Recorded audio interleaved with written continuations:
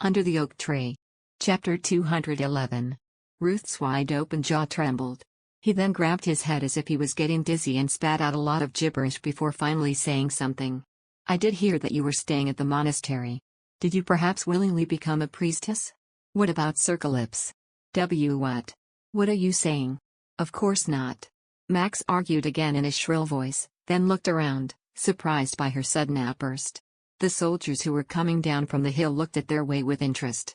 I wore these clothes to infiltrate the support unit. I'm now working as a caregiver. Here. You're working as a caregiver here? Like a trained parrot, Ruth repeated her words. Since he didn't appear like he was in his right mind, she seriously thought of giving him a few knocks on the head. I don't have time to explain everything. I need to go back, but before I do, I want to know what's happening. How is Sir Riftan? Is everyone you unharmed? I heard that some have serious injuries. Hold on for a second. How could I respond to that when you just came out of nowhere and probed for things you wanted to know? Give me a moment to clear my mind. Ruth retaliated in a frustrated tone and jumped out of the water. He then scanned her from head to toe with narrowed eyes as he squeezed the water out of his robes. Aware of her dingy old clothes, tangled hair, dirt and sweat-covered face, Max's cheeks reddened under his scrutinizing gaze. He let out a long groan and covered his face with his hands. Goodness gracious. Does Archduke Aron know that Milady is doing this? Max brought her hood lower to her face as she started to mutter. I told you. Nobody else knows that I'm here. Only then did Ruth seem to have finally grasped the totality of the situation. If Circlips finds out about this, he will go berserk. Scared, Max reached out to cover his mouth again. Please. Tone it down. She implored him.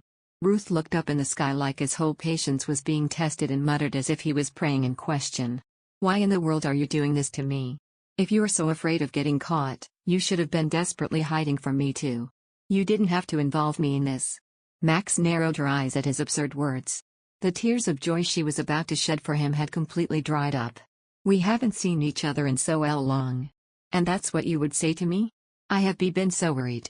Ruth snorted in response, his tone dripping with rude sarcasm. Did you expect that I would be dancing happily after meeting you in this situation? Max could only lift her chin up to show the anger on her face. I'll make sure to avoid you, Ruth. Please tell me what's happening in the war zone. We went all this way to know. I have so much work to do, I don't have much time to find out. That's not how it works. I don't know what kind of plan you hatched to pose as a priestess and infiltrate the support unit, but now that I know the lady is doing this, I can't pretend to be ignorant. You placed me in a very difficult position. Is there a problem? Max flinched, then froze on the spot when an unfamiliar voice spoke to them. It was a soldier with his horse, checking out the commotion Ruth was causing. She shook her head, then looked at the wizard's conflicted expression. The stupid man looked like he was going to give her away. She squeezed her eyes shut and held her hands together so tightly that her knuckles turned white. Then she heard a small click of the tongue, followed by Ruth's voice. There are no problems here. The tension eased off her shoulders and she let out a long sigh of relief as Ruth stepped out of the stream and glared at her. Which tent is it that you are staying at? The one in the eastern end. All right. I'll come and find you later. And no, you can't. It might cause suspicion. Then you will have to make up a good excuse. He shot her an annoyed look, then sighed in resignation. I have an important meeting to attend now, so I don't have the time now, but I will come find you in an hour or two. Without waiting for an answer, Ruth climbed the hill and headed out onto the gravel road again. Max watched his back as he walked away from her and then returned to the tent. Itzilla, who was waiting eagerly for her, ran to her the moment she entered the shop and asked what she had found out. Later. I'll tell you everything. It was time to distribute the medicine and the tent was crowded with the other priestesses. Itzilla nodded silently, realizing that the time was not right. Max rolled up her sleeves and immediately went to work. However, she kept glancing towards the entrance every few minutes. He said he will come find me in an hour or two? Will he try and convince me to go back to Lavon? She felt unhappy and a little betrayed by Ruth's reaction to seeing her there. Wasn't he the one who taught her how to heal with medicine and magic? Nevertheless, she noticed that he wasn't in favor of her working as a caregiver there. Max bit her lip and began to feel more and more agitated. If that was how he reacted, she didn't even want to imagine how Riftan would respond if he found out. She nervously pushed her hair into her hood, and gathered the medicines she had to give the patients. As he promised, Ruth showed up at the tent just as she was starting to change the wound dressings of the wounded. Her eyes widened as she saw him walk casually into the tent. The other priestesses who were tending to the sick also looked at him with suspicion. However, he remained calm under their inquiring gazes. "We're going around to examine the condition of the patients. Ignore me and get on with your work." True to his words, he began to weave between the beds and looked over the wounded men. Max glanced at him. She couldn't guess what he was trying to do. It wasn't until Ruth checked all the patients that he finally turned to the soldier she was caring for. He opened his mouth to speak as he studied the long cut on the soldier's chest. "Your stitches are very well done. The threads will be able to come out in 2 days maximum." She nodded, wondering where he was going with that facade, but Ruth just continued to examine her practical work and waved a hand at her, indicating for her to continue. Max stiffly applied the herbal cast to the wound and bandaged it. Looking at her, he spoke in an exaggerated tone that made her shudder at his poor acting skills. "You have excellent skills. I would like to ask this priestess for advice on healing techniques. Could you give me a moment of your time?" She blinked, unable to believe that this was the extent of Ruth's acting ability, but luckily, the people around them seemed to have bought it, especially when another nearby young priestess suddenly chirped in. "Sister Max is the most skilled among us. She knows all about medicinal herbs and can sew up any wound in the blink of an eye. She will definitely be able to help you." The sudden compliment made her blush. She had no idea that she was so appreciated for her abilities. Ruth gave her a strange look, then spoke in a polite tone that didn't suit him at all. "That's reassuring. Then, please give me a moment of your time." "All right."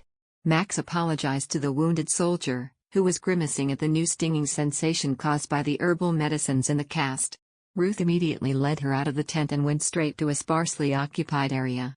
Her eyes shifted nervously at the aura he was emanating. The wizard silently walked and made his way through the dense woods. After making sure that no one else was around, he looked back at her. "The lady does not fail to surprise me every time. When I first met you, never in my wildest dreams would I have thought you would be so fearless." Max pouted at Ruth's words, which sounded more like he was reprimanding a child. "After receiving the news that the war would drag on, I couldn't sit around and wait longer. If I would be closer to the battle, I thought that at least I'll be able to know more of what is going on." "So, you used these shabby clothing and sneaked in?" Ruth looked down at her robe, which was full of holes in the seams from fanning embers on firewood. Max felt her ears burn with shame for presenting such an unpleasant side of herself, but she quickly brushed it off, pretending she didn't care. What's wrong with my clothes? These clothes are nothing to be ashamed of. This represents that I'm working hard. I have no intention to criticize you," Ruth said, then let out a long breath. "You are a very talented healer. Coming to a place of conflict and offering your services to those in need, you deserve to be praised." Feeling a momentary sense of relief at such unexpected and sincere words, Max smiled a little, but was quickly stifled as he continued in a firm, reproving tone. "But I can't praise you for hiding your identity and sneaking into the support unit. The Great Temple must be frantically looking for you now, milady. I already took care of that. I left a letter saying I'm staying at a friend's house, so don't worry." Despite her reassurance, the wrinkles on Ruth's face did not go away. "The day that the lady's disguise is discovered, there will be chaos. Archduke Aron will be very ashamed, and Lord Calypso will be furious. I'll offer a formal apology. Later." Max drew her neck back like a tortoise when Ruth poked the hole on her plan. He shook his head and took a deep breath. Not even the Archduke would have ever imagined that the lady would do something so reckless. She swallowed dryly at his bitter tone of voice. "Are you thinking of sending Emmy back to Lavon?" The wizard fell silent and Max anxiously looked up at him like a criminal awaiting sentence. Ruth scratched at his tousled hair and let out a long, painful groan. "If I were to do so, then I would have already informed the Archduke." She unconsciously smiled in relief, but that seemed to fuel his irritation even more. "Don't smile. The day Lord Calypso finds out about this, he will be pulling my scalp off. He won't find out. Ruth, you didn't even recognize me too. Besides, he's so far away. Sir Riftan won't know. It's not that simple. We are planning to move the support unit to Ethylene next week." Max's eyes widened at the news. The reconquest of Ethylene. Was it successful? "That's right. We will use it as our base from now on in preparation for the final battle. So, we need all the manpower, equipment and troops on the front lines for all-out war. But there are still many who have not yet recovered. If they are forced to move, their conditions will get worse. That is why another wizard and I will stay here to help with their recovery. From what I saw, there were none with serious injuries. What we will do is to have them up and running in the next 3 or 4 days, enough to have them move into Ethylene Castle without any difficulty. Max was haunted by conflicting emotions. Her heart was fluttering thinking that she would soon see Riftan again, but at the same time she felt heavy knowing that the men she cared for with such dedication were to be subjected to another battle. As she lost herself in her inner dilemma, Ruth quickly added, "Honestly, I want to send the lady back to Levon right now if possible, but I can't guarantee the return trip will be safe. It would be better to head to where the Allied forces are concentrated," he said, while shooting her an annoyed look. "Please stay away from Lord Calypso. My head hurts just thinking about the hell he would incur with all of us. Don't worry. I'll only see his face from afar. As long as you are outside 50 Madian, about 1 kilometer, radius of him, you can observe for as long as you please. I won't be able to see if it's that far. Don't get any closer than that. His 5 senses are sharper than any wild animal." Max thought that he was exaggerating. She made it all the way here without the Archduke noticing. No one was suspicious of her aside from being caught by Leon. She felt very confident in her stealth abilities. Don't worry. Even if I get caught, I won't get you in trouble, Ruth. Then, please tell me how the situation is right now. I heard that some of the Ream Dragon Knights got injured. Were they seriously hurt? Sir Riftan injured his shoulder fighting a lizard man. Ruth explained, and his dark face gradually grew at the reminder. The injury is not serious. But because the lizard man cast a curse in his attack, his injury wouldn't go away with healing magic. The magic of monsters is different from that of humans, so it's hard to break it. Under the Oak Tree. Chapter 212. Upon learning of Hebaron's injury, Max's eyes widened in shock. Just hearing about the monster's curse was terrible in itself. Then, is there no way to heal the wound? Divine magic might work. Ruth responded by frowning as he scratched his disheveled hair. Don't worry too much about it. The Ream Dragon Knights will have reached Ethylene by now, and the High Priest there will take care of Sir Riftan. What about everyone else? Are they alright? Riftan. Sir Calypso is so robust that I'm considering having him leashed. The others are fine. He cut her off and replied in a dry tone, but Max was eager to know the details. When I found out that you and everyone else were trapped in Louis Bell, I was really worried. How was everyone doing there, being trapped for how many months? I'd like to explain it in more detail, but there isn't much time. Ruth turned her toward the barracks with a difficult expression. The knights will soon leave with the assembled troops and there are still many things to discuss before they leave. See Sir Karen. Will he stay here too? No, we will only be left with a royal wizard from Whedon and me. Ruth massaged his temples to soothe his growing headache. If Sir Karen finds out about this, he will definitely insist on taking the lady back to Levon, whatever it takes. Then, until they leave, try to stay out of sight. Max nodded determinedly.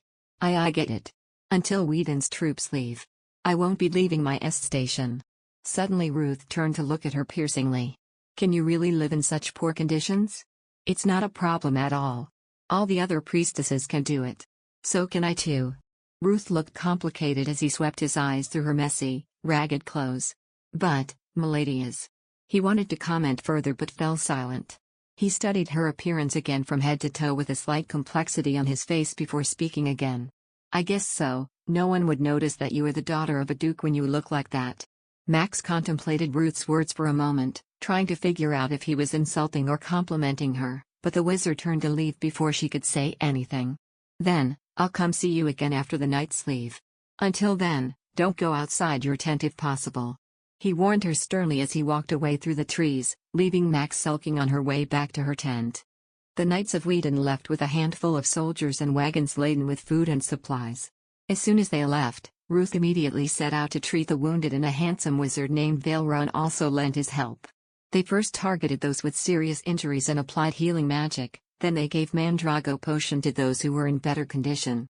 The priests also used their divine magic to heal the soldiers' wounds. Seeing this, Max felt incredibly inept. She had broken her back working, boiling herbs, making plasters, applying poultices, and squeezing out the yellow pus every day in an attempt to heal the fallen men. However, In just half a day after Ruth joined, a third of the patients had fully recovered. Rut the wizard couldn't help but laugh at her expense, seeing the dejection plastered all over her face. I am one of the 10 best wizards in the West.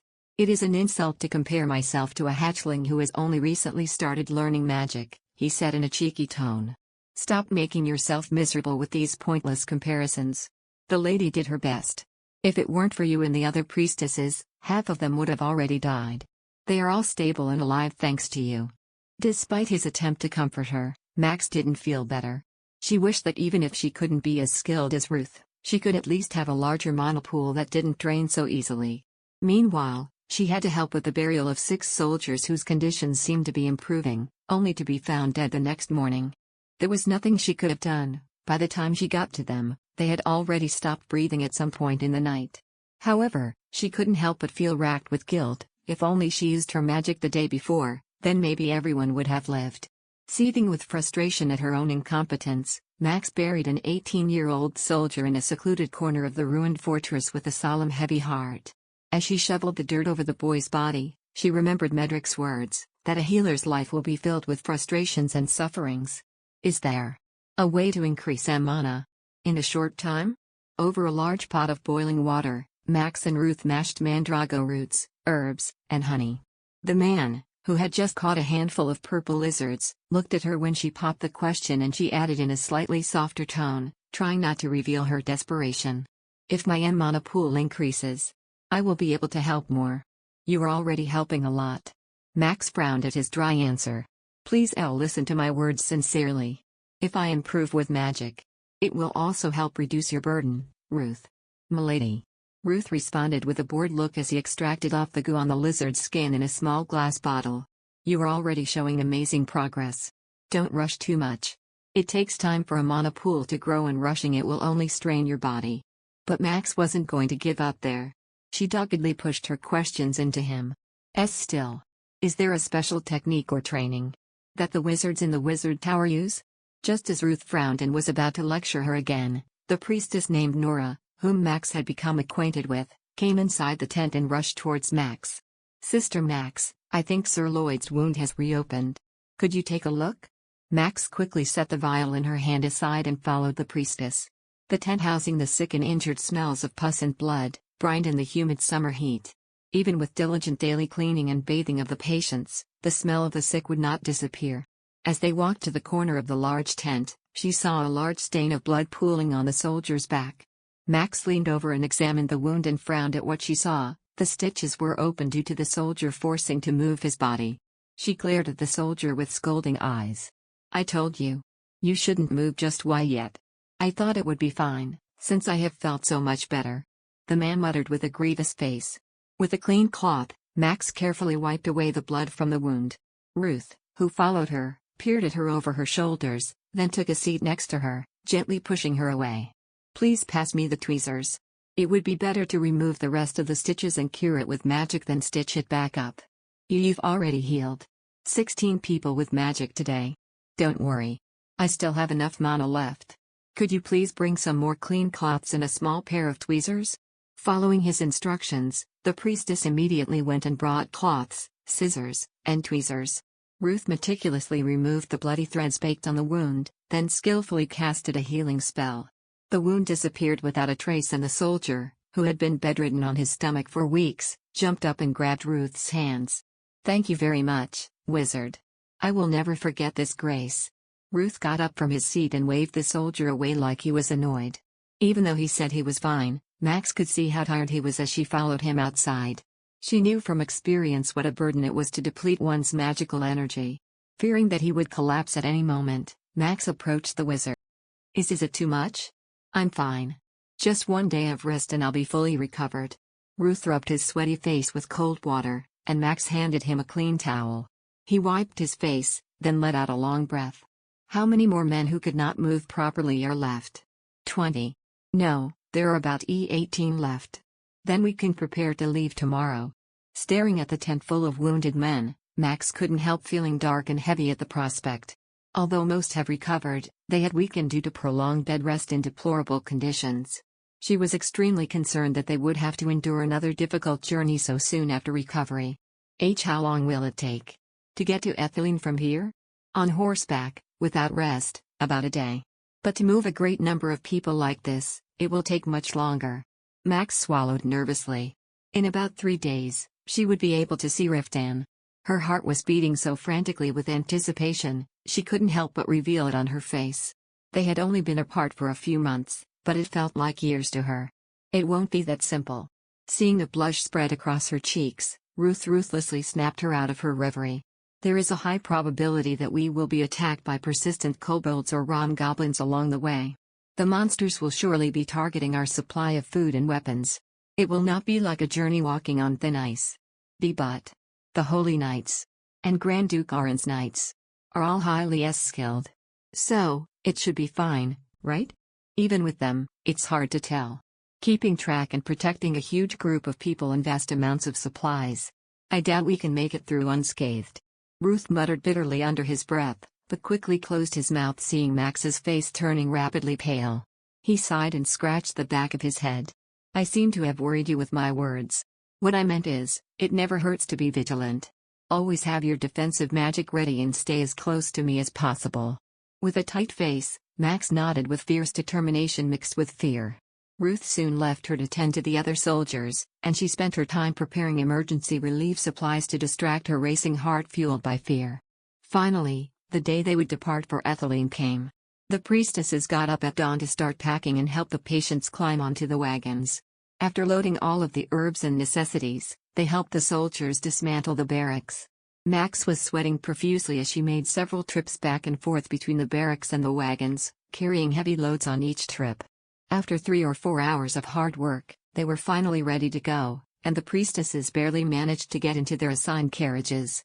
Ruth wanted to ride in the same carriage as hers, but all the priestesses opposed his presence in a women's carriage, so he had no choice but to travel with the priests. Not feeling comfortable leaving Max alone, he scolded her relentlessly. Now that the lady is a priestess, no knights or soldiers will risk their lives to protect you. You must not do anything reckless. If something goes wrong, come to me immediately. After pouring out endless amounts of promises and guarantees, Max finally got him to give in and leave her alone. She sat next to Itzilla and secretly reached for the dagger hidden under her robe. She still wasn't sure if she could use it or not, but having it close offered her comfort. Max could only hope nothing happened to force her to use that. Looking out the window, she saw that the knights were lined up on both sides of the carts and wagons. After the rear of the long procession passed through the gates of the ruined servant fortress, they began to pick up their pace. Once again, she had to hold on for life so as not to fall into the violent rocking of the wagon. It was hard to sit still when they were all so exhausted. I'm sorry. But can I lean on you a bit? My back hurts a lot. Itzilla asked with an apologetic expression. Of course. You can lean on me comfortably. The girl leaned closer and laid her head on Max's shoulder gratefully. In recent days, Itzilla had noticeably lost weight, but that was to be expected. All they ate was the crumbs of food left behind by knights, priests, and soldiers, as they worked like mules from dawn to dusk. Looking down at her own figure, Max noticed that her arms and legs seemed a bit more muscular from the hard work, but her body had become thinner. She pictured in her mind loaves of buttery pastries, stew made of goose, and pies filled with mutton or sweet jam. At the end of this war, she wanted to go home with Riftan and have a month-long feast where she would eat from morning to night. She was sure that now she could eat a whole chicken by herself. Max was completely immersed in the wonderful dream as she staggered in the aggressive rocking car. Contrary to their expectations, the expedition advanced towards Ethylene without any difficulty. They managed to travel half a day without a break. When they reached a forest area, they took a quick rest, ate, and then immediately set off again. They did not stop to set up camp in an open field until they were all nearly deaf from the rattle of the wagons.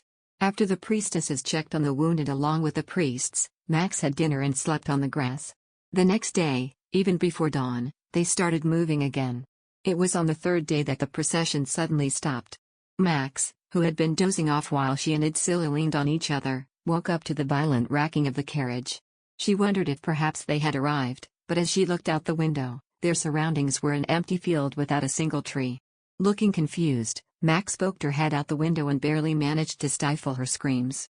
At the front, soldiers and knights were locked in battle with red monsters. We are being attacked by goblins. Don't come out until the battle is over. A knight, who saw her, angrily yelled at her to go back inside. She hurriedly tucked her head back into the carriage. All the priestesses clung to each other, their faces full of fear. Itzilla also latched onto Max, who unconsciously hugged her back as her eyes darted back and forth anxiously. She wondered if it was really alright to not do anything and sit still. She was getting restless when suddenly, the loud thunderous thumping of horse hooves echoed around her before everything became deadly silent. Max was waiting for news or a cry from outside, anything to let them know what happened, but the car shook and started to roll again, as if there was no battle that had happened. Is the raid over? It seems like it. Before Max could intervene, Itzilla opened the window and asked the soldier riding his horse next to them. What happened? Is the battle over? It was over in a blink of an eye. The soldier puffed out his chest with pride. Thanks to the Ream Dragon Knights, who were standing guard nearby, they managed to finish off all the monsters without much damage taken. With 2 Wigru incarnations accompanying us here, there is nothing to worry about. Under the Oak Tree. Chapter 213. Max's entire body stiffened. Itzilla glanced at Max, who had suddenly gone stiff, then turned to the soldier. Are you saying Lord Calypso of Wheaton is here? That's right. They were scouting the area around Etheline in anticipation of our arrival and came to our aid just in time. The soldier replied in a tone as if he was a bit annoyed, but answered the question. We can reach Etheline Castle in about 2 hours. The Ream Dragon Knights and the Holy Knights will protect you, so you can be at ease. Is Lord Calypso riding in front of us now? Itzilla poked her head out of the window to look ahead. It took all of Max's willpower not to follow Itzilla's example and stick her head out as well. Lord Calypso is at the forefront. Now stop asking questions and stay inside. Pouting at the angry man, Itzilla shoved her head back into the carriage and sat. Max impatiently tugged on the girl's robe and whispered in her ear. Did you see him? Itzilla slowly shook her head. No, he's too far ahead. Max bit her dry lips as she sat tensely in her seat. Her body felt stabbed from the sheer tension building inside her, knowing that Riftan was only a few steps away. He would never forgive her if he discovered her disobedience, and that she willingly got to the heart of the conflict. Perhaps, he could really be disappointed in her this time. She shoved her sweaty hands into her pocket and grabbed the copper coin he left for her. Her throat went dry at the fearful anticipation of Riftan possibly opening the wagon's door just at this very moment to find her. In the tense silence, Max's stomach twisted with nausea as she shifted in her seat stiffly. The loud sound of a horn sounded, and the rattle of the cart remarkably reduced. Max was so frightened that she couldn't even look to see what was happening outside and hunched her shoulders. In her stead, Idylla cautiously peered out of the window. Suddenly, an eager exclamation came out of her lips. Wow, I've never seen such a big stone wall before. Unable to overcome her curiosity, Max pulled the hood over her face deeper and quickly looked out. A gigantic gray wall of rock stretched up as if they were about to reach the heavens. Her mouth fell open at the incredible sight. Itzilla was right, it really was unbelievably tall and huge. The massive wall was built of gray and white rocks stacked together to form the entrance to Etheline, and beneath it was a solid foundation that appeared to have been carved out of stone. Max's eyes followed the wall up to the steep top, which seemed to look like it would fall at any time. It looks like it will see collapse suddenly. That rock wall is the guardian of Etheline. It has survived the brutal north winds and enemy invasions. You don't have to worry about anything. The priestess, Nora, who was sitting across from her, explained proudly, and Max looked at her questioningly. Have you been to Etheline before? This is my hometown. I lived here before I moved to Louvain. Nora stared out the window with a gloomy expression. I was really surprised when I heard the news that it had been overtaken by monsters. I thought this was the safest place in the world, being surrounded by towering rocks on all sides. Everyone believed it to be an impenetrable fortress. There is no place in the world that is not impenetrable, Itzilla murmured darkly, and Nora couldn't help but agree with her cynicism. Perhaps it fell due to the careless thinking of men that it is impenetrable. Max couldn't take her eyes off her as they approached the doors. Like Nora said, the magnificent fortress nestled between mountain walls made of stones truly seemed impenetrable. It made her wonder how on earth did the knights and soldiers manage to reclaim this land from monsters. Suddenly, the familiar dark gray armor of the Ream Dragon Knights came into view, and Max quickly snapped out of her stupor and crawled back inside. Sir Laxian was inspecting every carriage as they passed the city gates, and she couldn't keep the cold sweat from soaking her back. When it was finally the priestess's turn to go inside, Max ducked as far back as possible and pulled the hood over her head so deeply that it covered her entire face. One of the soldiers opened the carriage's door and glanced inside. The coachman, on the other hand, explained his cargo in a polite tone. "These are priestesses of the great temple who have come to care for the wounded." Max didn't even dare lift a finger for fear that she would attract the attention of a soldier. After a suffocating moment, which felt like hours of agonizing anxiety, Gable's calm voice spoke. "All good. Let them in." When the door closed and the carriage began to move again, Max immediately released the breath she was holding. Itzilla's shoulders relaxed as well as if she herself had been holding tension. However, it was not reassuring to have made it through the gates. The Ream Dragon Knights were probably wandering all over the ruined city, and after getting off, they would probably escort them to their homes.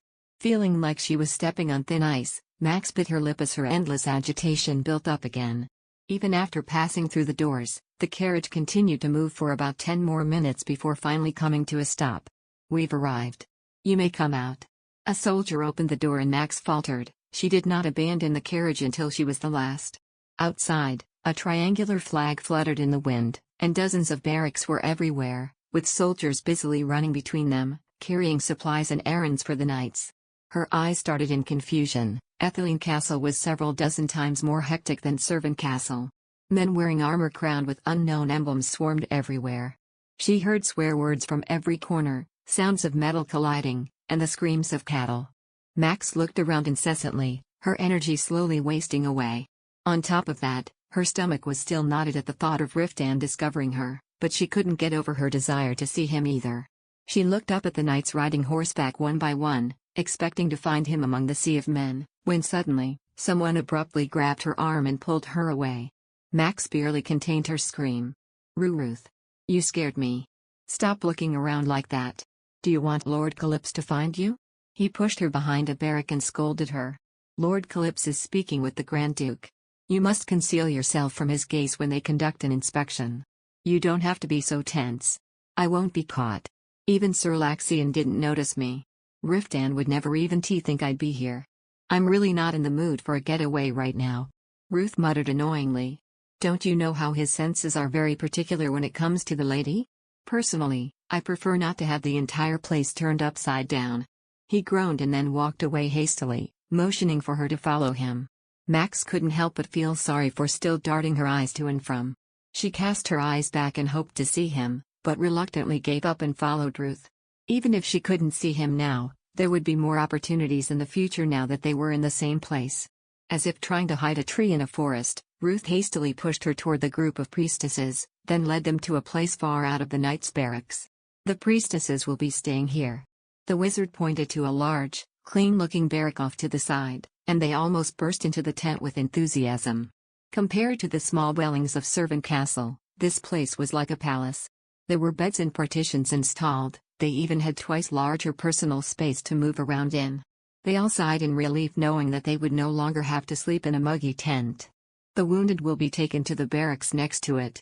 If someone's condition worsens, please inform one of us immediately." When they began to unpack their bags, Ruth, with a solemn look, continued. "In the future, after every battle, big or small, dozens of wounded men will start to pile up. Always be prepared for emergencies, always have emergency relief supplies in stock, and always have hot water on hand. The well is about 5 minutes away. There is also a storage house behind the barracks where you can get more herbs. So in case of an emergency, you should immediately." "There you are." A thick baritone cut him off abruptly.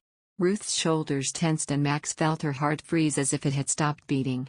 It was him who first recovered from his shock, and he shot Max the most intimidating look he could muster, then turned to the large man as if blocking him from entering the tent. "Lord Calypso, what is it?" She clenched her jaw tightly and did her best to make it look like she was unpacking and organizing her things, but Ruth's acting skills in normalcy were truly terrible.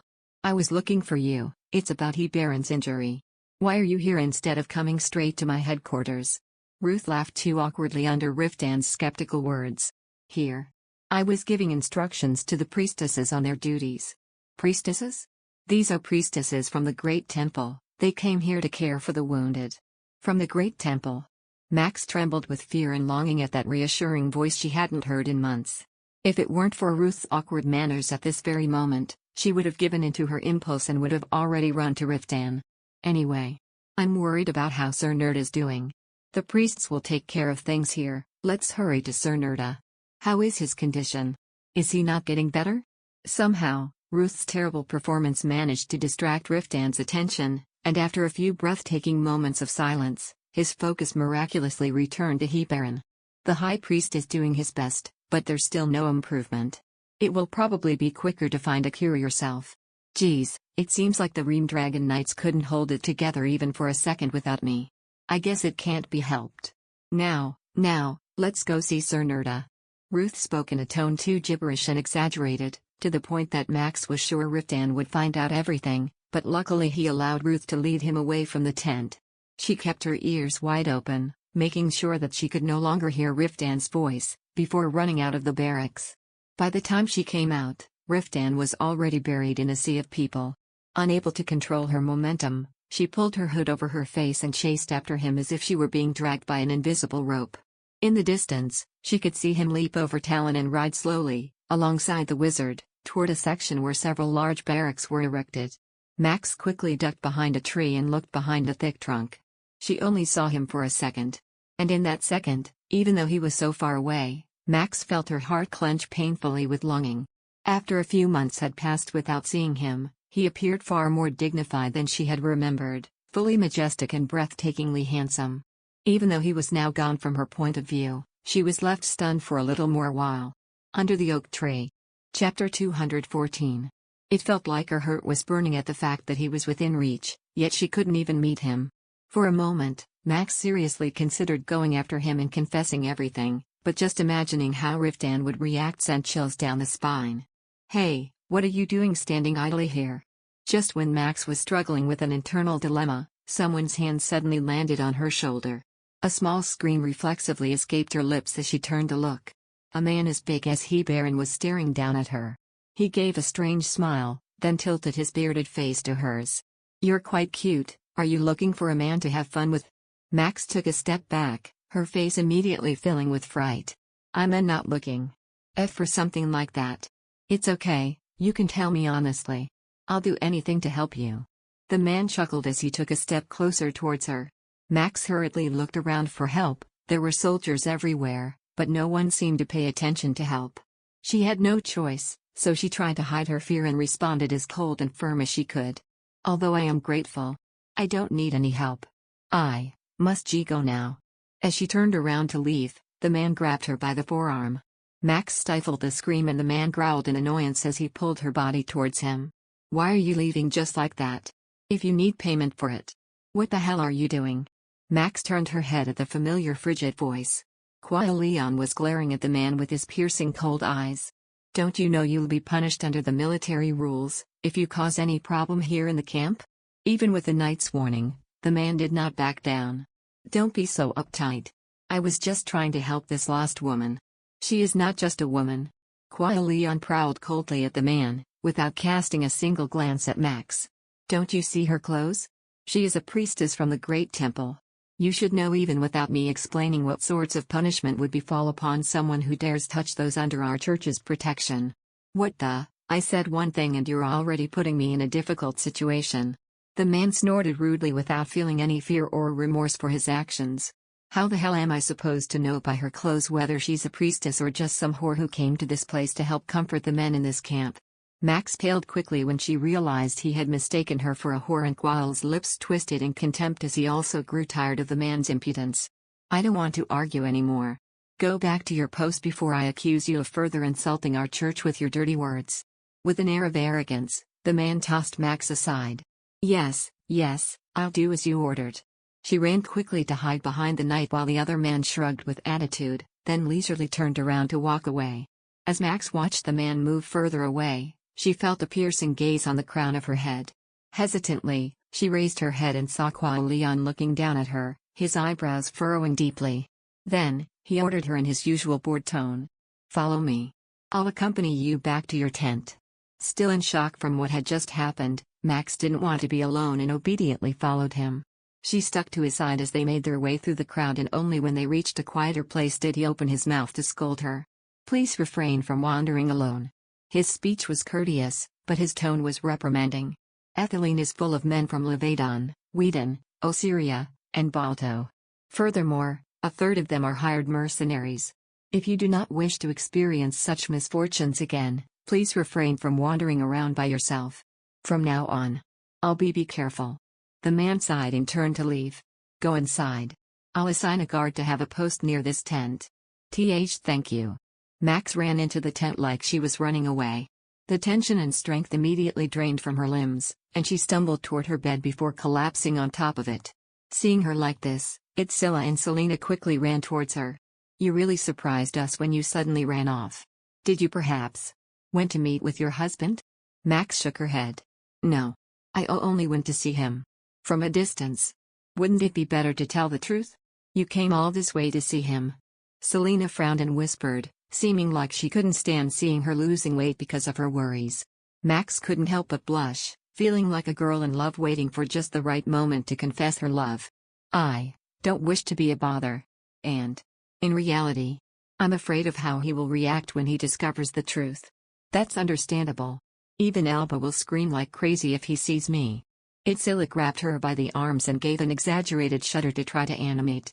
Max managed to smile at the girl. Did you find out anything about your brother? Not yet. I'll try and visit the place where the Royal Knights of Levedon are staying. When the priests entered the barracks, their conversation was immediately cut off.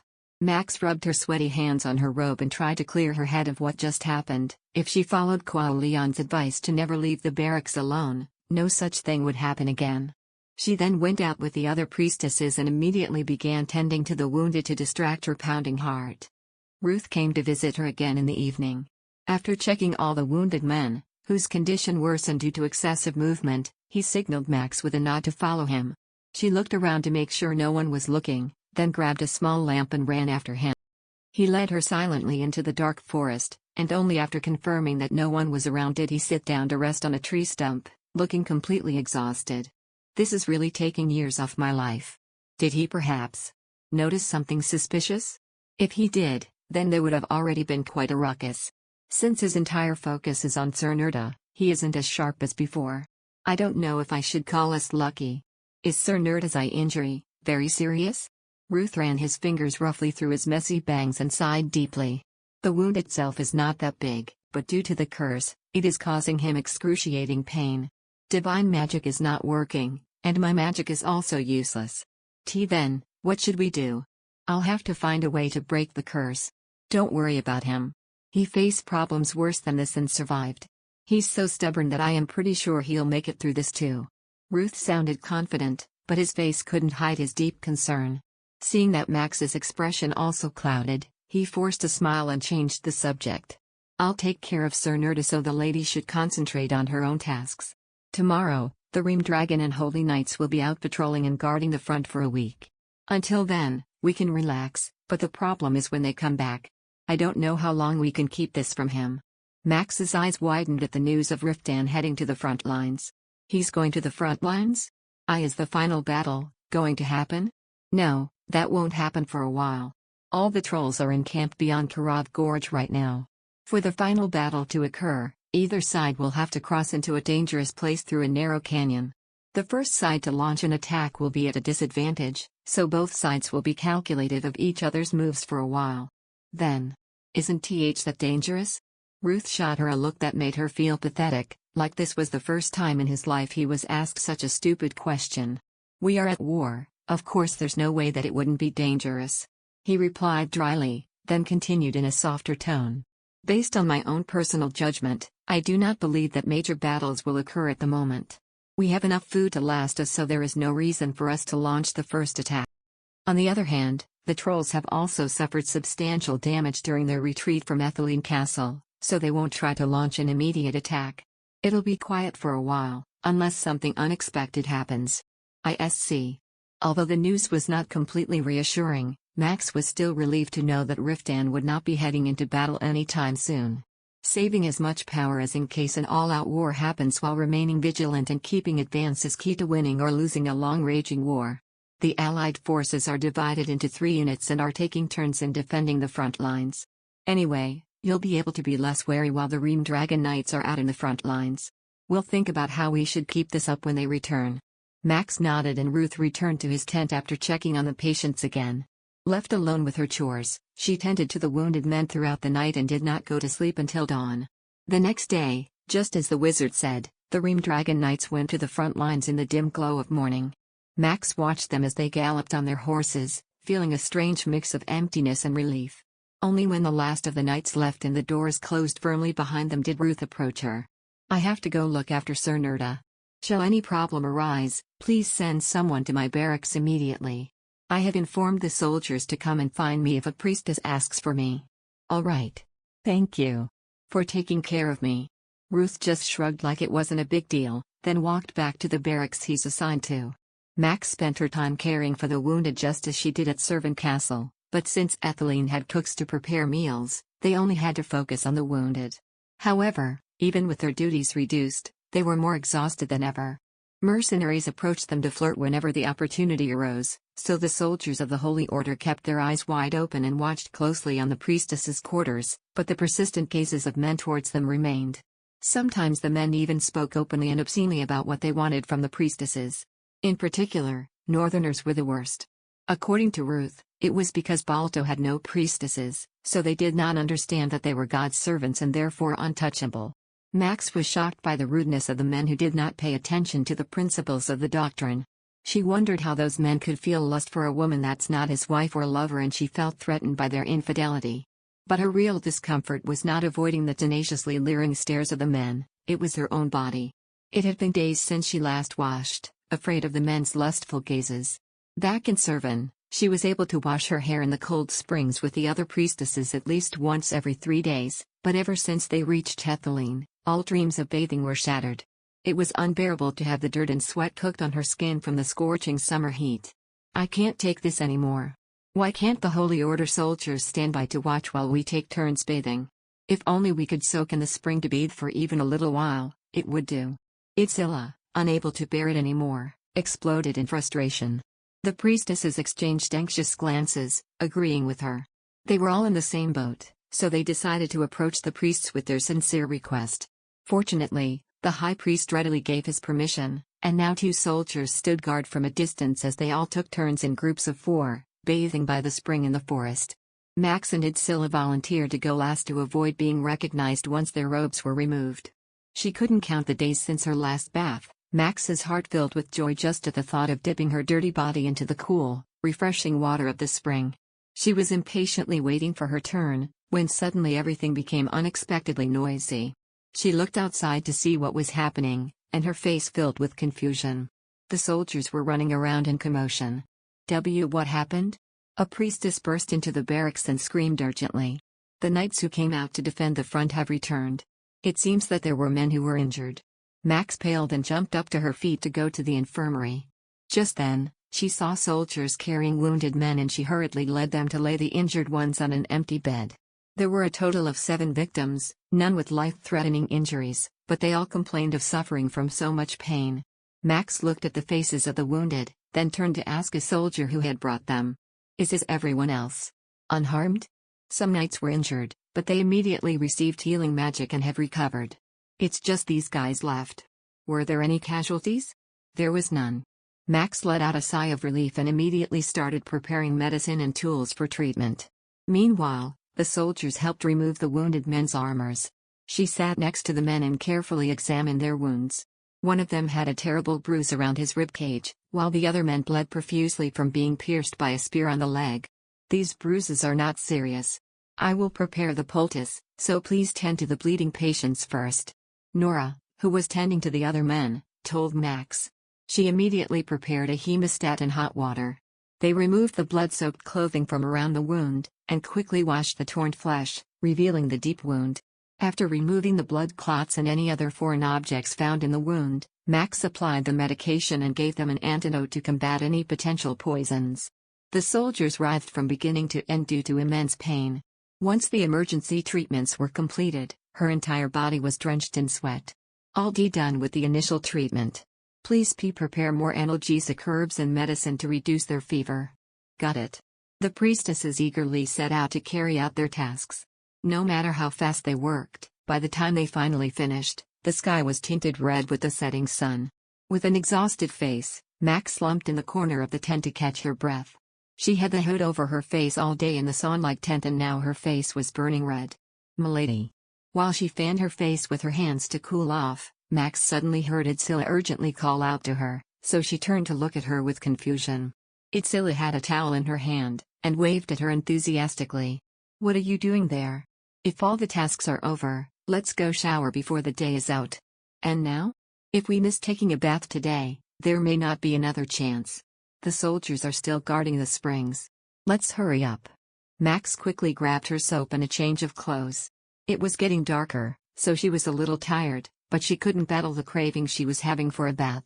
They sped through the forest as the darkness slowly began to settle, with the only thought that they would finally be able to wash off all the accumulated grime in their bodies and their minds. After a while, they saw two soldiers who were standing a little further away from them in the woods. Itzilla turned towards them and yelled over to Max. "I'll inform them that we are here so they can stand guard while we wash up. Please go ahead and wash first." Before Max could respond, Itzilla was already running towards the soldiers. She felt a little scared to be alone in the dark forest, but she quickly pushed her fears away and walked briskly. She was determined to take a bath before the sun completely set. After a while, a clean spring emerged from the thick bushes. Max excitedly ran towards it. She started to remove her clothes and was about to jump into the water when suddenly, the sound of splashing water echoed from a distance. She jumped up like a frog. From a short distance, she saw a large man half submerged in the water, bathing himself. As Max stared in shock at the man's smooth back, he turned his head. Max immediately bowed her head to hide. She was sweating profusely and her heart pounded like crazy. The man was Riftan. Under the oak tree. Chapter 215. She was in such a deep shock that she fell into a stupor and wasn't even able to think of escaping on the spot. A buzzing sound rang in her ears, making her head spin a little. Max staggered, losing her balance for a moment. She didn't know whether it was from fear or yearning. She barely managed to steady herself by leaning against a large rock, when his cold voice echoed from the spot a short distance away. "I instructed everyone not to disturb me." Max lowered her head and swallowed dryly. She knew that she had to respond, but she was worried that as soon as she opened her mouth, her identity would be revealed. For a long time, Max stood there, drenched in her own sweat under the intimidating pressure he exuded.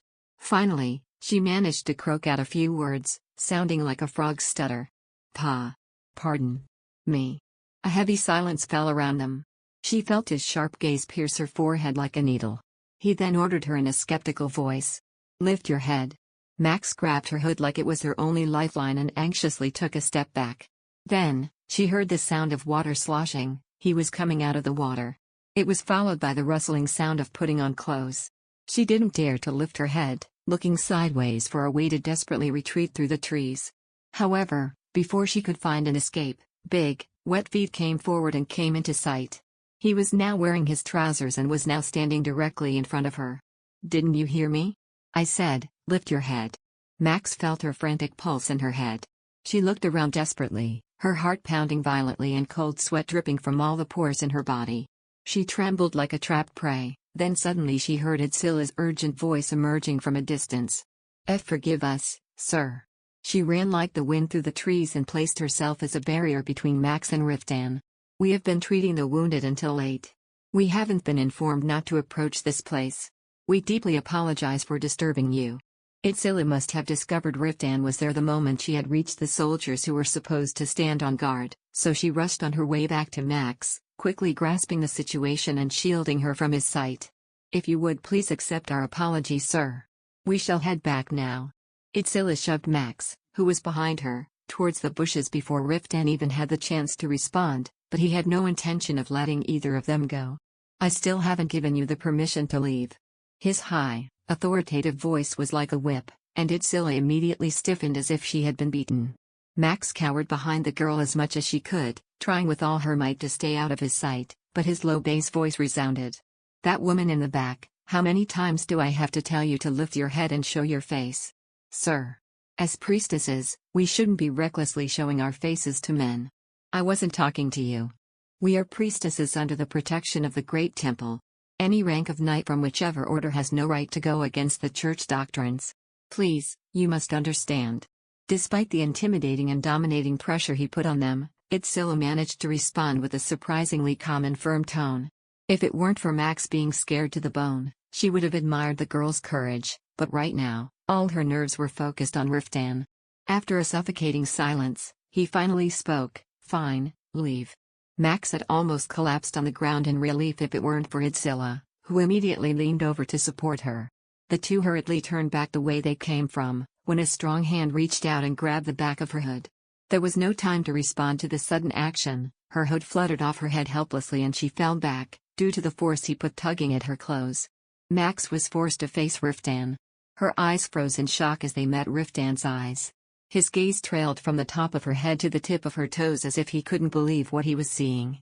Drops of water from his wet hair dripped onto her cheeks and rolled down her face. Max's face burned red like she was set on fire. She looked like a tramp, while her husband in front of her appeared like an ethereal nature spirit who emerged out of the springs. His soaked hair shimmered with a dark blue tint like satin and his bare, muscular torso had a copper-like glow from the light that shed from the setting sun. Despite the icy, thick tension that ran between them, Max drank it down with her eyes. She was now seeing the face of her husband whom she hadn't seen in months. Although amidst the terrifying moment, his eyes also never strayed away from her. Riftan took her in as well, his gaze just as passionately longing as hers. Then a restrained groan came from his throat. "What in the, why are you here?" His hand trembled as he cupped her face. Seeing his initial reaction, Max had this absurd expectation that he might actually welcome her with open arms. However, her fantasy was short-lived. His unfocused eyes immediately hardened, and realizing she was actually there, burning, blind anger replaced his shock. "What in the world are you doing here?" Riftan grabbed both her shoulders and growled violently. "Who brought you here? What were you thinking coming to a place like this? Don't lash out at your wife." Idzilla hastily tried to stop him, who was yelling like a madman. Riftan's furious gaze flew towards her and she trembled in fear as she still desperately tried to defend Max. "Your wife came here because of me. I told her that I was going to join the support unit. That's not the case. I have made the decision myself. I could no longer wait around restlessly. I couldn't take it." "So, are you telling me that you came here on your own?" His furious eyes fell back on Max and she immediately shut her mouth. Raw, taut anger emanated throughout his body, and she could feel that he was about to explode with wrath. Her handsome husband, whom she was so anxious to see even just once, now looked like an evil, terrifying lion that walked out of the deepest pit of hell. "Is the Archduke aware of any of this? What kind of imbecile let you join the support unit?" No one else knows." Max licked her dry lips and replied in a choked voice. "I have been hiding my identity. Secretly. Among the priestesses." With her confession, his anger seemed to have reached a new level that might not be expressed through human emotions. Riftan opened his mouth again, as if he was about to scream, but nothing came out. His jaw clenched, and his teeth crushed, as if he were using all his strength and mental faculties to regain control. Then his face became expressionless, as if he had put on a mask. It wasn't a good sign. Max knew very well that when he appeared calm and didn't speak, his anger and patience had reached their limits. Riftan looked at her pale face with chilling eyes, then turned to Idzilla. "Were you involved in this?" Idzilla. "She didn't do anything wrong. It's all my." "You, keep your mouth shut." Max lowered her head helplessly like a criminal in front of a jury. Riftan took a long, deep breath and swept his face with one hand. His gaze then shifted to the spot behind them. The two soldiers, who seemed to have chased after Idzilla, stood behind the bushes and Riftan beckoned for them to come. "Take this priestess back to her tent." They quickly approached Idzilla and gestured for her to follow them. Max tried to sneak away with them, but Riftan's creepy voice stopped her in her tracks. "Do not even think about it." Max's shoulders slumped in defeat. Picking up his clothes and his sword, he started to walk away in the opposite direction. Max had no choice but to follow him like a tethered foal. She was completely trapped, there was no way out of this. Like the quiet eve after a destructive storm, they came out of the forest in silence. As they reached the barracks, the soldiers who were dining around the campfires casted curious glances at them. "Where did you come from looking like you had a good time?" One of the mercenaries whistled loudly at them. "Must be nice to be branded as the reincarnation of Uiguru. They get to find women to play with in this barren place," the man blatantly said, seeing how Riftan was not properly wearing his clothes. Fits of laughter echoed from all over the place and Max grew tired of how he was being ridiculed because of her. However, Riftan didn't even blink an eye when he gave them a daunting look and continued to stride forward. His pace was so fast that Max almost had to run to catch up to him. Upon reaching his tent, which had a flag bearing the emblem of the Reamdragon Knights, he roughly pushed her inside and shut the entrance behind them. Instinctively, Max took steps back, pulling away from him. Riftan glared at her with furious eyes and groaned. "Now. Explain yourself." He threw his sword and clothes violently to the ground. "Tell me your excuse." Max couldn't find the words to explain and her lips trembled. Riftan paced back and forth inside the tent like a wild beast in a cage and spoke in a furious manner. "I begged you to wait patiently for me to come back. Was it that difficult of a request for you to fulfill? What the hell were you thinking, coming all the way here? Don't you have any idea how dangerous this place is?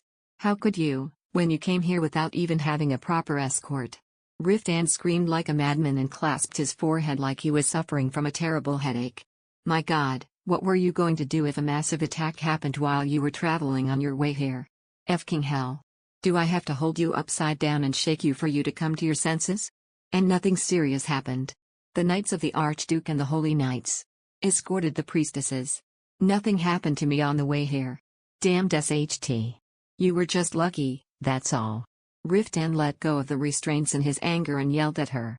"If a large-scale battle happened, no matter how many soldiers or knights there were, people would have died. Who in the world would have been there to properly protect you? Who would risk their life to protect a priestess? Just one slip and you could have died.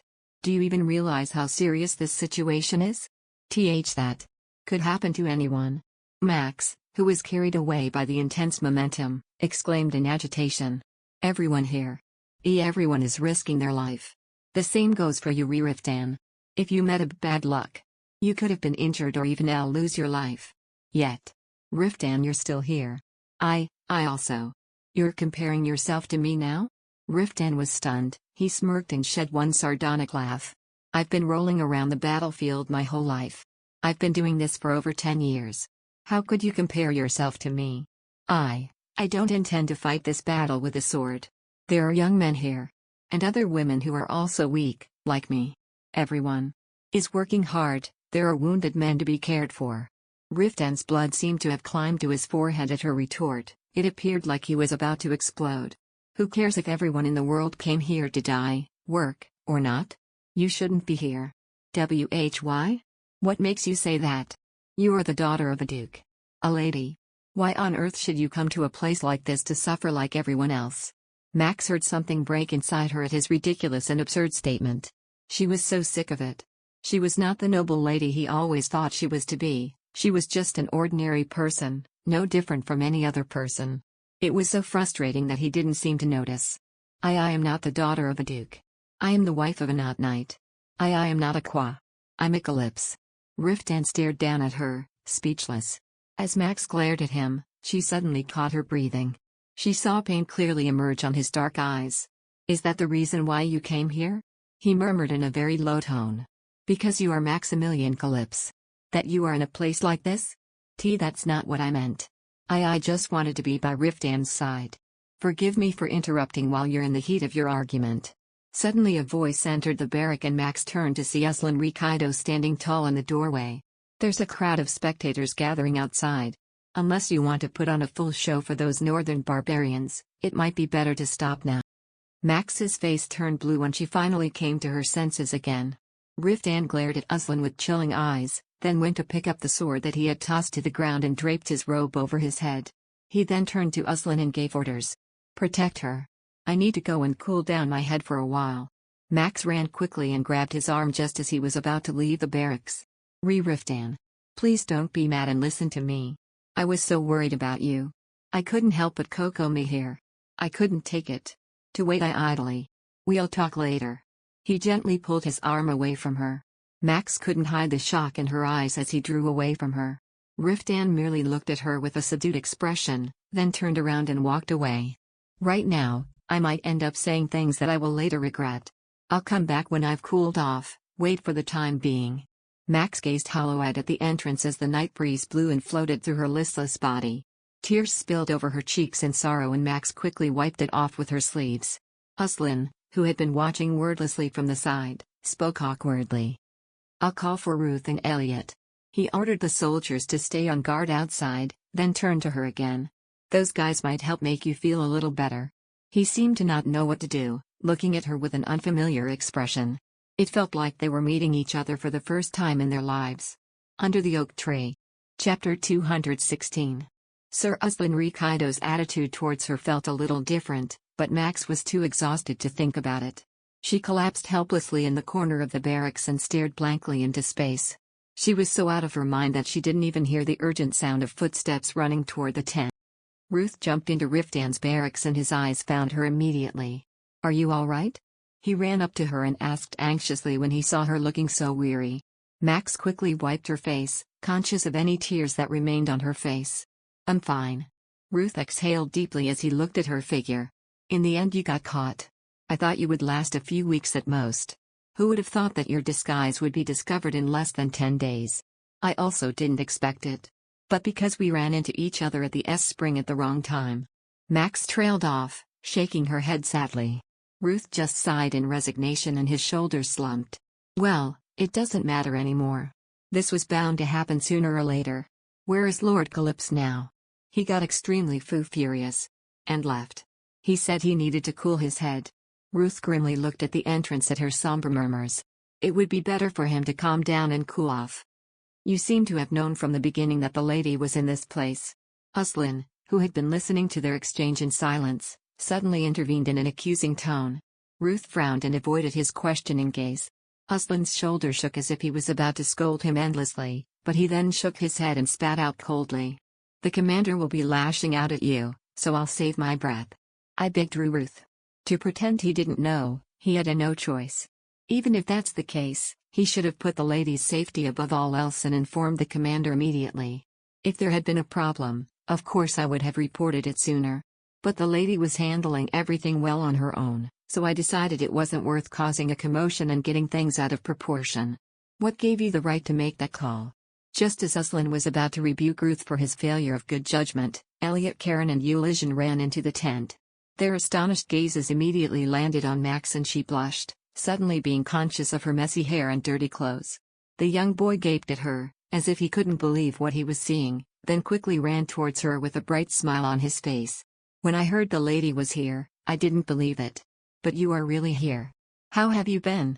The tension on Max's shoulders relaxed upon feeling reassured that someone was glad to see her.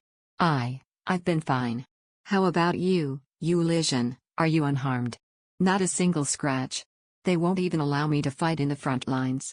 If there's anything they let me do on the battlefield it is to bring spears, tend to the horses, or polish armor," Euligian exclaimed resentfully, then focused back on her again with a twinkle in his eyes. "But I was really surprised when I heard you were here. How did you get here?" "I came with the support unit. Now that I think about it. You're wearing a priestess robe." Elliot, who stood blinking blankly, murmured his remarks with a bewildered expression. Max blushed and ran her fingers along her tattered robe. "I'm working with the priestesses. I'm helping them with the chores and taking care of the wounded." "Are you saying you've been with priestesses all this time?" Euligian looked at her like he was seeing a ghost and repeated her words like a parrot. Elliot turned pale at the realization of how severe the situation is. "You traveled all the way here in the heart of the war, without a single guard or attendant?" "We were escorted by the Archduke's knights and the Holy Knights." Even with her effort to reassure him, Elliot's face remained completely horrified. "You are so reckless. What if you were attacked or had an accident?" Completely stunned by her antics, he groaned and grabbed his head. "If you're with the support unit, you were there when I visited Servant Castle. Did the wizard know about this back then?" Ruth kept his mouth shut and avoided his gaze, but that only gave him away. Elliot stared at him and made a huge fuss about it. "Are you crazy? Why didn't you tell me about this right away?" "I didn't want to cause any unnecessary commotion." Ruth's vague and nonchalant response left the knight so speechless that he could only look at him in disbelief with his face red in anger, then he lashed out again fiercely. "So, you're saying that the lady was left unattended all this time because you find it troublesome? The day Lord Calypso discovers this truth, you will be digging your own grave." "Sir Karen. Please don't tell Riftan." I forced Ruth to keep my secret. I begged him. Ruth didn't do anything wrong. Seeing her pale, exhausted face, Elliot's demeanor immediately softened. "Forgive me for raising my voice. However, I can't let this go. I apologize for causing worry to everyone. But I really am fine and didn't encounter any problem. I don't want any more arguments. Because of me." Unable to deny her earnest gaze and desperate pleas, Elliot relented and nodded. Ruth, who was staring at her absent-mindedly, scratched the back of his head. "What are you going to do now? Now that Sir Calypso knows about you, you won't be able to live among the priestesses." Max bit her lip anxiously. It was like he said, there was no way in hell Riftan would allow her to stay at the priestesses' barracks. However, she did not want to let Idsilla, who depended on her a lot, fend for herself. She rubbed her forehead, not knowing what to do. Just when Max was fighting her dilemma, her stomach rumbled loudly. Her entire face turned red, and she raised her head, wondering if the men had heard it too. Each of them, with senses as keen as animals, gazed at her with wide eyes. Muttering under her breath, she tried to defend herself. I haven't had dinner yet. I'll go prepare and bring food right away," Ulyshen exclaimed and rushed out of the barracks. Elliot went and pulled a chair from the table and gestured for her to come and sit. "You must be exhausted caring for the injured all day. Sit down, take a break. Is there anything else you need? I would like water to wash." Immediately understanding her hesitant words, Elliot instructed the soldiers standing outside to bring a tub full of water.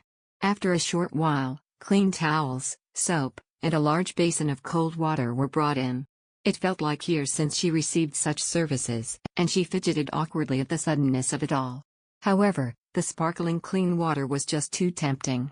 As the knights stood guard at the entrance, Max went behind the partition and quickly stripped off her clothes. She hadn't washed herself for almost a week and she couldn't pass up this opportunity. Looking towards the entrance from behind the partition to make sure she was really alone, Max dipped a clean towel with the water and immediately began to cleanse her body. She tried to conserve as much water as she could, but after cleaning her body 3 times, the water level in the basin only had half left. With the remaining water, Max washed her hair, but due to her thick curls, there was not enough water to wash off all the soap. She felt a bit uncomfortable, but the fresh, clean scent of the soap made her feel alive again. Max folded her tattered clothes and set them aside. She found one of Riftan's clean robes and put it on. His tunic reached his thighs, but when she wore it, it reached down to her calves. She tied a belt around her waist and poked her head out from the doorway. "I'm all done. I've prepared you a meal. If perhaps it is not enough, please let me know." Elliot, who was waiting patiently by the entrance, handed her a large tray filled with a variety of meats, stew, bread, and wine. Max's eyes widened at the feast in front of her and she stared at him dumbfounded. This is more than enough. By the way, Riftan. The commander went up the castle fortress. Don't worry, he will be back soon." Max accepted the tray with a sullen expression. She was starving, but when she remembered the anger on Riftan's face, her mouth dried up and she felt like she was chewing sand. Setting the tray on the table, Max slowly stuffed bread into her mouth. She managed to empty about half of the tray before drowsiness began to settle. She drank the rest of the wine and went to Riftan's bed, staring at the tent's entrance. It was already late at night, but Riftan still showed no signs of returning. They finally reunited after months of being apart, but he had to be so angry that he didn't even want to be by her side. Max's heart pounded when she recalled the pained look on his eyes. She knew he would be furious, but she never dreamed that he would be so distraught over it. She hugged her knees and buried her face in the middle. Perhaps she should have really waited for him at the monastery, but she really couldn't. No matter the risks, she wanted to be with him. She could endure any amount of hardship and suffering if it could bring them together. She told herself that when he came back, she would tell him. For her, being by his side was more important than anything else, as it was because of him that she had become Maximilian Calypso. And living as Maximilian Calypso made her feel more alive than ever. She sat on the bed, waiting for him, but she couldn't fight the built-up fatigue and eventually fell asleep sometime during the night. She woke up in a drowsy state. Feeling a sturdy forearm wrapped around her, she opened her eyes. In the soft light of dawn, she saw Riftan's large, strong body at her side. She looked at his sleeping face in astonishment. Max could see that he had lost weight. His cheeks had hollowed a bit, and faint dark circles shaded his under-eye area. Max's heart clenched at the sight. Even though he was furious with her, he still carefully crawled into bed next to her, worried she would wake up. Max pushed his bangs that had grown longer with a careful touch, exposing his forehead. With his forehead not wrinkled together in his sleep, he looked 3 to 4 years younger. Unable to contain the temptation, Max leaned in and placed a soft, light kiss on his lips. When he didn't open his eyes, she grew bolder. She traced her finger along the strong line of his jaw and leaned in for a longer kiss. His lips were incredibly warm and velvety. It was hard to believe that something so soft and velvety could be found in a man whose entire body was as hard as iron. Max continued to touch his lips gently when suddenly, Riftan grabbed her wrist. "That tickles." Max's shoulders huddled in embarrassment, her face flushing red. "I'm sorry. Did I wake you up? I couldn't sleep for a moment." He slowly opened his eyes and looked at her with a clear gaze. "I still can't believe you're really here." Max felt her heart drop at his blunt tone, and she sank deep into his arms as if she was burying herself into him. Sorry for following you here. Please don't be mad at me." Riftan's body stiffened, and he embraced her tightly. The feeling of his strong arms hugging her washed over her like a tidal wave of comforting warmth. Max buried her face against his collarbone and took a deep breath. As his unique masculine scent filled her lungs, she felt warm, like a lost person who had finally come home after wandering the world for years. "I really missed you. That's why I came. I wanted to see you. It wasn't difficult at all coming here." "Damn it, don't even think about overlooking this whole situation just like that." He took the back of her head with his big hand and pulled her even closer. Max could feel her heart beating like a drum, sending pulses throughout her body. She could also feel the rhythm of Riftan's pulse on the back of her neck. He ran his fingers through her hair, then wrapped his arms around the back of her neck, looking down at her anxiously. "I have no idea what I'm going to do with you. Damn it, if I could, I would have put off this war and take you back to Anatole right now. I really want to." His words sounded so tempting that Max swallowed dry. However, she knew she couldn't place such expectations and burdens on him. I don't want to stand in your way. I have no such thoughts. I just wanted to be close to you. And if possible, I also wanted to contribute." Under the Oak Tree. Chapter 217. "But I can't bear the thought of you being in a place like this even for a moment." Riftan pulled her away from his chest and held her at arm's length, making her sit straight up. His broad, tense shoulders gleaming pale blue in the dim glow of dawn. His eyes were shaded under his hair as he looked down at Max, roughly sweeping his eyelids. "I had no intention of having you in this situation when I brought you along with me from Anatole. Riftan. I really don't mind this situation. We are husband and wife. I also want to help you in any way. I may be weak, but I know how to see cure, and I am capable of casting healing magic. My body is also much healthier than before. The journey of coming all the way here. I withstood it well, didn't I? I am not that weak." Despite her profound persuasions, the skepticism on Riftan's face didn't fade away. Max leaned in an attempt to burrow in Riftan's arms, but hesitated when she thought that he might push her away. Then, Riftan let out a deep breath that he was holding in and drew her closer to him. Max moaned as she felt his thick tongue press for entrance and pushed into her mouth. Her breasts were pressed tightly against his sturdy chest as his large arms secured her body like the roots of a tree. She chased her breath, like a fish that was caught in a net. He passionately devoured her lips, his high, perfectly straight nose pressed eagerly against hers and his rough, stubbled jaw brushing over her delicate chin. As she felt his hot, damp tongue covetingly explore the roof of her mouth and swipe the inside of her cheeks, she shuddered in pleasure. The kiss was so ravenous that it felt like he would swallow her. "Maxie." Riftan called her name in a low, heated voice, as he gently laid her down on the bed. His hot fingers trailed a path between her legs, making her shiver and grab his forearm. Riftan's black eyes burned so intensely that she could have easily thought that he hated her. He stroked her passionately, but at one point, as if all his patience was lost, he used his body to crushingly grind her underneath him. Dizzying heat spread throughout her body, pulling her out of her right mind with the weight of his body moving above her. Max greedily trailed her eyes over the sturdy, smooth figure of her husband, a gesture that meant no less than desperately asking him to take her. Beads of sweat started to form on her skin and blood rushed to her fingertips. The yearning for him seemed to burn the insides of her body.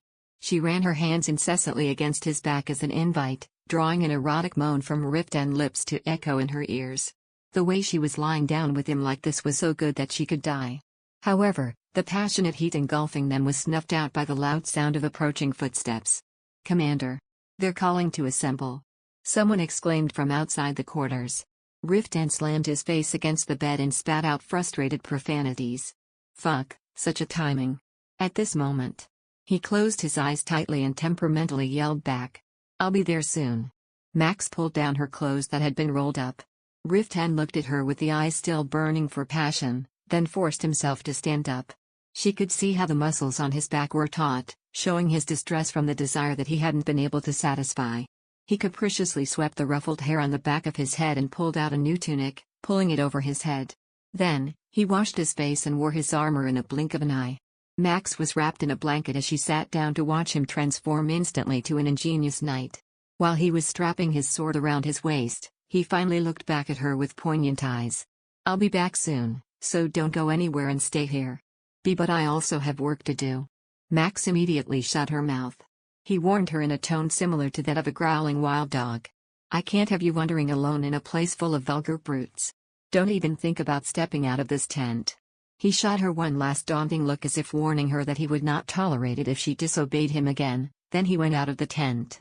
She was too late when she hurriedly adjusted her clothing and attempted to go after him, as she was blocked by a soldier guarding the entrance. "My apologies. Sir Riftan left specific instructions not to let the lady leave the tent." She looked up at him with uneasy eyes. Itzilla must be worrying about her, not to mention, it would arouse the priestess's suspicions if she wasn't back immediately. Max grew more restless as she looked at the sky that grew brighter every moment. "Just for a moment. I must go to the infirmary, I will come back. We must honor Sir Riftan's orders above all." The soldier did not even budge. Max bit her lip as she looked up at the man and went back in. She felt furious with the coercive treatment Riftan was giving her, but she couldn't despise him for it because she knew that he was only trying to protect her. She plopped down helplessly on the bed as she waited for him to return. However, as she had never been idle for the past few weeks, having gotten used to working from dawn until dusk, she grew increasingly anxious. Max wandered around the tent, touching the things he had arranged. His barrack was sparsely decorated, but very spacious and comfortable. An armor and a sword stand were placed next to the bed lined with tapestry, along with several spears and shields. A table with dozens of chairs was set up near the entrance. It was so long that it could easily accommodate 30 people. In the rhombic ceiling, a round hole was made instead of a window, and a long rope connected to the canopy hung to the floor so that it could be closed at any time. Max tugged on the rope like a curious cat, then moved on to something else. She leisurely looked around the barracks, then she felt the surroundings of the tent grow increasingly noisy. Max jumped up from her seat and went to the entrance, pushing away the flap that covered it. Then, from a distance, she saw a woman engaged in an argument with Riftan. Max's eyes widened as she recognized her face. "Agnes?" They both turned their heads towards her at the same time when they heard her voice. "Maximilian." The princess ran towards her before Riftan could even open his mouth to speak. "When I heard about it from the knights, I thought that there was no way, it couldn't be. But it's true. It has been a while. How have you been all this time?" Max stared wide-eyed at the unexpectedly warm welcome. The princess continued to greet her cheerfully and held her hands despite Max being in stupor. "Coming all this way must have been very difficult. And yet, these brutes nagged you instead of welcoming you, didn't they?" Unable to refute the princess's statement, Max turned and shot Riftan a nasty look, who frowned and clenched his jaw at the accusation. "Don't even think about spewing nonsense to my wife." "Nonsense, you say? What makes you say that?" The princess snorted at him. "I am proposing a rational offer. Besides, it's the lady's decision that will matter, not the lord's decision." Max couldn't understand what was going on, and out of nowhere, Ruth appeared to prevent the two from embarking on another argument. "Both of you, stop it and calm down.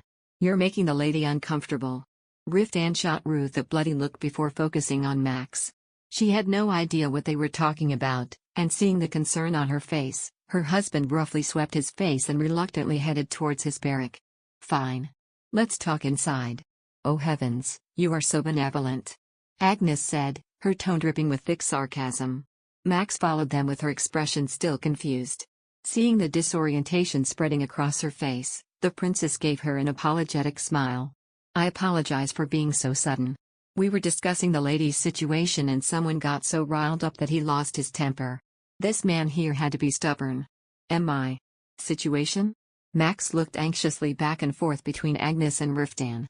Clearly annoyed by the state of events, he screamed in frustration. "What happens to my wife is my business. It means that the princess has no right to interfere. I am the commander of Whedon's forces. Since the lady is a subject of Whedon, then of course I have the right to interfere. She is not a wizard dispatched by Whedon. That is why I am going to appoint her to that position now. Wait a minute. Max quickly intervened before the two of them went at each other again. What? I don't quite understand what you're talking about. Deciding that it would be too difficult to get a proper explanation from them, Ruth, who was standing at the sides, sighed and explained it himself. It's actually quite simple. The lady is here as a priestess from Levedon who joined the support unit. However, you can no longer claim that identity. With that said, it would be better for the lady to be introduced formally as an official wizard from Whedon. An official wizard? You have nothing to worry about. It's only as a nominal introduction. The lady can go about living her life as she normally would. The princess added quickly when she saw Max get flustered at the prospect, but she remained skeptical of the proposition. If everything stays the same. Do we really have to go through a cumbersome process? I can stay with the priestesses like I've been doing. Do you really think I'm going to let you stay there? Riftan fiercely said between his clenched teeth. Damn it. The fact that you have been living all this time in that place makes me want to flip it upside down. Are you kidding me right now? And because of that, the lady cannot stay with the priestesses. It seems that Ruth has suffered quite a ton from Riftan, as he mumbled the words and his shoulders drooped wearily. Currently, the lady's position is very ambiguous. As the identity of being a priestess could no longer work, the two of them are now arguing over the option of granting the lady an identity that would make her a wizard from Whedon. Once again, nothing will change regarding your daily duties. You will still tend the wounded, but as a Whedon healer, and not a priestess of the great temple of Levedon. Agnes explained in a softer tone. This may seem insignificant, but ranks in the barracks are very distinguished. Soldiers from Levedon, Whedon, Osiria, and Baldo are now gathered here in Ethylene. There is no central commanding system, and it becomes confusing because there's no unity.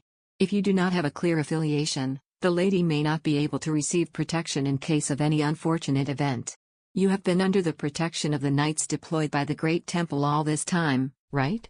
Max nodded. From now on, you must be under the protection of the soldiers and knights of Whedon. I will protect my wife. Riftan yelled out the words as if his patience was about to reach its limits. So stop this unnecessary interference, he spat vehemently. Does the Lord think he will be by his wife's side all the time? What are you going to do if you were out on the battlefield? Agnes crossed her arms over her chest and cynically sneered at him. Are you going to lock her up in your barracks? Stop being so stubborn. We have a war going on. We don't need a lady here. If Maximilian stays here as the wife of Riftan Calypso and not a wizard, both of you will become a laughingstock to everybody. I don't give a damn what everyone else says. I'll take care of everything. There's no reason to put any burden on my wife.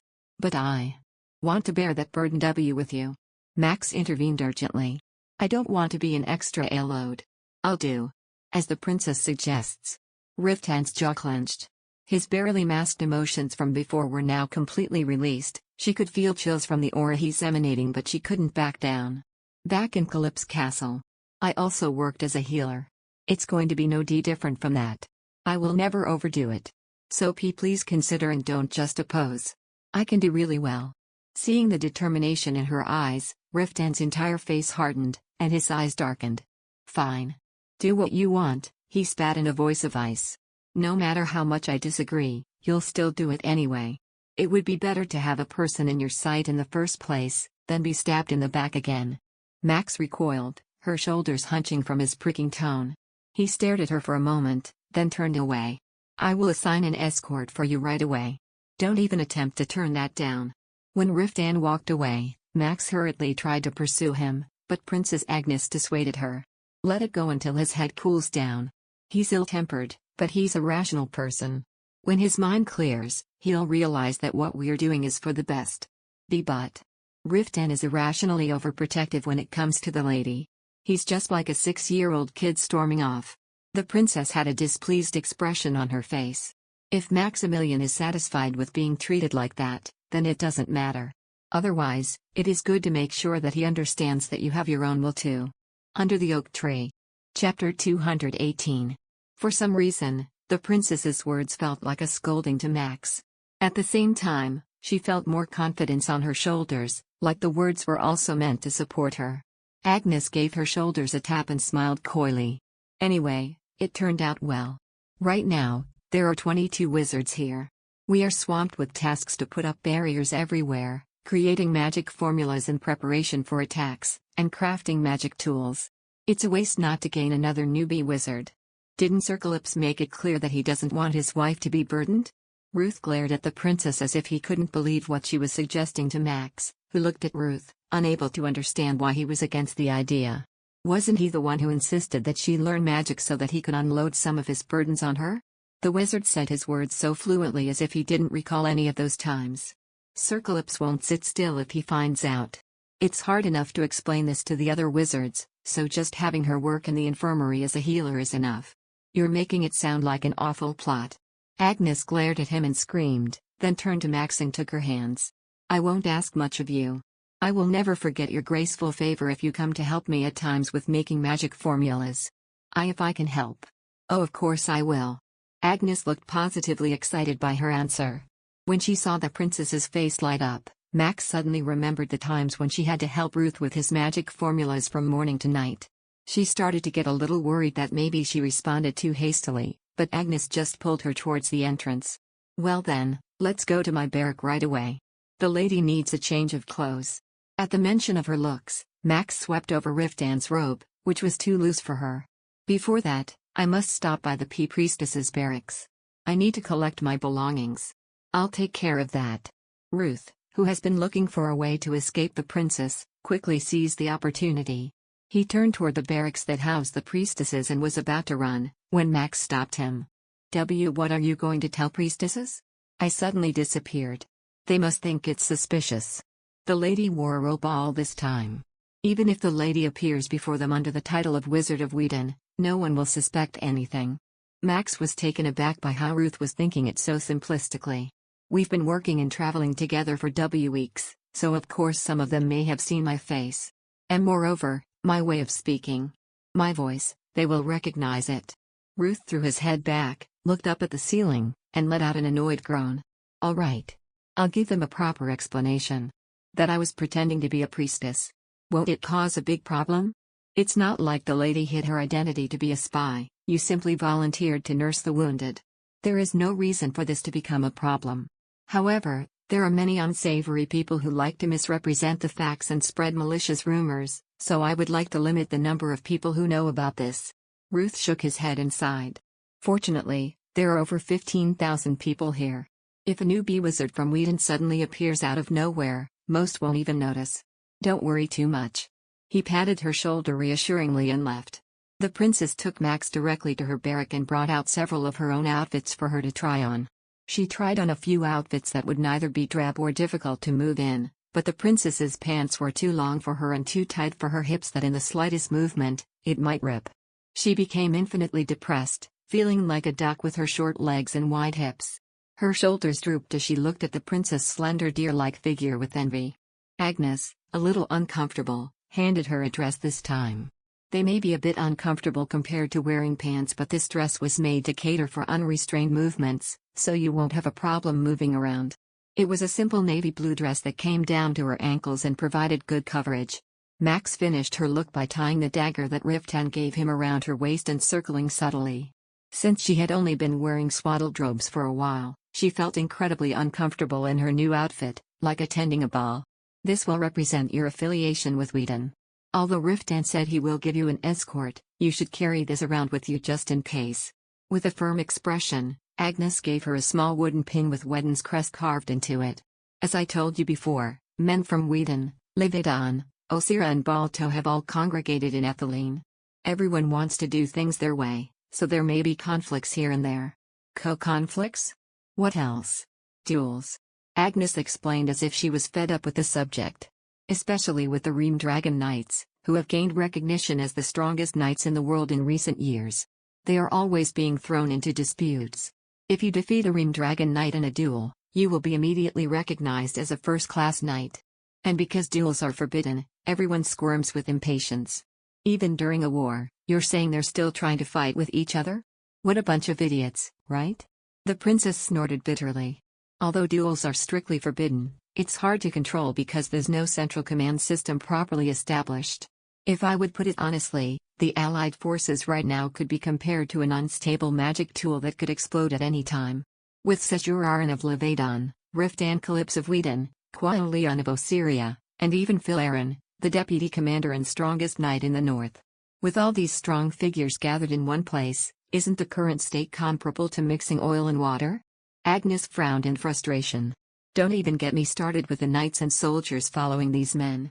This whole coalition is a huge mess. Max felt the blood drain from her face at the ugly truth that was buried beneath all the glory and glamour of these famous men. As if the army of trolls weren't a big enough problem, now she learned that conflicts existed. Seeing her face pale, Agnes added quickly. Don't make that face.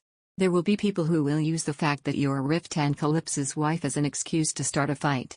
I just wanted you to be extra vigilant, I didn't mean to worry you. See careful. The princess gave her a soft smile and led her outside.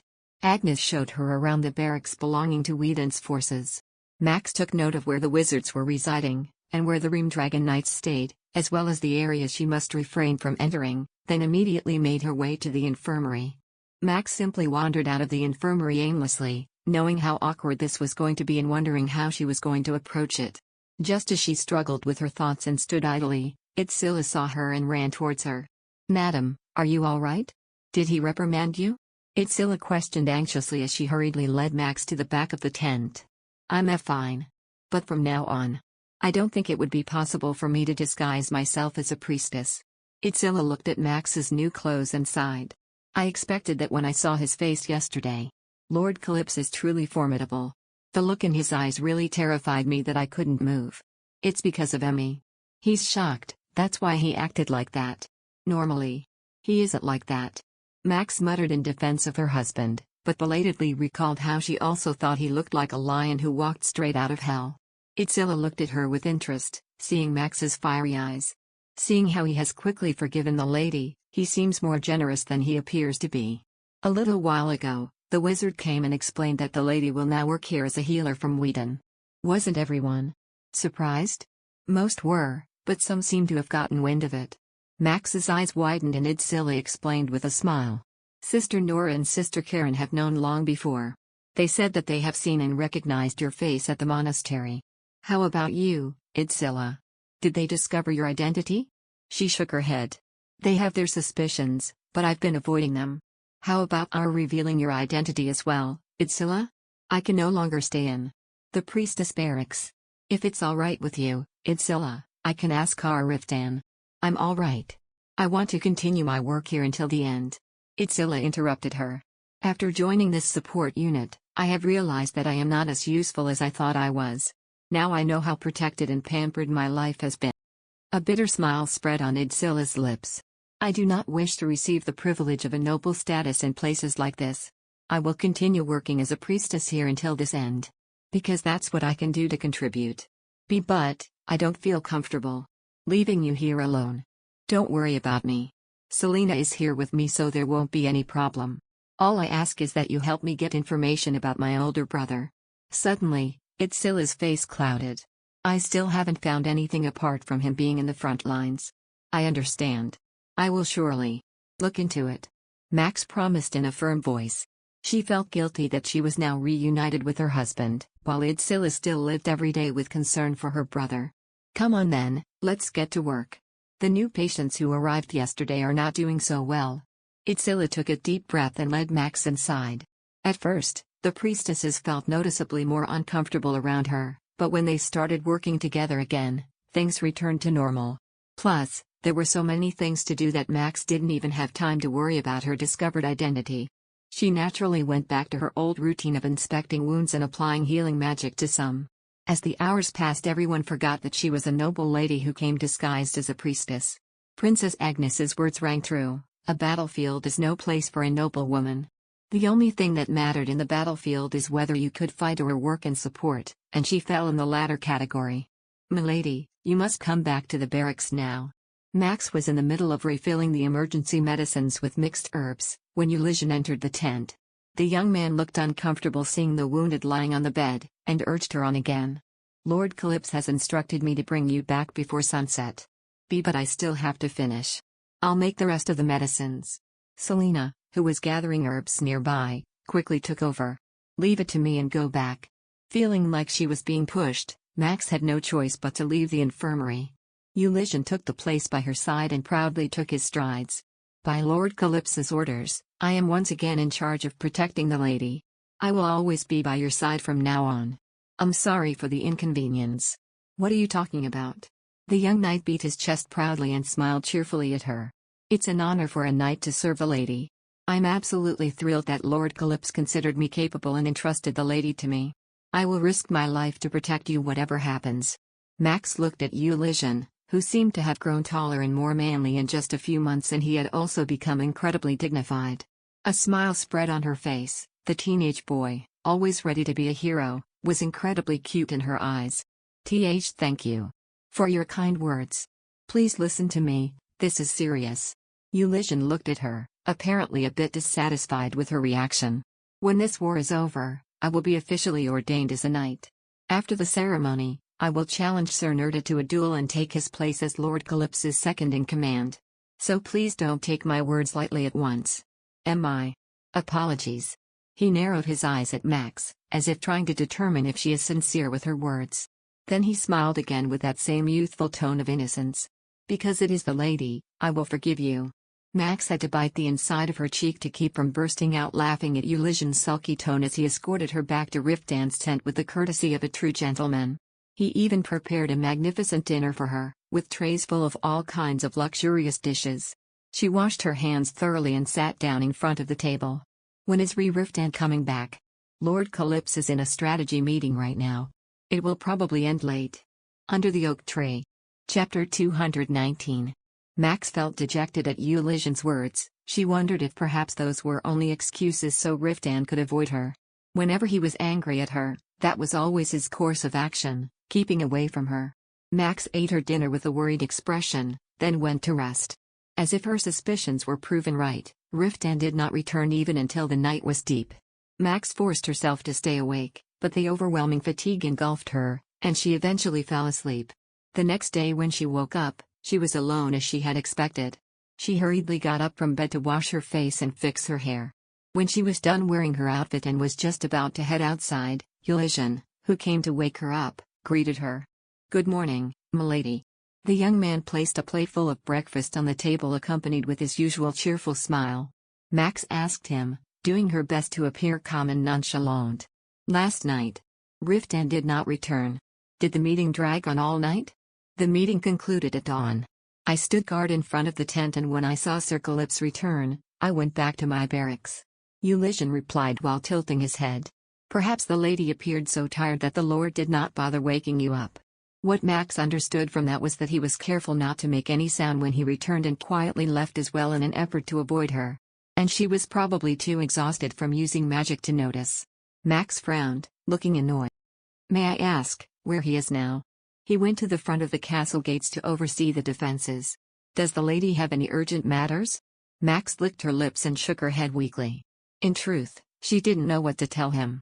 She already told him everything she had to say. Just as the princess said, there was no other choice anyway but to let his head cool and settle. Max sighed in resignation. However, 4 days had passed, and Max still hadn't managed to see the man's shadow. Rather than feeling dejected, Max began to feel angry. When she thought of her cowardly husband, who snuck into the barracks in the dead of night, then slipped away before she woke up to avoid her, she became furious. No matter how much she tried to program herself not to fall asleep, she was so exhausted that eventually she would succumb to her fatigue. On the other hand, Riftan seemed not to know the definition of exhaustion. For him to wait for Max to fall asleep and leave before dawn when she wakes up, the man only slept a few hours at best. Agitated, Max brushed her hair out of her face and angrily tossed the herbs into the boiling pot. It made her even more upset that he stopped by every night to check on her but wouldn't even show her his face. As she glared angrily at the herbs boiling in the cauldron, Itzilla, who was coming in with firewood, tilted her head. "What is it? Is there something wrong with the medicine?" Max quickly wiped the emotions out of her face. "And no. I was just, for a moment I was lost in my thoughts. Are you worried about your husband leaving for the front lines again?" Max did not confirm nor deny her question, her face turning into an ambiguous expression. Then, Itzilla comforted her as if she knew what she was feeling.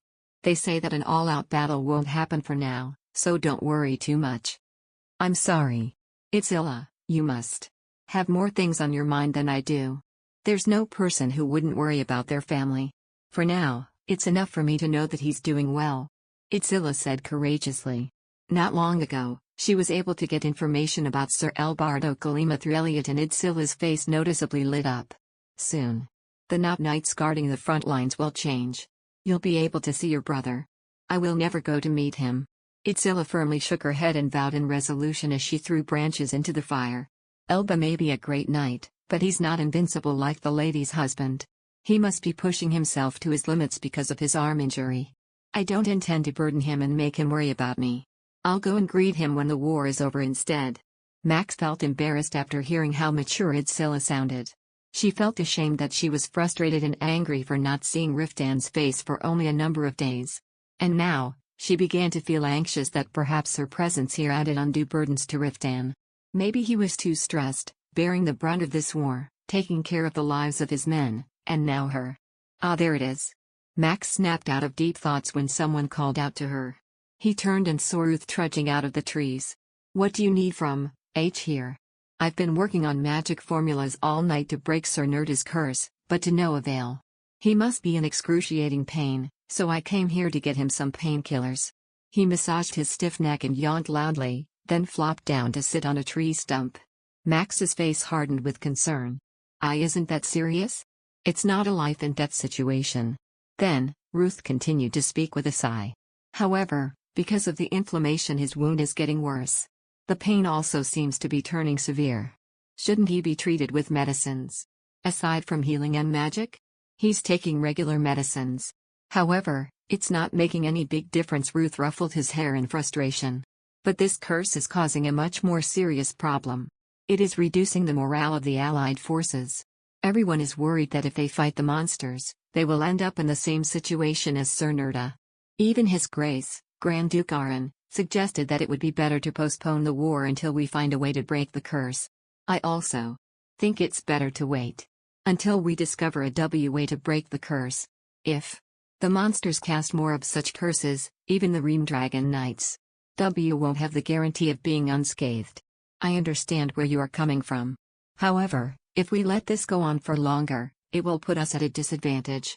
Our enemy's regeneration powers are infinite, while ours is not. There's internal division already ensuing. It's better for us to attack before the alliance weakens.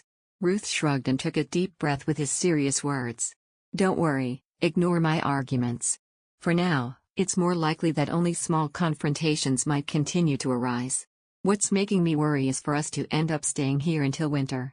Max and Itzilla, who was sitting silently in a corner, had clouded expressions. Sensing the heavy atmosphere he created, Ruth quickly tried to change the subject.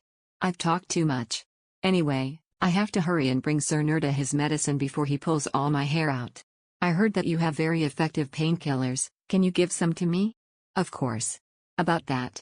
Is it all right if I take a look at Sir Riftan's injury? The lady? Ruth looked at her with skeptical eyes. Max felt a bit furious about how he reacted.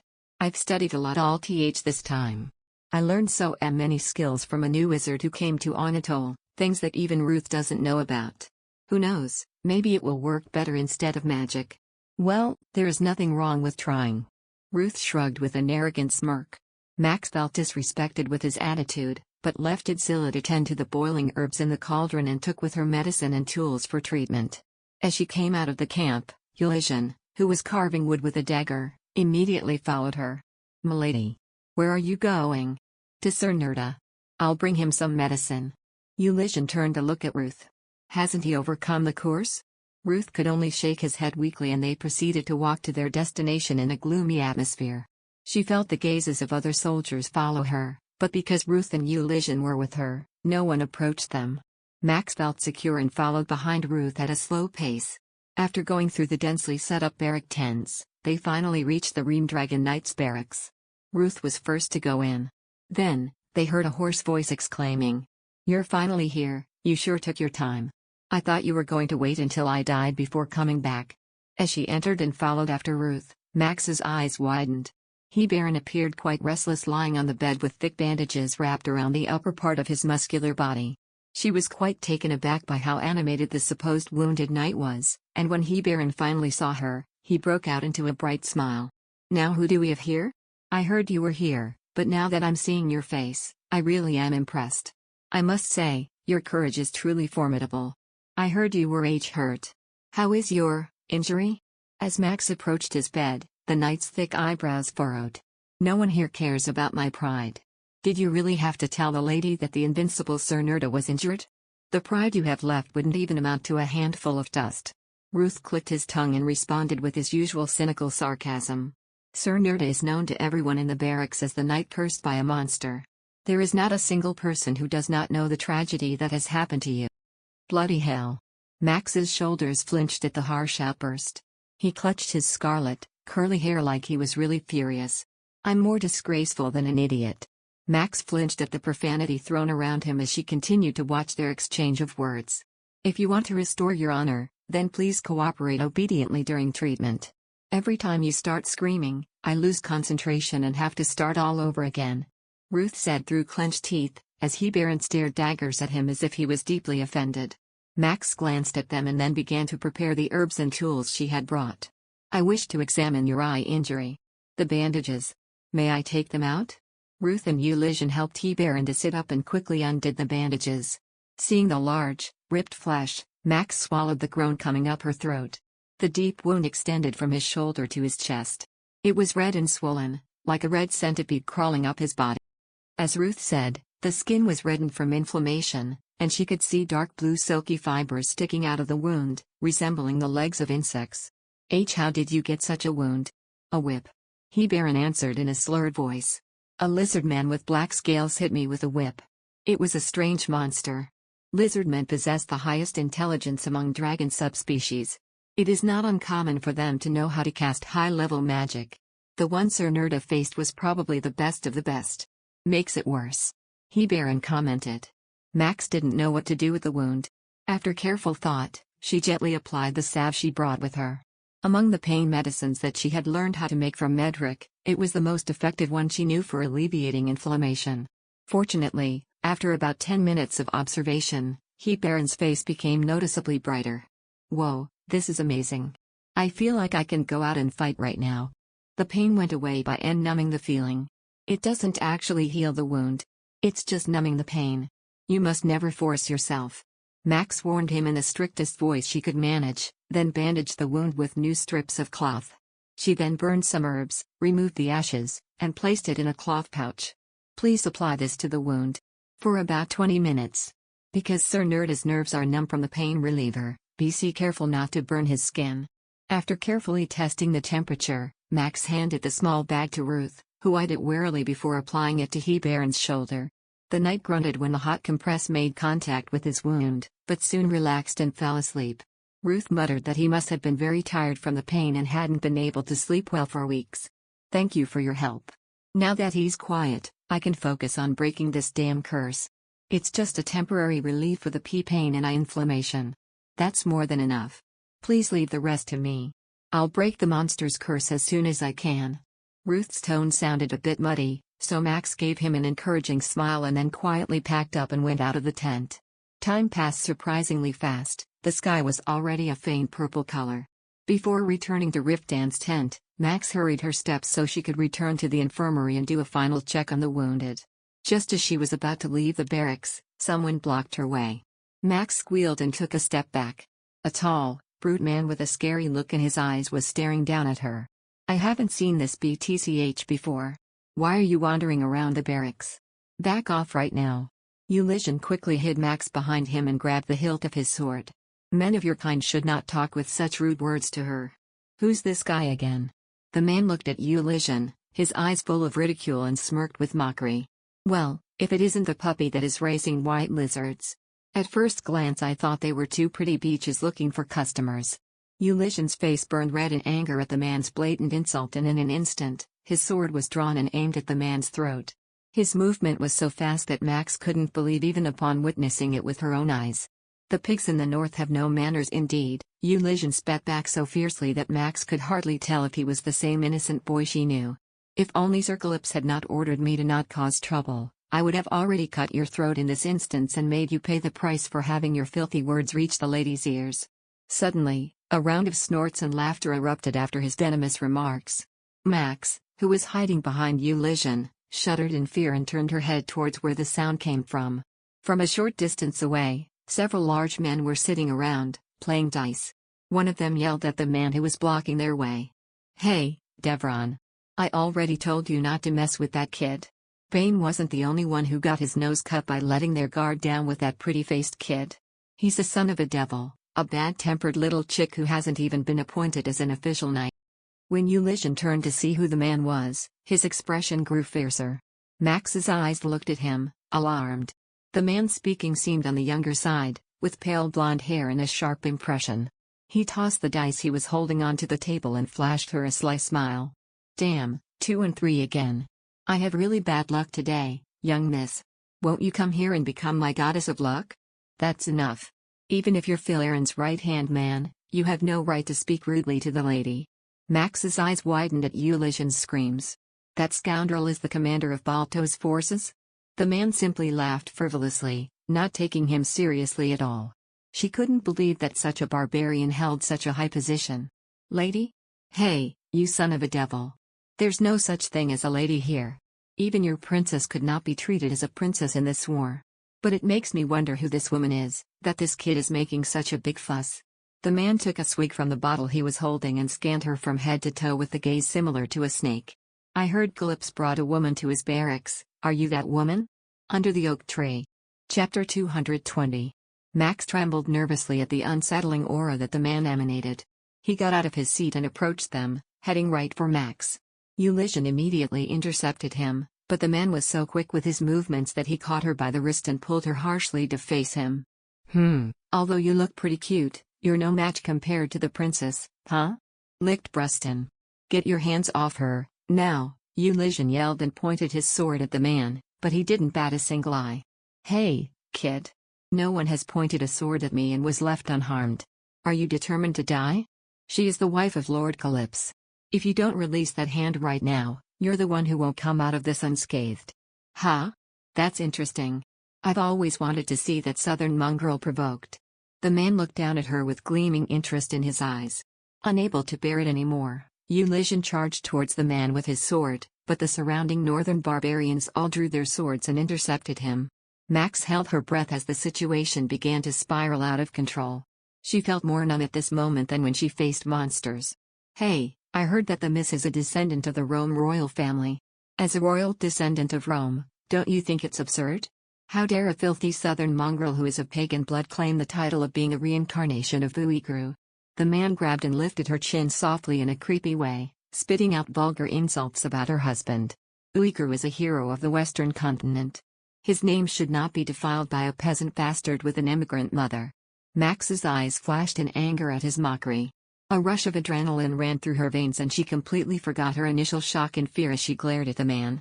How does a barbarian insult the most honorable and majestic knight in the world? Livid and unable to take it anymore, she drew her leg back and kicked the man's shin as hard as she could. Unfortunately for her, the man was wearing greaves and Max screamed in pain as her toes crunched against hard metal. Seeing her in agony, the man tilted his head back and burst into laughter. "Isn't she cute? Elette, let me go." Max twisted and pulled to escape the man's grasp, but the man held her firmly as if he was simply holding a small, fluttering bird. "Are you angry because I insulted that half-breed? I know that deep down, you're ashamed of him, miss. My husband. Don't call my husband half-breed." She was so shaken with maddening rage that her tongue began to stutter more than usual. Max's face almost exploded with embarrassment at her stuttering and anger at the man. The man gazed down at her red face and smiled wickedly. "Your husband is a half-breed." He brought his face near hers and repeated it. "His disgusting pedigree is written all over his face. Don't tell me you didn't notice? Why you. Max's chin trembled with blind fury. She had never felt such seething fury in the entirety of her life. She tugged on his arm, fought for all she was worth, and tried with all her might to fight off the insults. "You're jealous of Riftan. Because you know that you're not even at the toe level of Riftan. You're a sea coward for mocking him behind his back. You're shameful. The cruel smirk on the man's lips was wiped away.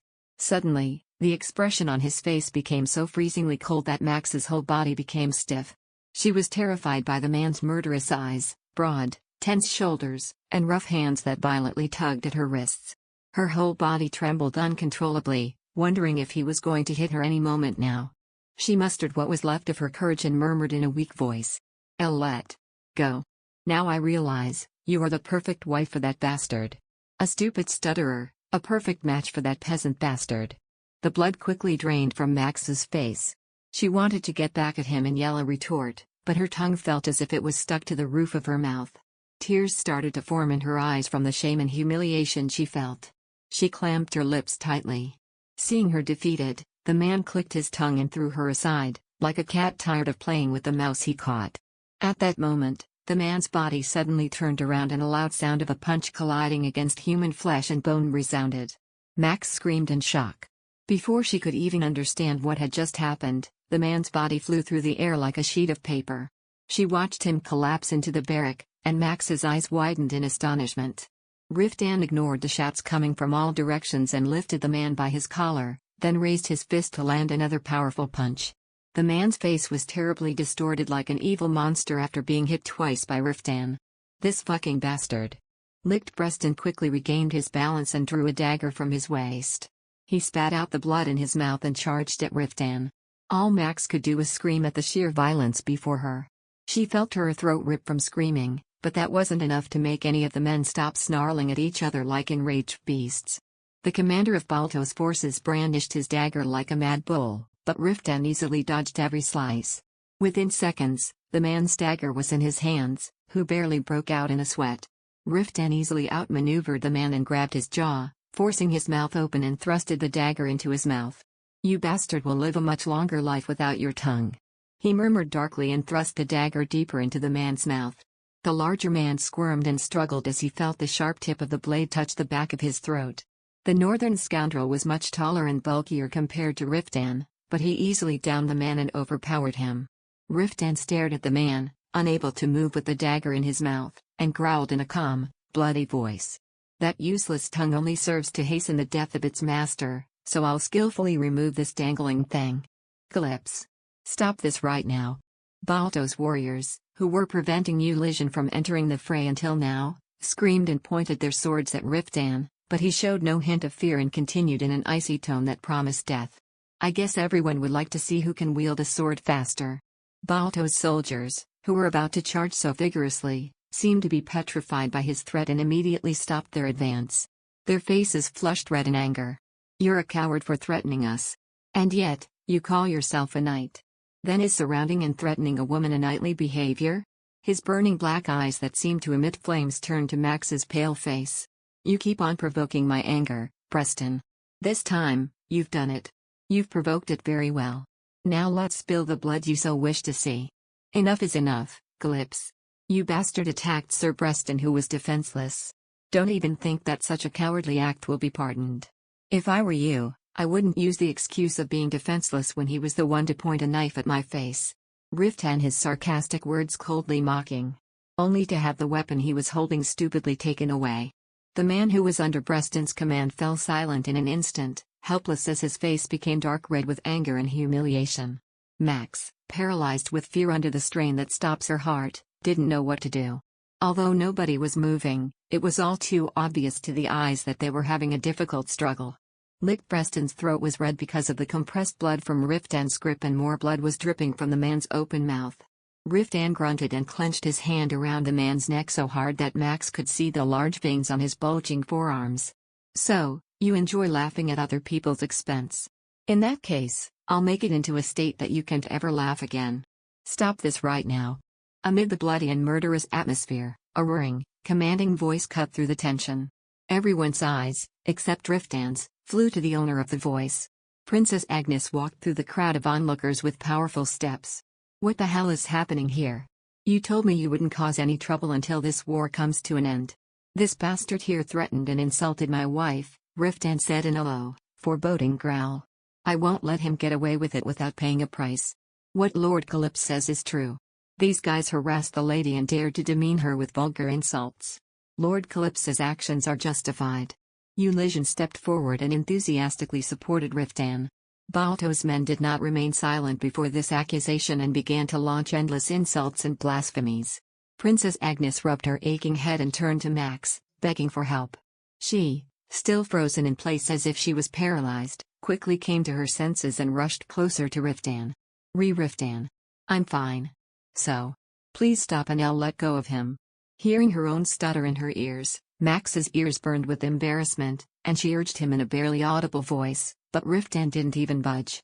He turned and looked at her, his face terribly distorted by rage. She slowly and carefully reached out and placed her hands on his hardened arm. Then, Riftan, whose whole body was tensed from fury, muttered a harsh curse under his breath and finally released the man. Like a beast finally released from its cage, Balto's commander quickly scooted away from Riftan, wiping his mouth that was still dripping blood. The man's eyes were red with hatred and malice. How dare you do this to me? This isn't over. Don't you dare think you'll get away from this, Calypso. He screamed like an angry wild dog, and Balto's soldiers behind him rebelled in support of their leader. I demand a duel. What happened was unacceptable. I'll take you out right now. If you really want to be further humiliated, then I will please you. Riftan muttered darkly. Interpersonal conflicts are absolutely prohibited. Princess Agnes quickly stood in between them. Both men glared at the princess with vicious eyes. Are you going to turn a blind eye on what this bastard just did? There's no way to settle this but a duel. You were the one who started this. And Riftan here crossed a line. Because of this, both of you are at fault. This should end here. That doesn't give justice. The northerner turned and protested fiercely, his eyes practically blistered with blind loathing. Unless I shove a blade down your filthy throat, it would never be given justice. Riftan laughed darkly. Both of you, stop. With her patience lost, the princess screamed and sparks of fire flew everywhere. They were forced to separate due to the flames Agnes conjured. She stood there like a judge and yelled loudly. We are at war. I will not allow internal fights to occur just because of your stupid prides. However, the two men did not shift their hostile gazes away from each other.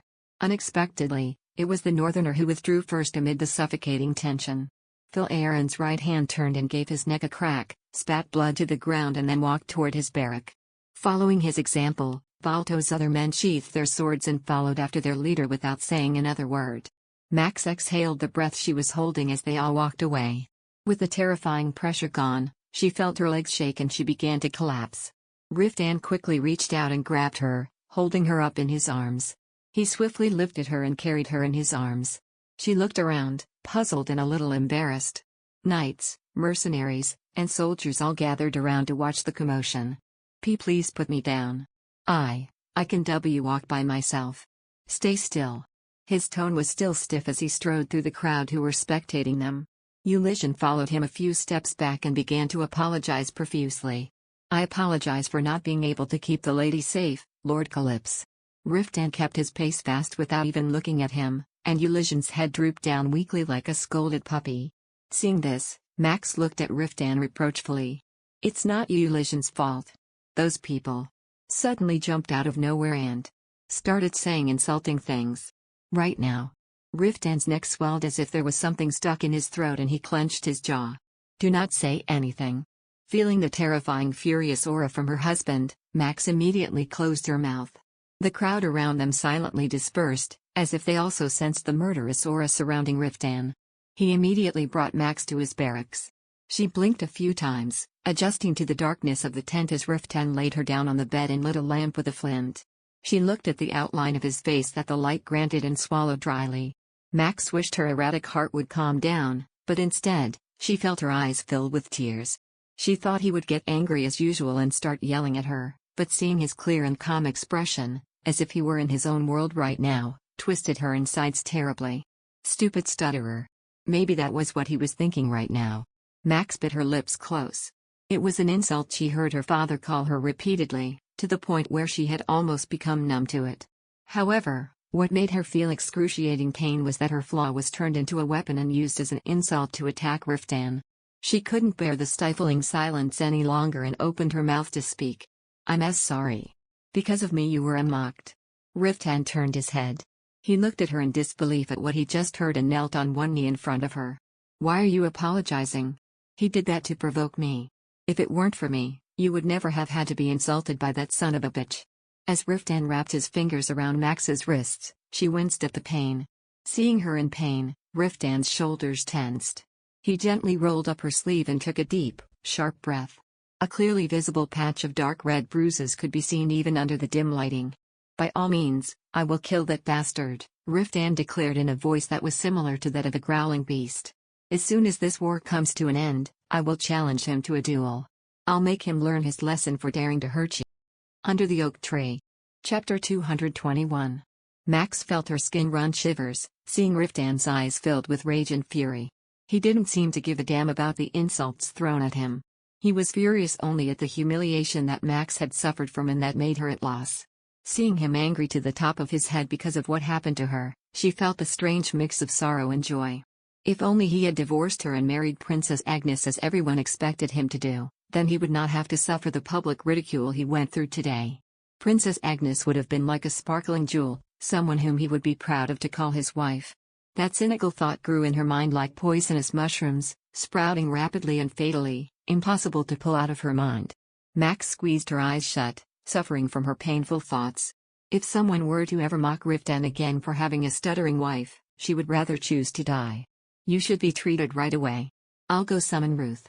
Mistaking the expression on Max's face as pain from physical suffering, he immediately stood up from his seat. Just as he was about to exit the tent, she hurried to prevent him from leaving. There's no need. This much. Would only need some ointment and it would go away quickly. You came all the way here, taking care of all those who are wounded. The least you should do is get treated for your injuries too. I really am fine. I'll make sure to get myself treated later. For now, please just stay by my side. Riftan met her desperate, pleading eyes and reluctantly sat in front of her again. He appeared so much like a peak beast who was trapped in a cage that Max couldn't help her head and eyes to drop in sadness. Do you hate being with me? I did the opposite of what Riftan asked me to do and came here. Do you hate me now? Do not be ridiculous. He screamed, his face filled with anguish, unable to believe what he was hearing. Do you really think that I could hate you? The only thing I hate is that you are here in this damned place. Whenever I see you struggling because of this SHD place. Riftan, who was shouting in anger, suddenly clenched his jaw and gazed at her. His eyes trailed her messy hair, her woolly, borrowed dress, her sunburned face, and now calloused palms. It was as if looking at her state caused him a great amount of pain. I wanted to wrap you in silk. He spoke in a voice as if there was a thorn stuck in his throat. I wanted you to wear clothes made only with the best, most expensive silk and furs. I wanted to put a ring of various gems on each of your 10 fingers, put a gold crown on your head and a necklace of the most precious pearls to adorn your neck. Live in a beautiful castle, with servants attending to your every need, have the most comfortable life. I wanted only those for you, and yet now. His quiet voice that sounded rough as sand suddenly came to a dwindling stop. Max was at loss of what to do. She reached out and held his hands in hers. You don't have to do that. Really. It's all right even if you don't do that for me. Just being together with you like this is more than enough. Riftan, who had been staring at her with trembling eyes, embraced her suddenly and tightly, as if she would be pried away. Then, as if to take her breath away, he kissed her intensely. She was stunned for a moment at the sudden action, but she responded to him, flinging her arms around his neck. The sadness and anxiety that welled up in her heart melted like snow in a summer's sun. She couldn't count how long it has been since she felt this ecstatic feeling of being pressed against his wide chest. She gazed up at him with her watery eyes and ran her fingers across his firm, sharp-lined jaw. His deep black hair glistened like satin from the faint glow emitted by the lamp, and the shadows that outline his chiseled, masculine face made him look terribly seductive. Not wanting Riftan to pull away for even a moment, she clutched his robe so tightly as if she was at the edge of tearing it. She hated that he would always pull back and restrained. She wanted him to shake all of his restraints to the ground, so she initiated the kiss this time. And then, Riftan responded passionately, embracing her in his arms and gently laying her down on the bed. His hot tongue entered her lips, exploring every sensitive part of her mouth. Then, large palms wrapped around her breasts, eliciting a moan from Max, who wrapped her arms around his thick neck when his thumb brushed against her stiff peaks. His moist lips were like a summer rain shower that poured on her eyelids, cheeks, temple, and neck. His large palms caressed her incessantly, massaging from her breast, running over her waist, and stroking her inner thighs. "Your arm." Riftan, who had been completely absorbed with her, suddenly lifted his head. Just as he was about to pull away, Max quickly grabbed him closer to her. "It's all right. It doesn't hurt." Riftan's eyes were filled with burning passionate lust as he swiftly pulled her skirt up. As his fingers stroked and dug in her sensitive parts, Max's body twitched as if she was drowning. His every stroke made her insides flutter and her body burn hot as if she was on fire. "Lift your hips up a bit," Riftan muttered, his voice hoarse. Max obeyed and lifted her hips. The cumbersome skirt that crumpled around her waist was hastily pulled over her head. Riftan also did quick work on his own, tossing his clothes aside. Nothing came between them as their hot skins brushed and smoldered one another. His body was hard and smooth, like iron. Max squirmed under his weight with excitement when she felt his stiff, angry member pressed against her stomach. He wrapped his fingers around her peaks, gently massaging them as his hot, iron body grinded above her in an eccentric way. Sweat formed on the skin of her entire body from the erotic act. His manhood was so erect, standing tall and hard. His long, sturdy legs were tight like a stallion and his marble-like shoulders were so wide and thick that her arms couldn't wrap his whole frame. It was astonishing, he was so elegant and graceful despite his big, ripped stature. She clutched his tight waist lined with ab muscles and pulled him eagerly. Riftan. Faster. Fire flared in Riftan's eyes. He bent down to give her a hot, passionate kiss and sheathed his manhood inside her. Max felt her sensitive part stretching to its limit and took a sharp breath in. Her entrance was fully prepared and yet she felt a strange pain. Wait. Something is strange. It feels different from before. It's been a while since the last time, so it's tighter. Relax it a bit. Riftan explained through his teeth, a bead of sweat forming on his forehead. Take a deep breath. Yes. Like that. I'll go inside slowly. Max's eyes widened. She couldn't believe that he wasn't fully inside her just yet. He pushed himself in a little more and the overwhelming, heavy pressure she felt between her legs made her a bit anxious. Then, as if to appease her, Riftan stroked the sides of her body and massaged her breasts with his mouth incessantly. She slowly relaxed, giving in to his desperate, passionate caress and wrapped her legs around his waist. He pulled out all of his manhood very slowly and went back and again, repeating the same process over and over. Eventually, the pain subsided at the familiar rhythm, replaced by sweet pleasure that began to boil up inside her like a hot bubbling water. Max bit down her lips in an effort to contain the moans that would escape her mouth. But then, Riftan inserted his fingers into her lips. "Don't bite your lips." She tried to shake his fingers off her lips, but when he inserted himself inside her again, she lost control of her thoughts.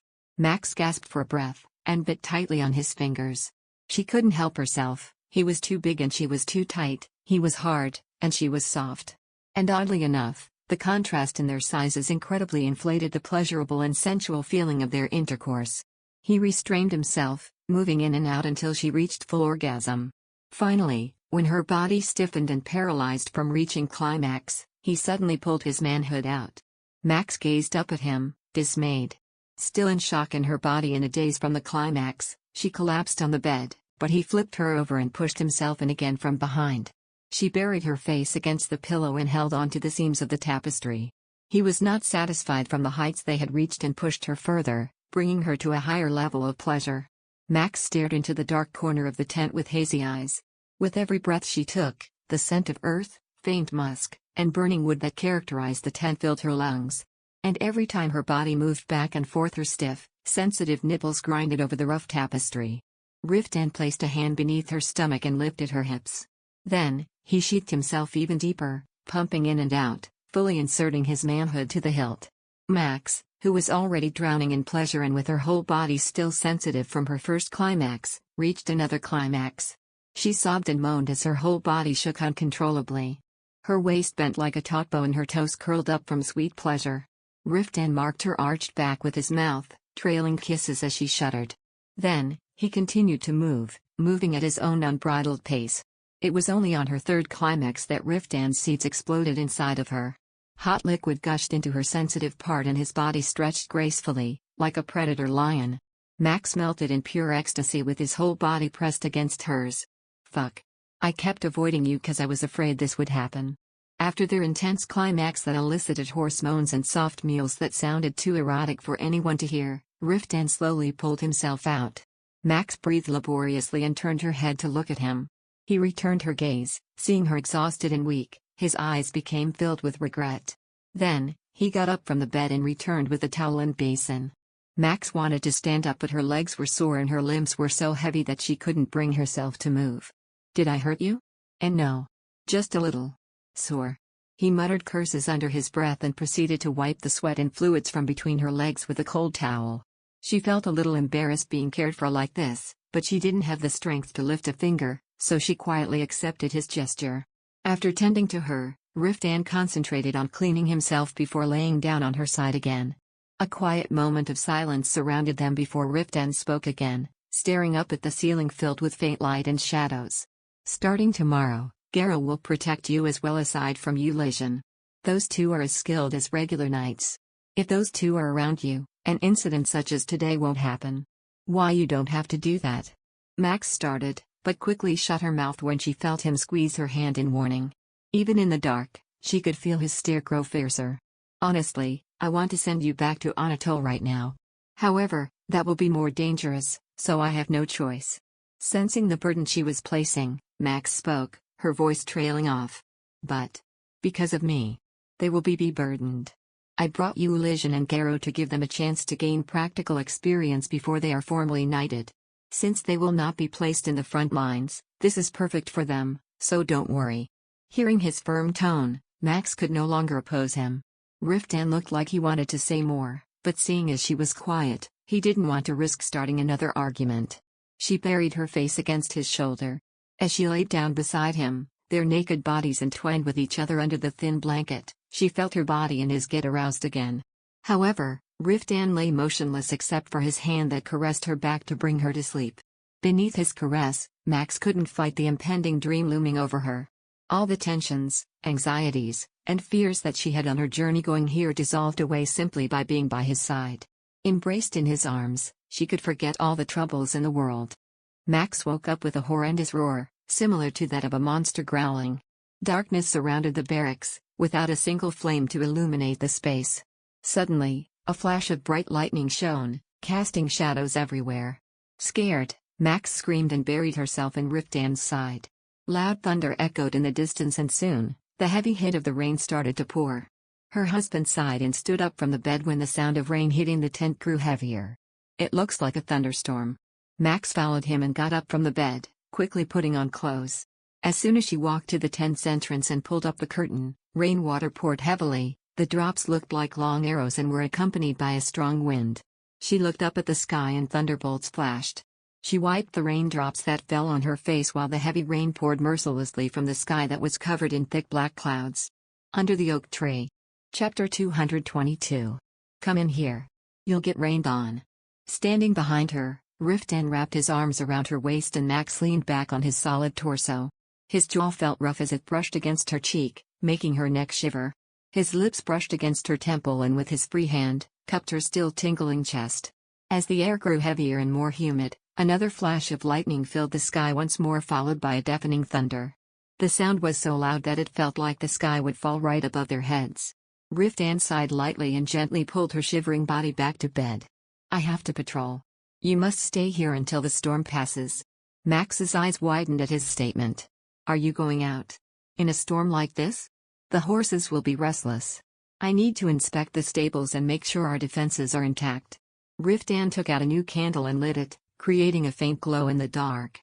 He did a quick job putting on his armor while Max sat on the bed, listening to the heavy raindrops similar to that of thundering horse hooves. She could hear the winds roaring, swaying the tents, and the rumbling sound of thunder and lightning. From time to time, she would hear the urgent yells of the soldiers in the distance.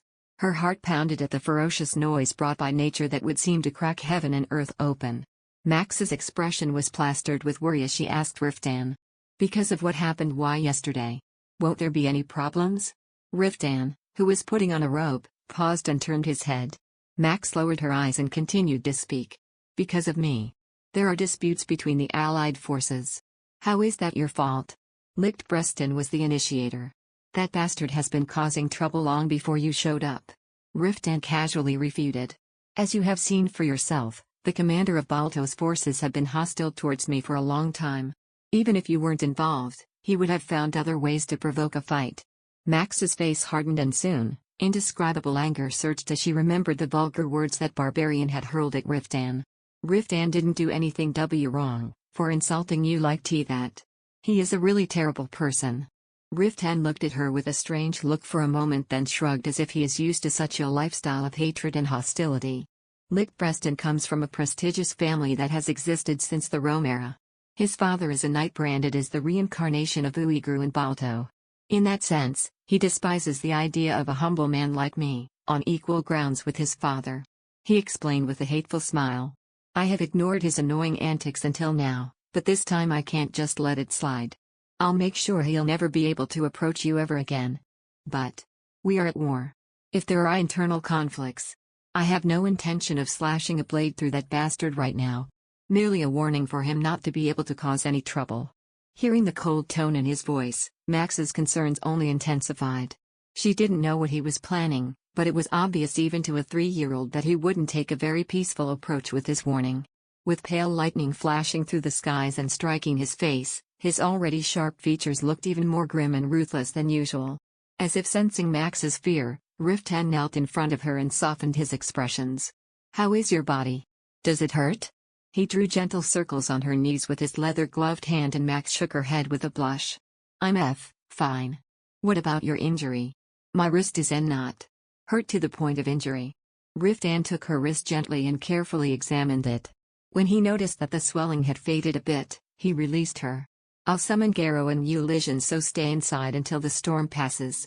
Max nodded and Riftan kissed her softly on the lips before leaving. Max watched sadly as he walked into the harsh storm. It broke her heart thinking that he will spend the day under the raging weather. Moreover, she felt guilt biting her because she was inside the cozy tent all by herself, wandering around it idly. After some time, Eulision and Garo, soaked to the bone, entered the tent. Max immediately ran towards them with a handful of dry towels. Thank you, milady. The boys gratefully accepted the towel and wiped the rain off their heads. They then took off their soaked robes, hung them by the entrance, and walked toward the only light that illuminates the space. Only when they got closer did Max see Eulision's disheartened face. His eyes dropped and his shoulders sagged as he looked at her. The lady must be very rattled because of what happened yesterday. I am deeply sorry. It was my fault. I should have stopped those beasts from harassing the lady. And no. As I said yesterday, it's not Eulision's fault. You fought them off bravely for me. Rather, I should be thankful. Milady. Eulision was practically crying, and his face lit up to his usual bright face. Max gave an awkward laugh as she recalled how he yelled at the men who were a head taller than him like an angry hound. The way he was looking at her now with gentle round eyes was comparable to a pitiful puppy, to the point that it made her wonder where was the dignified knight who protected her without showing any signs of distress despite the turn of events that happened. Are you hurt somewhere? Garo hung his wet towel on the back of a chair and looked at her worriedly, and Max quickly shook her head. I'm fine. Just a little rattled. From now on, we'll make sure nothing like that happens again and protect you with utmost diligence. Max smiled with great gratitude and led the two boys to the table. They lit another candle and ate together while listening to the sound of the roaring rain. After filling their stomachs with wine and bread, the two boys got up and began stuffing pieces of cloth between the gaps in the tents to prevent rainwater from leaking in. Eulision and Garo were adamant not to let Max work, but she couldn't sit idly while they worked in the tent, so she insisted on helping them. Time passed by rapidly as the three of them tucked bitumen-lined cloths between anything that could let the rainwater seep inside the tent. The storm continued for about half a day before the loud drumming of the water subsided and the roar of thunder gradually faded. Max rolled up the flap at the entrance and looked out. The dark storm clouds slowly receded, revealing the pale gray sky and allowing the faint rays of sunlight to peek through. The rain was still quite heavy as it formed large puddles everywhere, hitting branches and tents, but it has dwindled due to the calming wind. Max grabbed her robe and pulled the hood over her head. Seeing her about to leave, Eulision, who was polishing Riftan's armor, got up from his seat and ran towards her.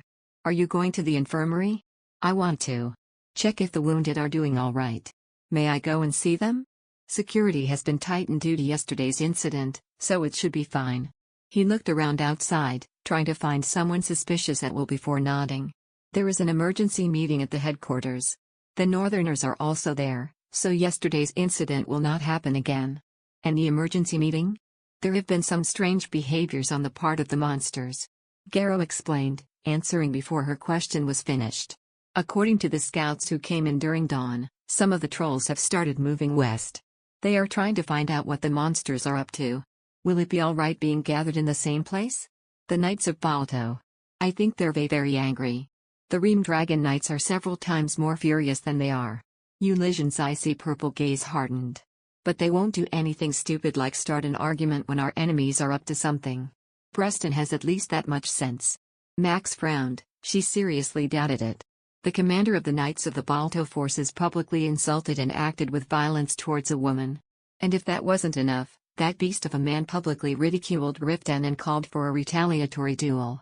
He's a horrible person. Will it really be a peaceful gathering? Max's face clouded with endless worries. Fortunately, their worries were misplaced. Hours passed, and she had not heard any outbursts or news of a duel between Riftan and Preston even when the sun began to set. That was because a more pressing thing occurred, an issue that eased any form of hostility between the two men. As the night fell, Riftan returned to his room to quickly change his clothes. There is a battle at the front lines. I must leave for battle right away. Max was sitting at the table, cutting herbs, when her eyes widened at the unexpected news. It was only a couple hours away before midnight. Because of the thick rain clouds, everything outside was pitch black. She felt shivers run hearing that Riftan will be going into battle under the rain, in complete darkness. Is it an all-out war? Not yet. However, I'll make it happen. Riftan replied dryly as he removed his wet boots and put on a new pair. Make it happen. What do you mean by that? This battle seems to be only a light provocation, but I'm planning to take this opportunity to bring about an all-out war. I will put an end to this damned war. Max couldn't help but squirm in anxiety and fear at the fierceness and determination in his tone. Please. Don't do anything reckless. In the middle of changing his clothes and putting on his armor, Riftan paused, and his head flew towards hers with a frown on his lips. Then he choked out a laugh as if he hadn't heard anything more ridiculous. Now, look who's telling who not to do anything reckless. Max stiffened at the mockery in his tone. Realizing that he may still be mad at her sneaking into this war, Max prodded him carefully. Are you still mad? Do you think I could let this go so easily? He snorted as he replied vaguely. I still can't forgive you for coming all the way here, and I'm doing everything I can to control my anger. Until I can get you back to Anatole without a single scratch, don't expect me to ease my mood. But last night. Started Max, but she quickly closed her mouth. Her cheeks flushed red with embarrassment at what she was about to say, and she shyly twisted the hem of her dress in her hands. She lifted her head in the strange silence that suddenly fell. It was hard to believe, but there was a slight red tint that also formed around Riftan's cheekbones. He awkwardly swept back his hair that was damp with the rain and looked at her. Do you have no idea of what I feel when you're in front of me? I have been celibate for months in this barren place. How am I supposed to react when you're lying next to me? He took big steps toward her, placing a small distance between their noses, and groaned. It's like shaking a bone in front of a starved dog. However, I had no intentions of doing it with you in a place like this. I didn't want to hold you in such a way that would make you feel like a mere satisfaction to my carnal desires. But even just looking at you, I couldn't hold myself back. Riftan growled fiercely but closed his mouth when he saw the surprise on her features. He rubbed his face roughly and muttered as if he was completely drained of life. I'm going to end this fucking war within a month. Until then, please. Take care of yourself.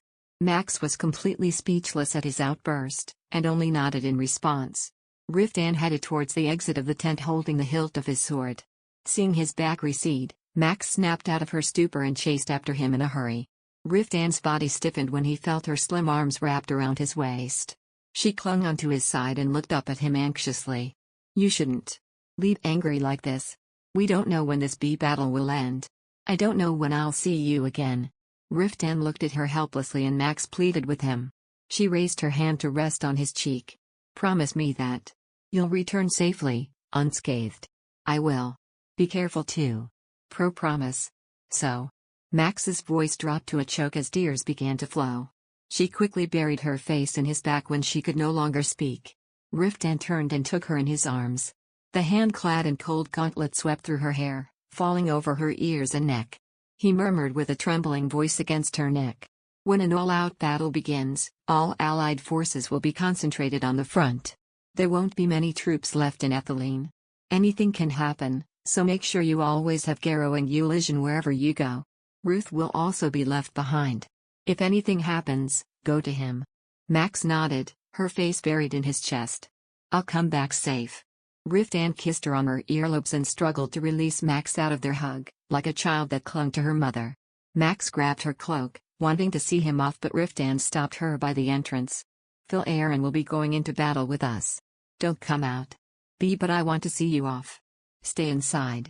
He ordered firmly and commanded Eulision and Garrow, who were on standby. Max watched by the entrance as he disappeared into the pitch-dark curtain of rain. Torches were lit along the castle walls, shedding light to the dark road, and horses in their own armor were led to the gates. Finally, the knights mounted their horses, formed their lines, and began marching out of the castle fortress. The moment the troops left, everyone in Ethylene became very vigilant. The knights who remained to guard the premises were standing by the wall, their bodies tense and alert. The wizards also began to come out one by one to install their magic tools along the wall. Under the oak tree. Chapter 223. The rain that had dwindled only got heavier and poured all night long. Max was worn out, yet she remained wide awake throughout the night. She wanted to close her eyes even for a little while to be able to do her duties the next day, but her heart was so erratic that it didn't allow her to sleep a wink. During what felt like the longest time of forcing her eyes shut amidst the insufferable tension, Max jumped to her feet when she heard the sound of sobs coming from somewhere. At first she thought that her nerves had finally gotten the best of her and she was hallucinating. However, the soft cries continued to echo amidst the sound of the rain and grew clearer. She slipped into her robes and ran out of the tent. What's going on? Eulision, who had spread a double awning over the entrance to prevent the rain from seeping in, was sitting beside a small brazier, his figure illuminated by the light it provided. He lifted his head at Max's question. That sound must have woken up the lady. He glanced at the land surrounded by the rain mist with a tense expression. The thick rain had slowly thinned and was now scattered like dew in the early morning air, and the darkened skies gradually parted to reveal the bluish glow of dawn. Out on the ghostly horizons, Max could hear the wretched wailing of miserable, grieving women that sent chills to run down her spine. She looked around, trying to figure out where the crying was coming from. Who are those that are crying? Did something happen to the priestesses? Those cries are not coming from the priestess. Banshees have appeared in the mountains. Banshees? Eulision got to his feet and went to the edge of where the tarp dripping with rainwater extended and pointed toward the black wall of rocks in the distance that surrounded the castle's fortress-like breakwater. Max lifted her head following the direction of his fingertip, squinting to get a better look. A huge dark rock protruded from the mountain like a snake's head, and on top of those were barely visible figures of people wearing dark robes. Her heart sank to her feet at the ominous sight. You're saying that those are monsters? To be precise, they are spirits. They don't cause any direct harm, so please don't worry. They just... Eulision trailed off as he chose his next words carefully. Wail. They will disappear once they've wailed loud enough for the sound to fill the whole castle. Max could barely understand it, since his voice was buried under the hysterical wails of the spirits. Max's shoulders hunched over, creeped out as she looked at the black figures standing in the midst of the misty background that the rain brought. They were too far for her to see what they appeared like in detail, but she could count that at least 6 of them were gathered there. They were clutching their robes dearly as they loudly howled their cries. But the banshees. Max bit her lip, not knowing what to say. From what she remembered, banshees were spirits that herald death. It is known amongst the folk people that when these creatures suddenly appear and shriek their cries, a massive number of deaths would occur. Please bear with it, although they are disturbing. The priests are preparing a ritual to expel those banshees. Her fear must have been very evident, because Eulision tried to reassure her in such an exaggerated way. Max tried to smile, but the screaming of the banshees didn't stop. It went on for hours. To prevent the morale of the troops from plummeting, the priests used diving magic to cast them away, but it was only a temporary solution. The banshees, who had disappeared for a couple of hours, began to reappear and wail so miserably. Max, who was already engulfed in anxieties, felt like she was being driven to the point of insanity. After half a day of checking on the patients in the infirmary trying to ignore the very audible cries, she lost her patience and sought Ruth. Ruth. Can't we use magic to cast out those spirits? In a small tent next to the knights' barracks, Ruth, who was scribbling something when she interrupted him, raised his head. He was perhaps still figuring out the magic spell to counter the curse casted on Hebaron. There was a pile of papers filled with complex magic formulas written on them. Ruth placed aside his work and rubbed the corner of his eyes with an exhausted face. "Are you talking about those banshees? We can drive them out, but it will only make them more eager. Angering those spirits will only make it worse. They will never cease, those annoying wails. If they cannot be driven out with divine magic, then it is for the best that we just leave them be. But it makes everyone anxious. The patients are also getting nervous and nobody knows what to do. It will only last a day at most. Once they've wailed enough, they will eventually leave. Since you're here, just please help me with this instead." Ruth replied in his rude, dismissive tone and handed her something similar to that of a flat tray. Max took the item on a whim. What is this?" "It's a magic tool that will be installed on the castle gates. It's a similar tool that the lady made back in Anatole. It won't be difficult." He turned the finely processed monster bone in his hand and pointed to the part where complex writings were engraved. "All you have to do is engrave this magic formula around here, and that's it. I only copied the formulas on parchments back then. I haven't done this before. It's not that different from writing it on a parchment. You may use this tool and ink here to engrave the magic formula on it. I wish I could do it, but just looking for a way to break Sir Nerda's curse has already drained me." Ruth reached up to rub the back of his neck with an exhausted face. He looked several times more tired than usual, and Max pulled out a chair and sat across from him without a protest. Anyway, making herself occupied would help calm her incredibly tense nerves. She then began to carefully engrave the magic formula on the round disc, which she suspected to be made of a wyvern's bone.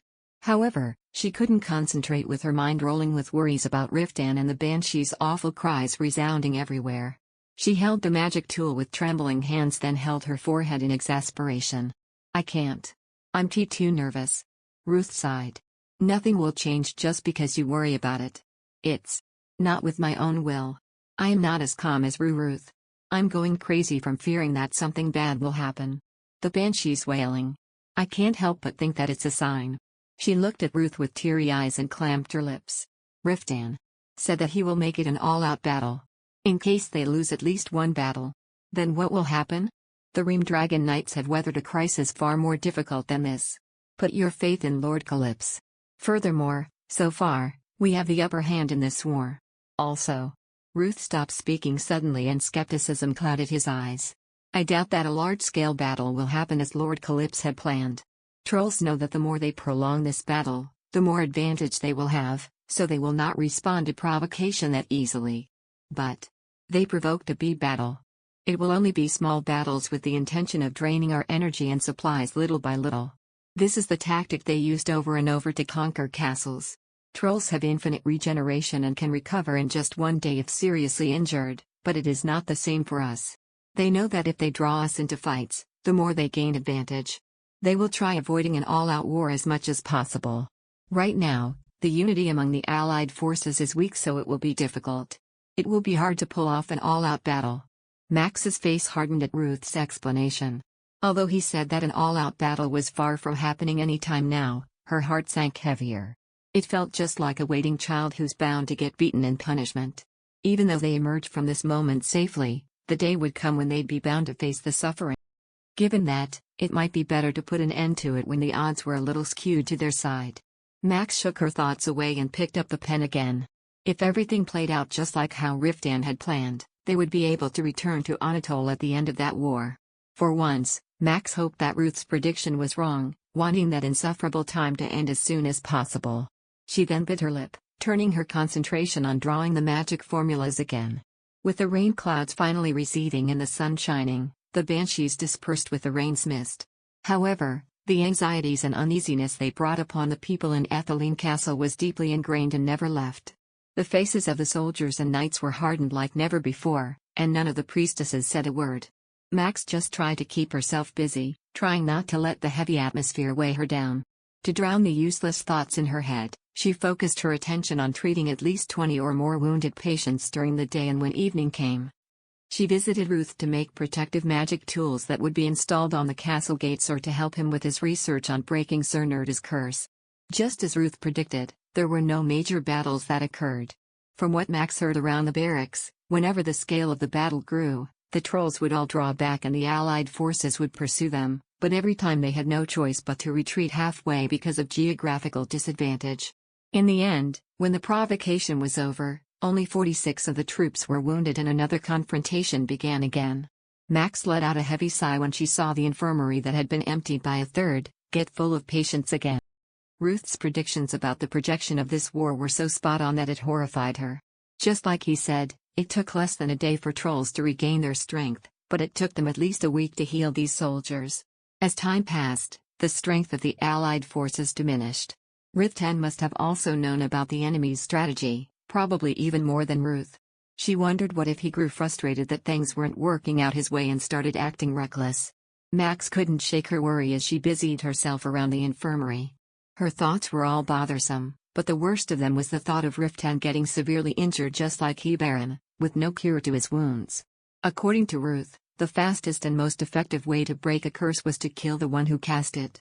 However, with thousands of monsters out there, finding the specific monster that cursed Baron was the very embodiment of the saying looking for a needle in a haystack. Even if the war ended with their victory, there was no way to find the monster if it were hiding. If they couldn't break the curse, Baron could very well die from the pain or infection. The thought of Riftan suffering such a slow death broke her heart into pieces. Max nervously wiped her pale face. Maybe it was because she hadn't been getting some sleep these past few days, but her head was dizzy and her imagination was out of control. She stirred the pot in front of her, trying to shake off any ominous thoughts, when suddenly Idsilla leapt into the tent, her face eager and wet with tears. "Milady. I saw Elba just now." Surprised, Max looked at her and the girl sobbed as she reached out to grasp her hand. "The Royal Knights of Levadan have just returned to reorganize their forces. My older brother is among them. He had a scar on his face I have never seen before." Idsilla pursed her lips and wiped her tears roughly with her sleeves. But other than that, he didn't seem to have any serious injury. That's such a relief.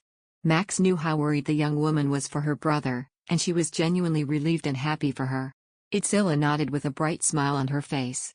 "I also overheard the soldiers speaking. The Allied forces are reorganizing all the remaining troops to lead all of them to battle. I think the outcome of this war will be determined very soon." Max's vision blurred. It seemed that they were finally taking the unavoidable risk to come into conclusion. There was no other choice. Even she was aware of the fact that the longer the battles dragged on, the more they would be put into disadvantage. Swallowing dryly, Max asked, "Before the all-out battle begins, are you sure you don't want to see your older brother?" Idsilla shook her head, firm in her earlier decision. "When this war is over, I'll go see him. I'm sure my brother will come back alive. I believe he will." Her determination even helped calm Max's racing heart, and she felt something strange bubbling inside her. She held Idsilla's hand in hers tightly, praying earnestly that the Allied forces would achieve victory. The Royal Knights of Levadan spent a night in Ethylene and immediately began preparing for departure the next day. Soldiers packed wagons filled with food and weapons, and priestesses helped prepare bags full of first aid and medicines. The troop was huge. The mercenaries who were left behind, the Holy Knights, and the Royal Knights of Levadan all set out to head to the battlefield together. All that was left in Ethylene to hold the fort was 5 wizards, including Ruth, 3 priests, 35 knights, 400 soldiers and those who remained to guard the gates day and night, sending reports to the front every 2 days and opening the doors only to receive the wounded who returned in cart. Max worked all day with the priestesses to heal the wounded. The wizards also assisted with the treatment of the patients. These men needed to be sent back as soon as possible to ensure that the Allied forces remained in a position of power over the monsters. They didn't skimp on magic or supplies when it came to healing them. Thanks to this, the soldiers who were brought back in blood-covered wagons were up and ready for the battle again in 3 or 4 days. However, Max clearly saw that neither of them were happy to recover so soon. Understandably, it was very painful for them. They, who managed to escape death and come back alive shattered and broken, had to throw their lives away again. It was comparable to having stones in their stomachs. It was incredibly difficult to bury the young people who sacrificed their lives as well. The only consolation at those moments was hearing the news that the Allied force with relentless pursuits had gradually but successfully pushed the monster army back. Under the Oak Tree. Chapter 224. If the Allied forces continue their advance north, they will be able to unite with Balto's royal forces on Pamela Plateau who have been driving the monsters out from the east. If all goes according to plan, Then they will be able to corner all of the monsters in one place and kill them right there. With her exhaustion completely forgotten, Max couldn't help but burst into a smile at the good news Ruth brought. Whenever the wizard came back from a meeting led by Grand Duke Aron, he would always provide the details afterwards. We will probably send over supplies and food 2 or 3 more times, after which the war will finally come to an end. Max's heart felt lighter at the prospect of victory. Ruth has always been cynical, but if even he was being this optimistic, then things must finally be looking favorably. Turning the gears in her head in thought, Max returned to tend to the boiling medicine. It took about a day and a half on horseback riding from Ethylene to Pamela Plateau. Considering the knight's mobility and stamina, it wouldn't take them more than 3 or 4 days round trip. They only needed to send supplies a few more times, within a month or a month and a half. The medicine is overflowing. At Ruth's voice, Max quickly came to her senses and removed the pot from the heat, setting it aside. A new car full of wounded arrived last night, filling the infirmary. The wizards who stayed behind did their best to heal them with magic, but it was impossible to heal all of them in a day or 2. Because of that, they had to categorize the men based on the severity of their injury and heal them in that order. And it was Max's job, along with the priestesses, to make sure these 30 men didn't die. Max transferred the detox medicine she made into a small bottle and rubbed her tired eyes. Seeing her so exhausted, Ruth asked with his eyebrows furrowed. "Are you getting enough rest?" His gaze on her grew more and more stern. "You don't look well. Have you been eating all your meals?" I eat. Whenever I can." Max muttered as she avoided his gaze. The truth was, since Riftan left, she hadn't had a proper meal. Perhaps because she was too nervous. Whenever she forced bread into her mouth, she would feel her stomach churn, so it was only more difficult. Sighing, Ruth looked at her tired face. "You seem more agitated than usual lately. If it continues like this, you will eventually collapse. You need to take care of yourself if you want to last until the end of this war." "I know. No. I don't think you're taking this seriously." He glared at her and grabbed the ladle and bottle out of her hands, then came out and called Garrow and Ulyshen, who were standing guard outside. "Go and get some sleep. Sir Lavar, sir. Rev action, please escort the lady back to her place." "I'm fine. Everyone else is still working. I shouldn't be the only one sitting around. Haven't you already cured 3 people today with magic?" In fact, she healed 5 wounded people. When Ruth went to speak with the Grand Duke, she healed 2 more. But staring into Ruth's narrowed eyes, Max kept her mouth shut. Ruth pointed firmly to the exit. "It's common to rest after casting magic. Take the rest of the day off." "But, Ruth, you're also caring for the wounded. And researching how to break Sir Nerda's curse. More than me," Ruth should rest. "I treasure my body more than gold." He responded, annoyed when her stubbornness began to get on his nerves. "The lady, on the other hand, doesn't seem to treasure herself at all. Did you forget that you are a noble lady born and raised in a castle surrounded by servants? This kind of work is tough even for servants who are used to forced labor, and much more for you. But here you are, breaking your back working as a maid. Sometimes, I can't believe you are the beloved daughter of Duke Kwa." Max awkwardly turned her body around at Ruth's pointed words. "IG got it. I'll go rest. Please don't let her leave the barracks for the rest of the day," Ruth instructed Ulyshen. Max gave him one last look and headed back to Riftan's tent. She doubted she would be able to fall asleep as she lay down on the pillow and closed her eyes. Rubbing her throbbing head, Max pulled the blanket up to her head and somehow, miraculously, fell into a deep sleep. In her vague awareness, Max felt someone shake her shoulder. She groggily opened her eyes, but found herself still half asleep. "How long did I sleep?" she wondered as she rubbed her dazed eyes and suddenly heard Ulyshen's urgent voice burst into her unconsciousness. "Lady. Please wake up. We need to evacuate, now." "Evacuate?" Startled, Max looked up at him as Ulyshen. He hastily helped her up without waiting for permission. "There is no time to explain. Hurry." Max quickly got out of bed and followed him. Then a loud, deafening noise drummed against her ears. Max looked around, wondering what all the fuss was about. When she focused towards the southern gates, her eyes widened. The armed knights were engaged in battle with black, clay-like beings with weapons. Then, she heard cries and screams from all corners of the fortress. Everyone was in a panic as they screamed and ran frantically. Max unconsciously took a step back. She only closed her eyes for a moment. Did she fall into another dimension? This. What in the world is going on? How did the monsters get inside the castle? Ghouls suddenly emerged from the grounds. Damn it. It seems like the monsters that were here before buried dead bodies inside the castle's fortress. Ulysses grabbed her by the arm as he screamed in anger. Max's eyes widened in shock. The monsters did, what? I'll explain later. First, we have to get to safety. The young man wove through the barracks, and Max gasped as she desperately tried to keep up with his pace when suddenly something emerged from the ground and grabbed her ankle. Max shrieked in a shrill voice, her throat almost tearing apart. A cold, decaying hand with rotted black bones wrapped around her skin and wretchedly pulled her. In a panic, Max screamed and kicked, trying to push the hideous thing away. Ulysses immediately drew his sword and slashed the ghoul's arm emerging from the ground with a single swing. But the undead hand that gripped her ankle still remained. Max quickly tore it off with trembling hands and threw it away. The feeling of those bony fingers touching her lingered, and it was a feeling that would never go away for the rest of her life. Stay behind me. In the midst of her anguish, and rubbing the skin the ghoul had touched, Ulysses screamed and placed her behind him, using his body as a shield. It was then that she realized that it wasn't just one ghoul crawling out of the ground. Surrounding them were half-rotting corpses crawling towards them from all directions. Ulysses relentlessly swung his sword at the creatures. The speed of his swing was almost invisible to the naked eye if not for its blue glint. With a single hit, the heads of 3 ghouls were sent rolling on the ground. Max watched, surprised by the decapitated monster searching desperately for her head, as Ulysses hastily grabbed her and dragged her away. This way. We must climb up the wall to safety. There was nothing Max could do but sprint after him.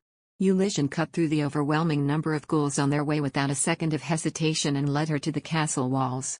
The undead are coming from the ground. As long as you're up there, you'll be safe. If any of them start climbing, I'll cut them down immediately. As soon as she managed to do what she was told, Max climbed the watchtower. Once she was on top, she turned and her breathing stopped. At the top, a full view of Ethelyn's chaotic situation unfolded before her. Half of the barracks had been brought down. The horses were running around frantically, and the armed knights screamed and fought the emerging ghouls with long spears. It was hell on earth. What about everyone else? How? The wizard is there, so don't worry. Ghouls are not strong monsters and we have many high-ranking knights and high priests, so they will be able to defeat them soon. Ulysses' words entered one ear and out the other. Her eyes became unfocused at the sheer chaos before her. What about Garrow and Hebaron? Itzilla and the other priestesses? Will everyone come out safe from this chaos? Max looked around everywhere, trying to see if she could find a familiar face in the midst of the loud commotion, when a loud roar came from behind her. She turned her head. The installed defensive magic devices had been activated, and huge barriers began to form on the walls. Beyond the barriers, hundreds of trolls in black armor were marching towards them. How the hell? Ulysses muttered in disbelief. The young man clasped his face in shock but immediately came into senses. He picked up the big horn by the watchtower and blew into it with all his might. The thunderous sound echoed throughout the fort and in the distance. It was an invasion. Don't worry. I'll protect the lady even if it costs me my life. The boy's normally confident tone was now cloudy like smoke.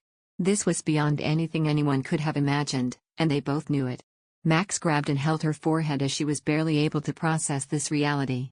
There were hundreds of ghouls attacking within the walls, and now, an army of trolls had gathered outside the walls. It was a living nightmare. Didn't the Allied forces push the trolls to the north? And since when have these ghouls been buried in the ground? Suddenly, realization hit Max, and a petrifying fear shook her to the bone. Ulysses said that a large number of corpses were probably buried in the castle prior to their arrival. It could only mean that when Ethelyn first fell, it was the monsters who buried the dead beneath the ground. Was the monsters' defeat in Ethelyn merely a trap to gather all the Allied forces in here? Then why did the monsters wait for a moment to attack when the Allied forces are not here? Perhaps the monsters are aiming for the chance of ransacking the supply of food. There was enough food left to feed 15,000 soldiers for a month and a week. If that supply is taken away, no matter how much power and upper hand the Allied forces have, they will not be able to hold out. Max wrapped her arms around her shoulders. There was a foreboding chill that ran through her body. At that moment, she heard Garrow's voice screaming from below the wall. Yuri. I've lured all the ghouls to one place. You can go down with the lady now. Max looked down and saw 5 to 6 soldiers standing at the base of the stairs. Ulysses led her down and immediately, Garrow and the soldiers surrounded her in protection. All the priestesses and the wounded have been evacuated to the northern sector of the base. Until the situation clears up, we have to evacuate the lady to a safe place. Garrow supported Max with one arm and strode forward. Max quickly took his help and followed along. As they approached the battle scene, Max saw knights and soldiers stabbing ghouls with spears measuring 10 feet, 3 meters, long. They were able to quickly reorganize and drive the ghouls into a corner. Even in the face of an unexpected attack, the soldiers remained calm and engaged in a strategic battle. Seeing this has brought a sense of relief to her. If they are able to defeat the ghouls and defend the walls until the Allied forces have returned, they will be able to protect the supplies and the lives of those in the castle. Under the Oak Tree. Chapter 225. This way, please hurry. Max was distracted from the ongoing battle, when Garrow's urgent voice pulled her out of it. She was shaken from her distraction and quickly fled across the uneven dirt terrain. Right now, their priority was to escape to a safe place and get out of the battle's harm. She gathered the hem of her dress in one hand and ran across the chaotic plaza at once. They headed north and soon she saw a large barrack where all of the food supply was being protected by several soldiers. Garrow ushered Max into the makeshift storage house. The priests have casted a shield around this place so that no ghoul can enter. Max looked around the warehouse. Sacks of grains were piled on top of one another like mountains. She then found the priestesses at the heart of the place, sitting close to each other. Max ran to them at once and Idzilla jumped from her seat upon seeing her. "Madam. You've made it safe." "Idzilla. Were you hurt?" "I'm fine. But. Say Selena. I can't find her anywhere." Idzilla chewed on her lip, tears started welling up in her eyes like she was about to cry. Max tried to comfort her as looked at the fear-filled priestesses' faces. Looking through them, there were quite a few missing from the group. Idzilla sobbed softly as Max held her. The wounded who were in the infirmary. Only half of them were evacuated. Only those who could move. Max felt her head begin to ache dreadfully as counted the number of wounded lying on the ground like corpses and held her forehead. Elysian was quick to help her regain her balance. "Don't worry, milady. Those who couldn't get to safety would have found some place to hide. We will search for them as soon as the chaos subsides." "Why did such a thing happen?" "I heard the alarm signaling that there's an invasion." "Haven't the trolls been driven towards the north?" "Perhaps. Have the Allied forces been defeated?" Idzilla, who has lost half of her right mind, rushed to interrogate Elysian. Elysian quickly waved his hand to try to calm the hysterical girl. "I doubt it. If that's indeed the case, then they don't have any reason to go back around and invade us through the south gate. It must have been an ambush, a plan to attack when the knights are not here. Then what will happen to us now? Will the remaining troops in the castle be able to stop the monsters invading us outside the walls?"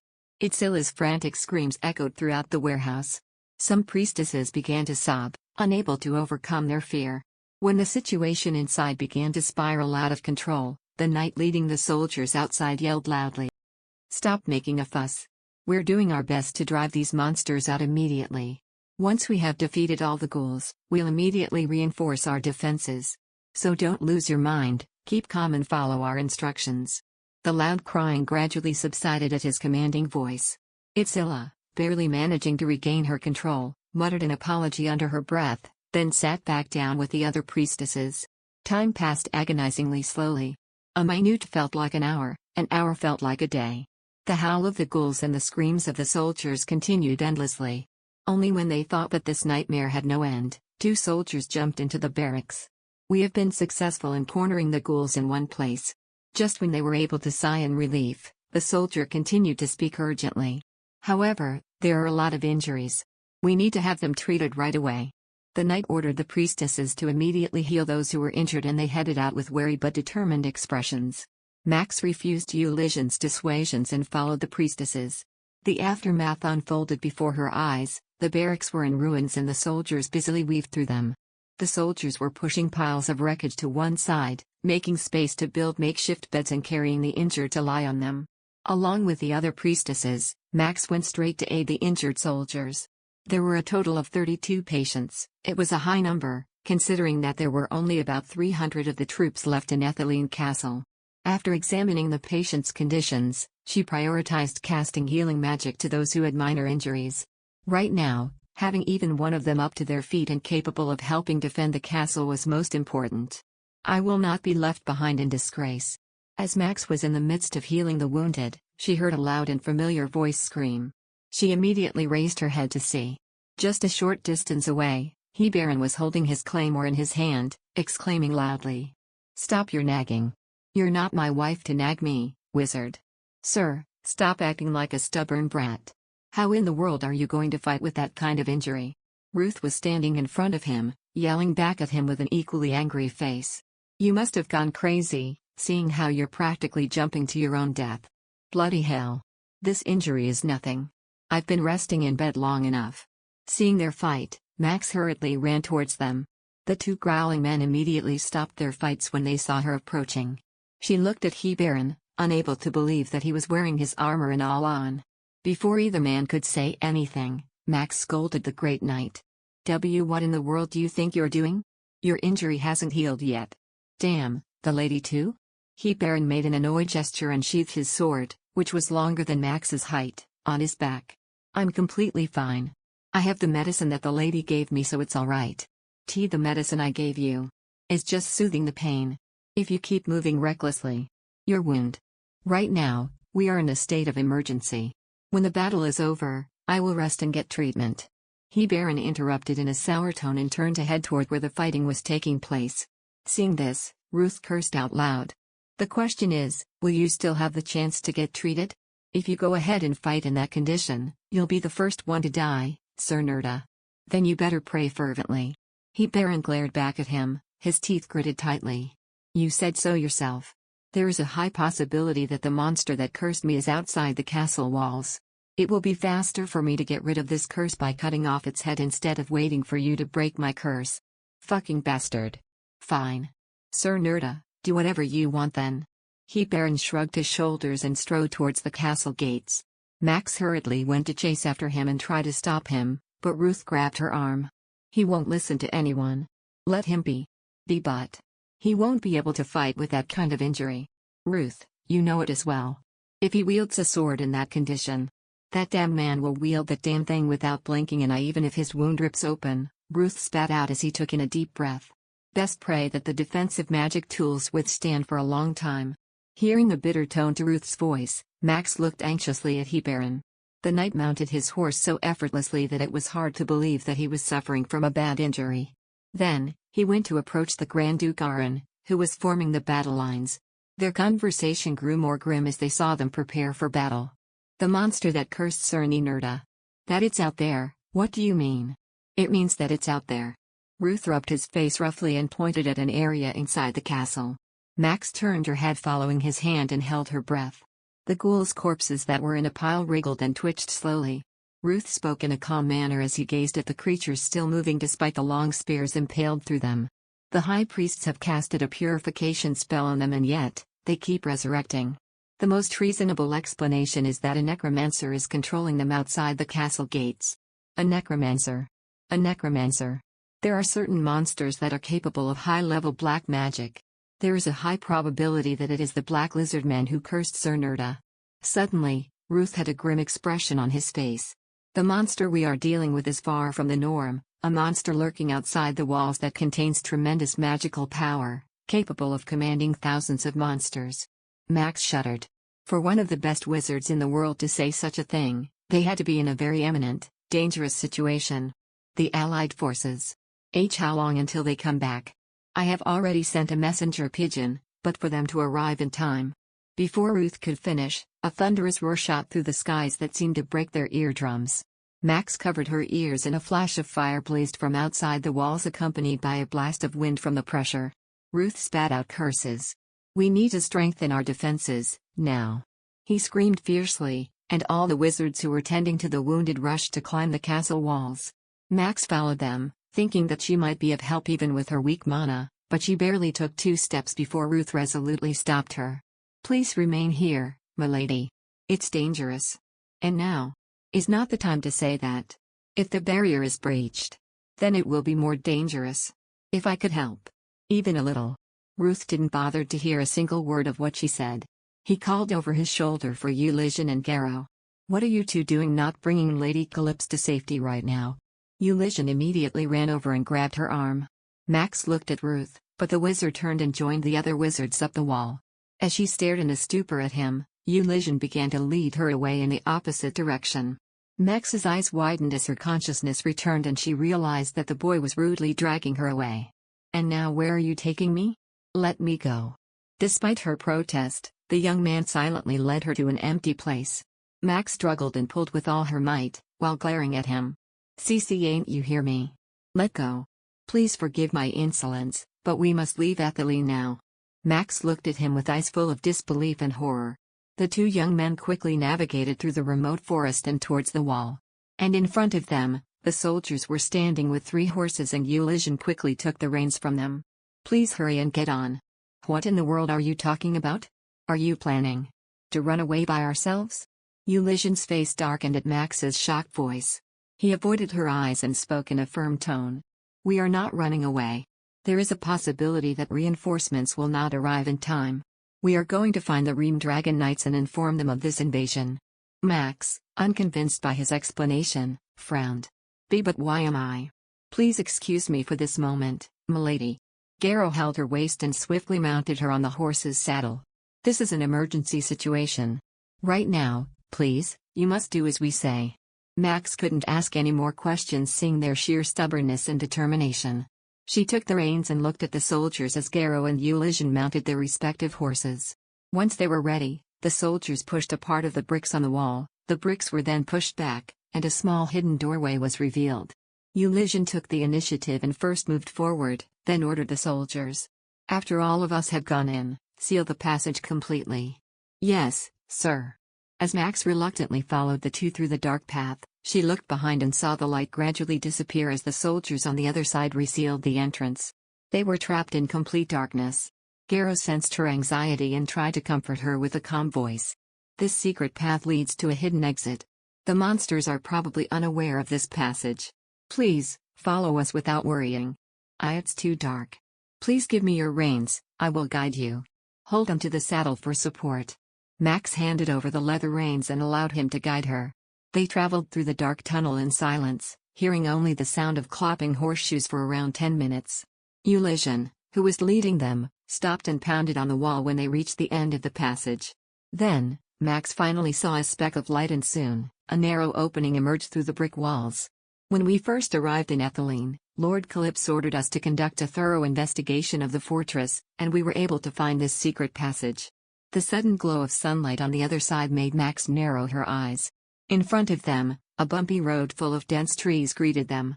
Ulysses went out of the passage and urged her. "We have to get out of here before the sun goes down. We'll be riding in speed, so please follow carefully." "The Allied forces. How long will it take to get to them?" "If we hurry, we can get to them tomorrow." Until then, will Ethylene be able to hold? Since there are wizards defending the castle, it won't fall so easily." There was something unusual about Ulysses' tone, but Max didn't probe further. The 3 of them traveled in silence, but it was all too strange. When Max could no longer suppress her nagging suspicions, she finally spoke. Did you get me out of there? Because there is a high probability that Ethylene will fall?" The young man's shoulders visibly shook, and he looked at her with a pale face. Max bit her lip. She knew something was going on when they rushed to take her away from the castle, and when she saw the truth for herself on Ulysses' face, her heart dropped to the ground. Max was quick to protest. If the situation is really that dire, then shouldn't we all evacuate everyone through the secret passage? The monsters will quickly discover us if hundreds of people escape at once, and we cannot bring the wounded with us." Garrow chimed in, his tone firm. "For now, the best course of action is to inform the Allied forces of the monster invasion as soon as possible." Unable to counter his strong words, Max had no choice but to spur her horse and follow them. They rode through the winding forest road in great hurry. After a while, a steep rock wall emerged through the dense trees. Ulysses, who was in the front, turned to its direction and Max, riding her horse after them, stopped at once. Garrow, who was protecting her from behind, brought his horse to a stop and gave her a confused expression. She looked at the sun's direction through the trees, and when she realized it, her face hardened. "This is not the direction to the end north. Right now. Where are we really going?" "Milady. Please tell me the truth. We are not going to the Allied forces, are we?" Ulysses' face paled at her question. He kept his mouth shut and lowered his head down, but that was the sufficient answer. Max spurred her horse to turn around, but was immediately intercepted by Garrow. "We're heading southeast of this rock wall, towards Baron Gideon's territory. The territory is yet to be invaded by monsters. It is a bit of a distance from here, but for now, it's the safest place. Lord Calypso has directly ordered that if anything happens, the lady should be immediately brought there. Then. Who will notify the Allied forces of the invasion?" "A messenger has already been sent," Garrow replied calmly, but blood rushed to Max's face. If there's no reason to go to the Allied forces. Then I'm going back to Etheline. I can't run away by myself. Ruth, Sir Nerda. And the priestesses are still in there. Lady Calypso." Ulysses quickly led his horse to block their path and spoke in a low, heavy tone. "Do you know who were those ghouls buried inside the castle?" Before Max could say anything, Ulysses continued to speak. "When the corpse of a human is contaminated with black magic, it becomes an undead. Those ghouls that attacked us are humans who used to live in Etheline Castle before it fell. The monsters have turned human corpses into ghouls and buried them beneath the ground. If we go back to the castle now, we will meet the same fate." Max covered her mouth in disbelief with a trembling hand. As she began to understand his words and realize the situation, she felt a bile coming up her throat. Under the oak tree. Chapter 226. Max's face was losing color rapidly, and seeing this, Ulysses kept his words firm and true. "If anything happens to the lady, imagine how heartbroken Lord Calypso would be. Please, be understanding." But. Max's face twisted in pain and conflict. She clutched the shekel in her pocket. The image of ghouls and their rotten black flesh flashed before her eyes. She didn't want to end up like that. Max was completely devastated at the idea of never seeing Riftan again. However, she wasn't the only one feeling that. Itzilla had an older brother who cherished her, and the priestesses too. They all had family and friends waiting for them. Even the soldiers, she didn't want them to die. She looked at Ulysses with pleasing eyes. "Then at least some of them, we must take with us. Even just some. We can't go back. It will only add to the chaos." Garrow shook his head firmly. Their faces were as conflicted and distorted as hers. "We do not wish to leave like this either, but please understand our decision. For us, Lord Calypso's orders are above all else. Inside the castle, there's a noble lady from Levedon who came with me. She's only 18. She was worried about her brother, so she followed him here. When this war is over, she is going to meet him." Ulysses' expression seemed to break for a moment, but he shook his head firmly. "It's too risky to go back now. Please forgive us. However, your safety is most important to us. I'm not that important of a person. I'm not as noble as you all think." At her sudden burst, Max sobbed and she couldn't utter a word properly. Garrow was confused by her outburst, but sighed and pulled on the reins. "We don't have time to argue like this. There may be monsters roaming nearby. We need to get out of the canyon before they discover us." As he led her horse forward by the reins, the horse followed obediently. She forced herself to swallow the grief and her worries as they dragged her with them. Ruth, who always complained about her but still cared about her regardless. Itzilla, who always pretended to be strong, but actually had a soft heart. And Baron and the other priestesses, who were all unconsciously affectionate towards her. All their faces flashed through her mind. "Even if I return and stay in the castle, nothing will change. I will just become another ghoul whom the Allied forces have to defeat later on." Max made up excuses after excuses, but nothing buried the guilt of running away alone. She closed her eyes tightly and silent tears ran down her face. She felt helpless and heavy guilt weighed her heart down. "Think about Riftan.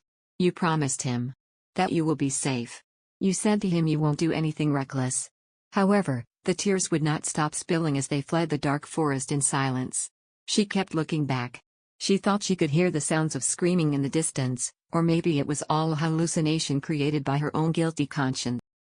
"I think we have to change our route." Ulysses, who was leading them silently, suddenly spoke. He looked at Max's tear-stained face and his expression grew grim, but he quickly straightened his face then resumed in his stern tone.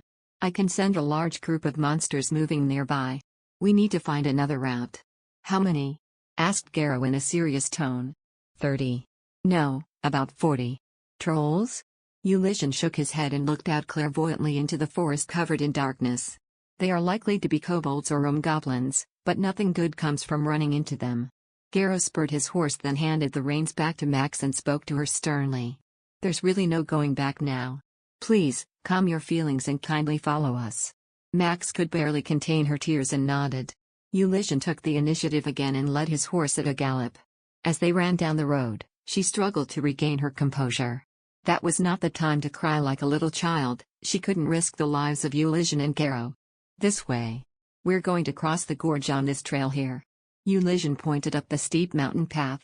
The so-called trail was narrow and bumpy. It was too rough to be even called a path, and Max estimated that it would take about 20 minutes for them to escape the woods and onto the main road. Must we climb up this slope? It seems there are monsters lurking north of here in case the people inside abandon the castle and escape. I think it will be difficult to turn around. We must climb up this path and head straight east. But if there are monsters beyond the gorge, then maybe. Ulysses shook his head. There's no reason for monsters to scatter their troops. Even if there are monsters up ahead, they would probably be just scouts. Garo and I can both handle that easily. I will lead from now on. I have more experience with mountainous terrain. Garo came up the trail first on horseback, and Max followed him up the dizzying steep incline. Her entire body was strained and she sweated profusely, her breathing was heavily labored. The walk up the trail seemed endless, but they finally made it to the top and she saw the whole view of Etheline from above. Her back stiffened, a faint roar echoed in the air. Shit. Garo cursed under his breath and Max immediately understood the reason. One of the two walls defending the castle gates was already collapsing. The monster army that had gathered in front of the castle roared and ran towards the now fragile wall like a herd of angry buffaloes in an attempt to bring it down completely. Max groaned in despair. The monster army was far greater in number than what she saw when she looked out on top of the wall. There were thousands, not hundreds, of trolls, room goblins, and ogres. Where in the world did that army of that many monsters come from? Now is not the time to think about that. The monsters have likely sent a search unit in this area. We have to get out of here before they catch your scent. Garo, who was the first to come to his senses, quickly scanned the trail, but Max couldn't take her eyes off Etheline Castle that was currently being invaded. Seeing her like this, Ulysses, who was as shocked as she was, tried to comfort her. Even if the castle falls, the people in there may be able to avoid death. The Allied forces will return before that happens and reclaim the castle. Even though Max was completely ignorant in military warfare, she knew it was a blatant lie. How could a few hundred men hope to stop a horde of 1,000 monsters? The monsters would destroy Etheline Castle in an instant. She looked at the endless number of monsters marching through the gorge when suddenly something caught her eye. That. If we break that, will that do you much damage to the monsters? She pointed to the towering rock formation, built on the left and right sides of the road leading to the castle's southern gate. The two boys blinked, confused, then when they realized what she meant, their eyes widened. Turning to look at the huge rock boulder hanging from the edge of the wall, Garo spoke in a shaky voice. Can we break that? If we use magic, it might be possible. Max wanted to sound as confident as possible, but couldn't help it. Her voice cracked, and the faces of the two boys reflected uncertainty. But the lady won't have enough mana. I have a plan. Although it's only a slight chance it might work. It is worth a try. The boys looked at each other, in conflict. Realizing they were in the horns of a dilemma, Max continued to plead desperately. Please, please. Give me 20 minutes. No, at least 15 minutes. If I fail, I will follow you two without any objection. Ulysses, who was looking at her, looked back and forth between Max and the rock hanging on the edge of the wall while biting his lips. He talked with Garo about it and then eventually nodded weakly. All right, let's give it a try. But if we fail, the lady must follow us and flee from here immediately. Max nodded with a grim expression. The two boys seemed sorry for their decision, but all three began to climb the steep mountain again. As they drove their horses towards the cliff, the cries from the battlefield grew louder as the sun began to set and cast a purple hue across the skies. Running at such high speed, Max felt the cold afternoon air rush into her lungs. Her thighs throbbed like they had been stabbed with a knife and her arms trembled, but they couldn't afford to take a break. She endured with all her might. After a long time, something suddenly emerged from the trees. Ulysses quickly drew his sword and yelled. Turn back. Max yanked on her horse's reins and hurriedly turned, but there were also monsters surrounding them from behind. Ulysses shouted fiercely as he pulled her behind him to protect her and screamed. We are surrounded, Garo. Secure a path now. The monsters charged at them all at once, as if they had coordinated their plan of attack, and Max clung to her horse's neck for her life. She wanted to throw a shield, but she couldn't draw the magic formula, steer her horse, and run away all at the same time. "Milady, we will act as bait, you should escape. We'll be right behind you." Garrow's screams echoed in her ears and Max looked around in pure horror. She had no idea what direction she's supposed to escape to. While she was overwhelmed, Ulysian and Garrow slashed goblins after goblins and secured a path for her. "Hurry, run." Max spurred her horse and it shot forward like an arrow. A buzzing sound rang in her ears as thick tree trunks passed her left and right. She couldn't even look around to see if she was heading in the right direction. If she slowed down even a little, it would spell her end, so Max swung her reins like a whip, forcing the horse to run in speed. But then, something suddenly flew towards her out of nowhere and Max was knocked off her horse. She landed on her back with a heavy thump against the ground and her breath hitched. As she gasped for air, she looked up with terror. There was a goblin sitting on her stomach and it was holding something like a hook in its hands. Max screamed so loud her throat hurt as she grabbed whatever was around her and threw it frantically at the monster. Fortunately, in her hysterical moment she managed to stab the monster in the eye with a branch and the goblin screeched in pain and grabbed its face. She quickly pushed the goblin away and tried crawling off the ground, but before she could get up, the goblin was able to grab her back. Max smashed and kicked blindly like she was drowning, but it was all to no avail. The goblin grabbed her by the head and kicked her violently in the stomach. Max's vision darkened in an instant and she barely managed to hold on to her fading consciousness. But she couldn't close her eyes, not now. If she passed out here, it would be her end. Unconsciously, Max reached for the dagger tied at the waist while she was being dragged by her hair.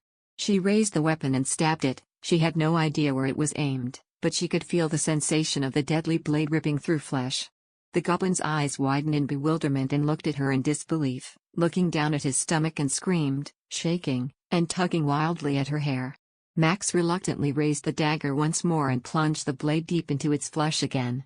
Blood gushed out like a fountain, painting her face and arms red, but she didn't dare stop. In a state of panic, she stabbed with the weapon over and over again, piercing the blade into the monster's shaggy stomach mercilessly until finally, the grip on her hair was released and the monster fell lifelessly to the ground. She was breathing erratically and her body shook uncontrollably as she struggled to get back up. The monster's torso was like minced meat when she looked at it. Unable to contain herself any longer, Max quickly looked away.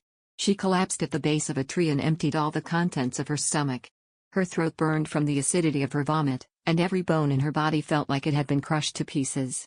Every breath she took was excruciatingly painful, as if she had broken her ribs. She wrapped her hands around her sides and looked back at the path she came. She was devastated. Where am I? The horse she was riding had disappeared without a trace. Max stood up on shaky legs, leaning against the tree trunk for support. Could the situation even get worse? She couldn't even feel fear anymore as she stood there covered in blood in the deep, dark forest. Max walked absent-mindedly, trying to understand where she was, when she suddenly heard screams in the distance.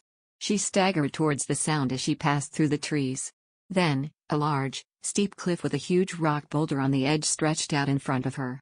She approached the ledge and looked down from the dizzying height. There were thousands of monsters lurking outside the defensive wall that protected Etheline's gates. Under the oak tree. Chapter 227. The horrific scene that was revealed below her made her skin shudder instantly. She wrapped her arms around herself, staggering back. There were 6 gray giants in the front lines, their legs were as thick as tree logs. They charged towards the walls of Etheline and pounded their iron clubs heavily against it. Suddenly, she heard a loud, monstrous roar, followed by a spewing of a huge fountain of fire. Max turned towards the source of the flames. Among the crowd of the trolls, was a monster clad in pitch-black robe, perched atop of a half-dragon's back. She then came to a realization, that creature must be the necromancer who had cursed Tiberin and controls the army of ghouls. The monster tugged at the half-dragon's reins that were made of chain, urging the half-dragon to move closer to Etheline's defensive wall. The necromancer then raised his black, scale-covered hand high. The half-dragon then spewed another ball of fire in the air. Max covered her face. Even from a distance, she could feel the heat from the scorching flames. The dark red flames flew like a cannonball towards the Etheline's defensive wall and she felt a strong gust of wind blow. She ducked against the ground, flattening her body to avoid being carried away by the wind. She waited for the gust to stop blowing, and as the black smoke began to dissipate, she saw the wall appear half-scorched. Then, the ogres rushed forward like a herd of buffaloes and pounded their clubs against the wall. The deafening sound of their weapons hitting against the wall pulled her out of her stupor. She then hurriedly examined the structure of the ground she was on. It wasn't the time to gape at the scene like an idiot. Max knelt on the ground and searched the margins of the land where dirt and rock parted. The rock was firmly embedded in the earth and ground more than she thought. She, who was testing the ground with the soles of her feet, bit her lips in conflict. The cliff was more solid than when she saw it from below. She didn't know if she would be able to break the rock away from the cliff's earth and ground with her magic alone. Her eyes narrowed as she stared eagerly at the narrowly slanted rock. There's no other choice but to try. If she could create even a tiny crack between the rock and the earth and ground holding it stable, the huge rock will collapse by itself with gravity acting upon its heavy weight. She walked a few steps back and placed her palms against the ground. Then, she drew her mana, casting magic to pull up a barrier from the ground, between the rock and the earth to create the fissure. The mana that was drawn out of her stretched to her left and right, creating a complex pattern. After a while, the ground beneath her began to slightly shake, the ground then rose up, creating an earthen barrier. She took a step back, avoiding the thick dust that formed. However, the rock remained unbudging. She bit her lip in frustration and swept away the hair that fell on her forehead. Magic barriers were created out of what's around her, making a tangible wall from whatever is in the environment. As this barrier was made from pulling soil from the ground, the structure beneath was meant to become disrupted. However, the structure seemed to be unaffected with only that amount of scale. She then gathered the remaining mana inside her body once again. She created another barrier, just for it to crumble down again like a sandcastle, creating another thick layer of dust. She did not wait for the dust to settle and pulled up another barrier from the ground. It would have been more effective to create something that would directly rupture the ground structure instead of pulling up a barrier from earth, but she wasn't skilled enough to create a magic spell for that. Her method was foolish, but she had no other choice but to disrupt the ground structure this way. She pulled the barrier again and again, drawing mana from her body constantly. Every time the barrier would emerge from the ground, the earth would shake slightly, but never did the rock show any signs of budging. She gradually felt her mana being drained and Max bit her lips nervously. It was possible that the rock was embedded infinitely deep, and if that was the case, she would have to repeat this method countless times just to create a rift that would break the rock away from the cliff. She clenched her fists in frustration. Max began to think of herself as too arrogant, thinking that she would be able to tip the cliff off this rock wall, the guardian of ethylene, that has withstood thousands of years. But there is no other way. She only had a limited knowledge of magic: draw out defensive barriers from the earth, heal, recover, and small flames. There was no other choice but to try to her best extent. Creating this barrier to create a rift on the ground was like trying to break a rock using an egg. She repeated creating a barrier for about 9 times, then that was when she felt her eyes growing heavy and her body feeling like it was bleeding out heavily. Max pulled away quickly, gathering her mana back from the ground. If she applied more of her mana, she would risk causing her mana to be depleted. She took a deep breath and looked up at the sky with unfocused vision. The sky's hue was so contrastingly beautiful against her situation that she resented the golden sunset it displayed. She blinked emptily, a cool breeze brushed against her wet cheeks. Her entire body throbbed with pain and her head was numb. Her body was trembling uncontrollably. She was completely useless. If Princess Agnes or Ruth were here, they would have made it by now. If only Ruth had escaped instead of her, he would have destroyed this cliff in a matter of seconds and brought devastating damage to the monsters. Her father's voice calling her useless echoed inside her head. And he was right. Despite trying best and hard as she could, in the end, she was still a helplessly useless person. She thought of herself as absurd for trying to fix such a formidable situation on her own. Max's face twisted in despair and her throat burned with shame. She tried to swallow the hot, seething misery that threatens to control her, when suddenly, a tremendous boom engulfed her surroundings. She got up quickly and ran to the ledge. The last of Ethylene's defensive walls is crumbling. The trolls all roared at once and began marching towards the fortress. The soldiers who were on the fortress fired burning arrows at once and the wizards casted blazing fires towards them as an attack, but nothing could stop these monsters whose regenerative powers were close to immortality. The monsters rushed, crashing against the castle gates without a single hesitation. Max watched the scene in horror. She gritted her teeth and placed her palms against the ground once more. This is the last. This chance is the last one you have. She drew out all her mana and applied it to the ground, casting a magic spell accordingly. It felt just like bleeding out as her mana drained out of her body.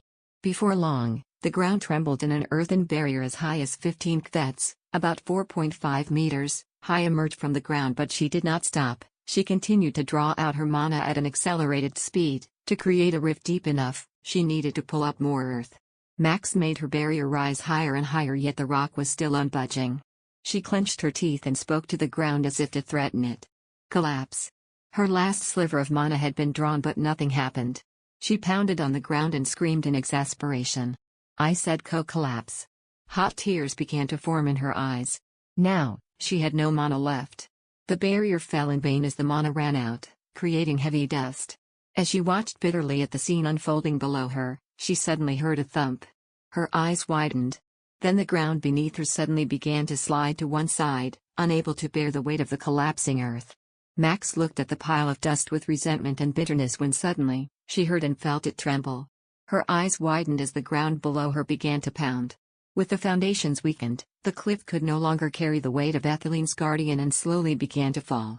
She staggered backwards and hurriedly tried to turn around and get to safety as the soil and dust began to collapse beneath her. However, the strength in her legs were lost and she could not run away fast. She stumbled desperately to get to the other side of the cliff. And then, the ground beneath her began to slant her position and fall towards the cliff at an exponential rate. She was dragged helplessly by the falling silt, making her lose her balance and roll on the ground. And just as she was about to tumble down the cliff with a rock, someone grabbed her arm. Max screamed as she felt the strong pressure on her shoulder. She lifted her head up and saw Eulysian's ashen face. He pulled her toward him in a flash and leapt up to the slanting ground like a natural instinctive animal. Forgetting the pain of her shoulder, Max allowed herself to be dragged to safety as the ground continued to collapse behind them. She heard Eulysian curse before the boy wrapped an arm around her waist and leapt onto stable ground. Max held her breath at the pain she felt in her side. He landed near a tree as nimble as a cat and firmly gripped one of the tree's thick branches, then leaned them against the trunk, avoiding the soil that rushed with the landfall. Max clung to him tightly for her life. The ground shook violently as if heaven and earth were cracking open and fierce roars and screaming resounded for a long time. She had no idea how much time had passed when her surroundings finally came to a quiet and she was barely able to open her eyes. It took her a while to realize what had just happened. Her vision was blurry as if her eyes were covered in frost as she saw the huge rock that had fallen beneath the cliff and the monsters that were crushed and buried under. Her eyes blinked in disbelief. When the rock on top of the cliff fell, the steep rock wall collapsed along with it. Oh my God! Above her, Max heard Eulysian's bewildered voice. Fearing he might drop her, the boy's arm around her waist wrapped so tightly that it magnified the pain she felt in her side. Half of the monster army was crushed by the rock. Do you see it? The entrance has been completely blocked. They will be able to hold out until the reinforcements arrive. He spoke in a shaky voice as he led her away from the ledge and came back to his senses.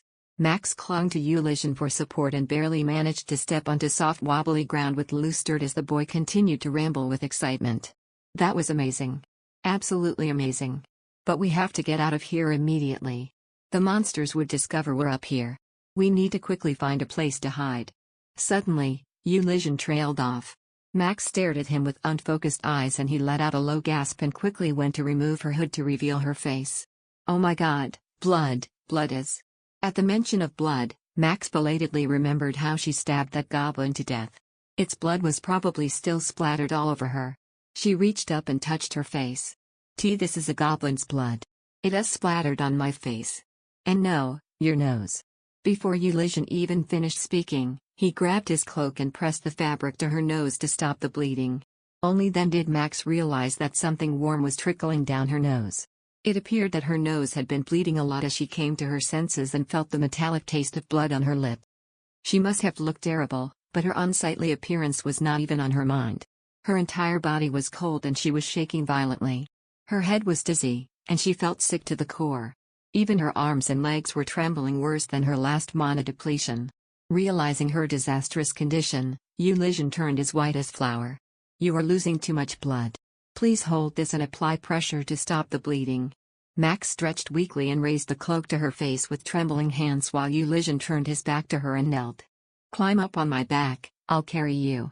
It was difficult for her to stand up, much more to walk, so Max had no choice but to climb up his back obediently. Ulysses gently stood up once she was secured on his back and ran through the forest at lightning speed. "Please hold for a little more.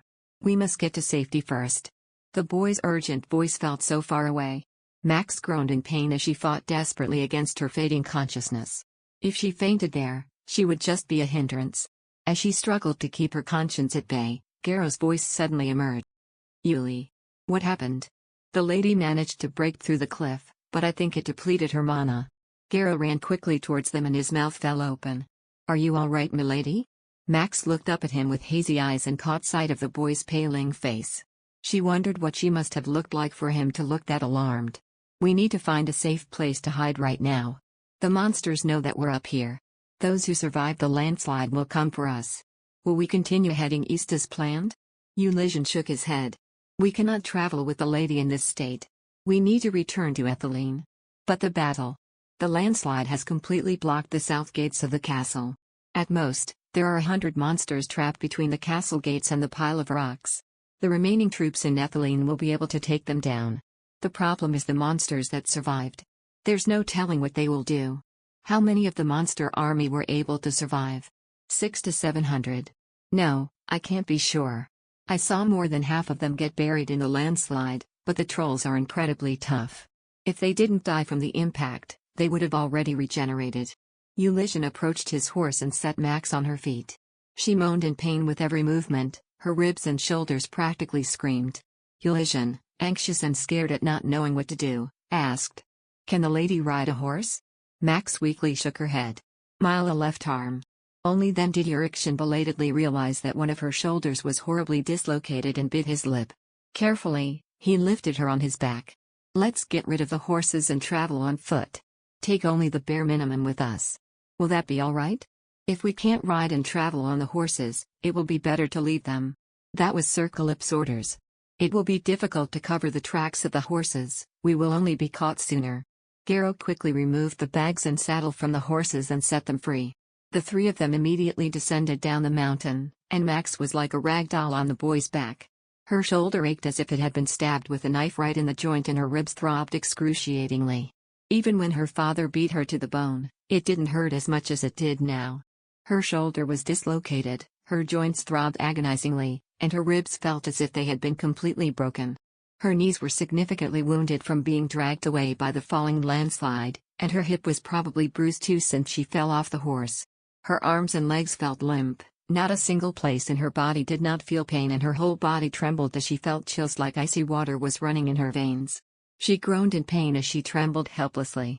"Damn it, we need to find some place to hide and rest for a while," Ulysses muttered urgently as he looked from left to right. "The lady may only end up worse if we waste our time in a hiding place. It would be better to take the lady immediately to a healer." "But she's in so much pain." Max tried to open her lips. She wanted to say that she was fine, but only a strange sound came out of her mouth. The symptoms of her mana depletion began to grow exponentially worse and the chill punctured her bones. Ulysses began to hurry, sensing her suffering.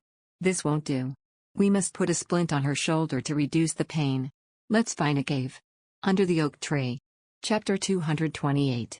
Ulysses ducked as low as possible to reduce the impact of his steps on Max's body as he ran swiftly through the forest. She clenched her jaw, suppressing her teeth to chatter from the chill she was feeling and the agonizing pain she felt on her limp shoulder. It crossed her mind that it would be better if she lost her consciousness.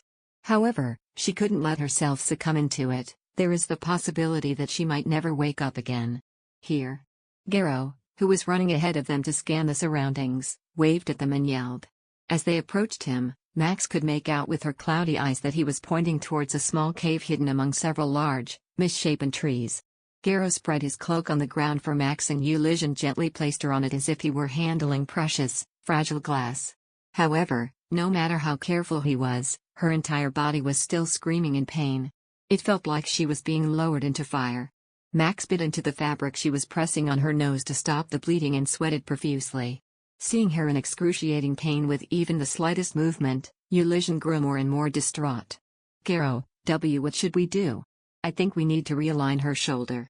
Neither of us knows how to do that. If we don't do it right, we could break her bones or make the pain worse." Let's just put a splinter on her shoulder so it stays in place. Garrow knelt beside her and tore his cloak lengthwise. Please bear it for a moment. This might hurt a lot. Max looked at the boy in terror as he reached for her arm. Leaving her shoulder hanging as it is was already more than painful, what more if someone touched it? Max was terrified, but there was no other way. Garrow carefully lifted her arm, folding it in front of her body and securing it with the cloth, tying it in place to keep it from swaying. Max bit her lip so tight that it bled. The pain was so immense that she couldn't even breathe. Seeing her wither in agony, Yulizhen hurriedly pulled the bags they brought with them off his back. Please hang in there must be some recovery herbs in here. He searched frantically through the bags and pulled out a packet of medicinal herbs. Looking at the handful of herbs, Max's eyes softened and she removed the wrinkled clothing she was pressing against her nose to stop the bleeding. After roughly wiping the blood from her face, Max opened her mouth and Yulizhen crumbled the dried plants into her mouth. Max chewed the bitter herbs and forced herself to swallow them, yet the action caused an inexplicable stinging sensation in her chest. Unable to suppress the nausea caused by the pain, Max hunched over and vomited the nasty herbs next to her. Milady. The pain in her ribs, which was already painful, throbbed even more excruciatingly when she threw up and engulfed her. Yulizhen wept helplessly seeing her in such a disastrous state. I'm sorry, milady, I was useless. This won't do. We'll risk being found by the monsters, but we must make a fire. Her body is dropping temperature. I think her mana depletion is causing her to get worse. I'll make the fire. No, you must keep watch. You are more perceptive than I am. Max wiped the vomit from her mouth as she dazedly listened to the boys' conversation. Garrow wrapped her body with the cloak that he had placed on the floor to keep her warm and went to collect firewood. Yulizhen also quickly removed his own cloak and leaned down to wrap it around her. Then, his body suddenly stiffened. Garrow stared, frozen in fear at the possibility that something else had gone wrong. What is it? Blood. Max wondered if her nose was bleeding again and struggled to open her eyes. The bluish forest which darkness is slowly descending upon were dizzyingly out of focus in her eyes. It was just like being submerged in dark waters. Please excuse my actions for a moment. Garrow walked over to her side and knelt. Yulizhen was still frozen in shock as he unwrapped the cloak around her body. Max twitched weakly, only her eyelids moving. When the young man unwrapped her robe, he gasped and quickly wrapped her up again. Then, he mounted her on his back and exclaimed. We must take her to a healer right now. She's bleeding out too much. I'll take her. I'm faster on mountain roads. Draw your sword and watch my back. Garrow began running down the uneven slope at terrifying speed. Every time his foot crushed the ground and they jerked, Max's chest throbbed painfully as if she had just been kicked by a horse, but she no longer had the strength to even express her pain. Max drooped against the young man's back like a rag doll, concentrating all her attention on her heavy breathing. Everything around her felt as if it was going further and further away from her. She could no longer tell if her eyes were open or closed. Shit. A troll has seen us. Max heard Yulizhen's urgent screams in the blurred background, and her eyelids trembled. Then, the sound of a terrifying growl resounded in the dark, chasing after them fiercely. Soon, it was followed by the heavy sound of steel weapons clanging. Keep running. Yulizhen yelled fiercely. His screams and the roaring of the monster continued as well as the sound of steel clanging. She broke in cold sweats as she felt the pounding of heavy steps on the ground. Garrow jumped down the steep incline like he was plummeting to dodge the monster who was chasing them. At the pressure of their situation, Max lost her consciousness momentarily. She was almost completely engulfed in her unconsciousness that she barely managed to open her eyes when she felt someone touch her face. Their surroundings are now completely veiled in darkness that there was no seeing even an inch ahead. She then heard Yulizhen's breathless voice. Please hold on to your senses. If you lose your consciousness, your body's temperature will drop even more. He said in an urgent voice as he wrapped a cloak around her body. His arm that was wrapped tightly around her side hurt like she was about to die, but she didn't utter a complaint and merely nodded her head. The boy was taking refuge behind a rock to catch his breath, holding her in his arms and trying everything to warm her with the heat of his body. When he realized that her consciousness had somewhat returned, they began to flee down the mountain again. Max was in and out of consciousness the entire way. It felt like an eternity had passed by her as the boys continued weaving through the pitch-black forest. The rhythm of their footsteps, panting breaths, and the chill in her bones was all that she could sense. They didn't go far away from Ethylene, but the journey back felt endless. As she pondered on that thought, She sensed a light coming from a distance. She felt Euligian let out a deep sigh of relief from his chest. The cavalry has returned. They must have gotten the message and came back in a hurry. Euligian leapt out of the trees and yelled to the top of his lungs. A troll is chasing us. Please protect us. Are you deserters?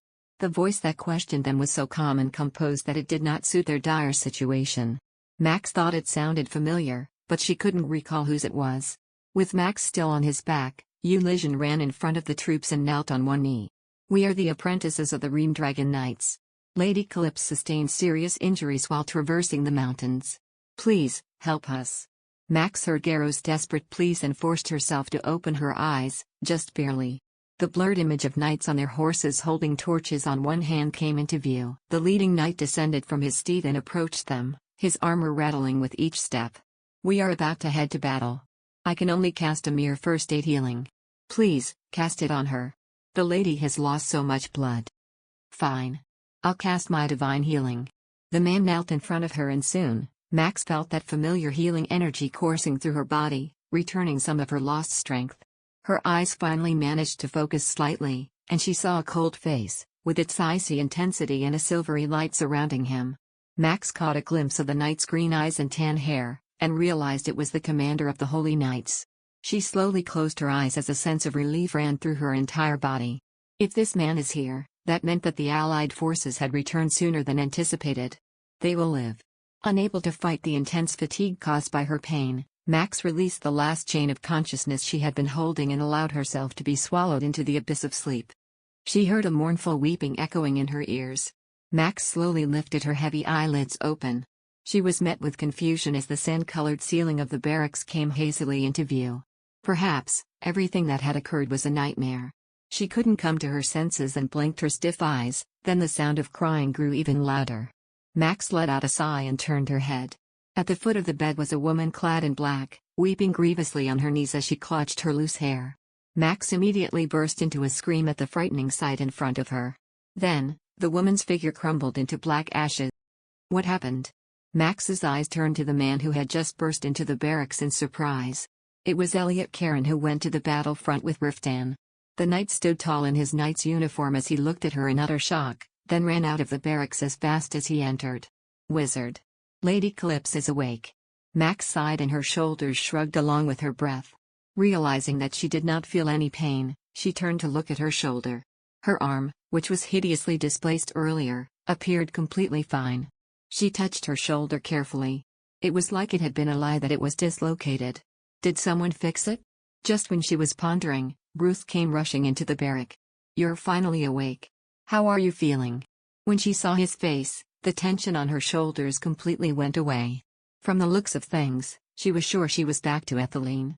A sigh escaped her mouth, but her throat was so dry that no sound came out when she tried to speak.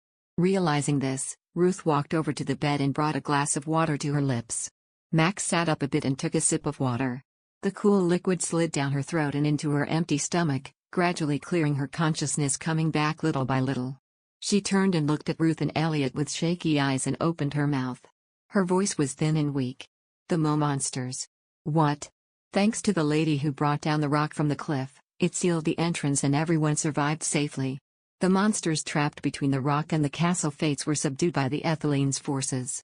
The remaining monsters that survived the landslide were repelled by the Allied forces that arrived. All the other monsters are being fiercely hunted down by the Allied forces as well. Ruth put the water down next to the table and pulled up a chair to sit next to her. For some reason, despite the castle being safely defended, Ruth's complexion paled and this made Max get anxious. Max belatedly recalled the banshee crying at the foot of her bed a while ago and her spine chilled. Was someone hurt? Euligian and Garrow, where? They are both safe. They got hurt fighting monsters but have since recovered. Ruth replied in a calm tone. We were lucky. The Holy Knights were the first to receive the message and their cavalry sped back in a hurry. Riftan. Ruth's face instantly hardened at the mention of that name. He covered and rubbed his mouth and spoke like he was hesitant and troubled. The Ream-Dragon Knights who were out at the front also returned immediately. The moment Lord Calypso arrived, he ran straight to you. Don't you remember? Max searched through her darkened memories but as if clouded by mist, her head throbbed but nothing came to mind. She shook her head slowly and Ruth sighed. Just as I expected, The lady was unconscious for a whole week. When you arrived, you had one foot in the grave. You suffered from 2 broken ribs, your whole body was covered in bruises and your left shoulder was completely dislocated, and your mana was completely depleted. As he spoke, Max noticed that Ruth grew more and more gloomy, and suddenly he stopped speaking. He rubbed his forehead roughly and spoke in a low voice. If it had been even a moment late, it would have been a huge disaster. Lord Calypso had completely gone half insane. I'm so sorry, Max turned blue and weak at the thought. Just imagining Riftan's reaction to her maimed state made her heart clench painfully. Seeing her ashen face, Ruth shook his head weakly. I am not blaming you. If the lady did not break the rock from the cliff, the remaining people in Etheline Castle would have been completely slaughtered by now. Rather, I should be extending my thanks. But contrary to his words, his expression was distorted by anguish. Ruth seemed like he had more to say as he looked at her, but he just sighed and shook his head. I think that's more than enough conversation for someone who has just gained consciousness. I will go and prepare some porridge for you, don't think about anything and get more rest. I've been casting healing and recovery magic on you endlessly, but since you haven't been able to eat anything in a week, you won't have much strength. Where is Sir Riftan now? Ruth's shoulders tensed at her question. He turned and looked at her with a dark, sunken gaze and answered her dryly. He went to attend a meeting for a while. He'll be back soon. Max swallowed dryly. She was afraid of how he would react. Out of habit, she rummaged in her pocket for the coin Riftan had left her, but soon realized that someone had changed her into new clothes. Her fingers fiddled anxiously. Ruth looked at her worried expression and muttered under his breath. I've known Lord Calypso for a long time, all those years, I have never seen him lose himself like this. He was completely out of his mind. Under the oak tree. Chapter 229. She wondered just how in the world did Riftan react that the blunt wizard with nerves of steel had behaved in such fear. Max clenched the sheets, her expression evidently anxious. Seeing her face, Ruth was quick to add to his words too. Don't worry about it. The lady contributed enormously to this war. If Lord Calypso loses his temper, all the people in Etheline will run to stop him. Whatever happens, I'll take your side. We've had our share of history, so the Lord probably won't kill me. Max's eyes widened and Ruth scratched the back of his head and spoke awkwardly. Come to think of it, I haven't been able to properly express my gratitude yet. I survived and I am alive right now because of the lady. Thank you. Surprised by the sincerity, Max hurriedly waved her hand. And not at all. I'm glad that everyone's is safe. Suddenly, a sad smile appeared on Ruth's lips, but before she could ask anything further, the wizard went out of the tent. Although the conversation was brief, Max felt exhausted. It had to be true that she was unconscious for a whole week, all of her wounds seemed to have healed, but her limbs felt tired, and her head felt heavy. She stared up at the ceiling with sunken eyes, then tried to sit up when suddenly, she heard more footsteps rushing towards the tent and 2 priestesses came rushing into the tent. Milady. Max smiled heartily as she saw the faces of Idsilla and Selina. Seeing that they were both alive and well, Max let out a sigh of relief. Idsilla immediately ran over to her and tucked a thick pillow behind her to ease the pressure on her back. You shouldn't be getting up all by yourself just yet. What are you going to do if you fall? I was just trying to sit up.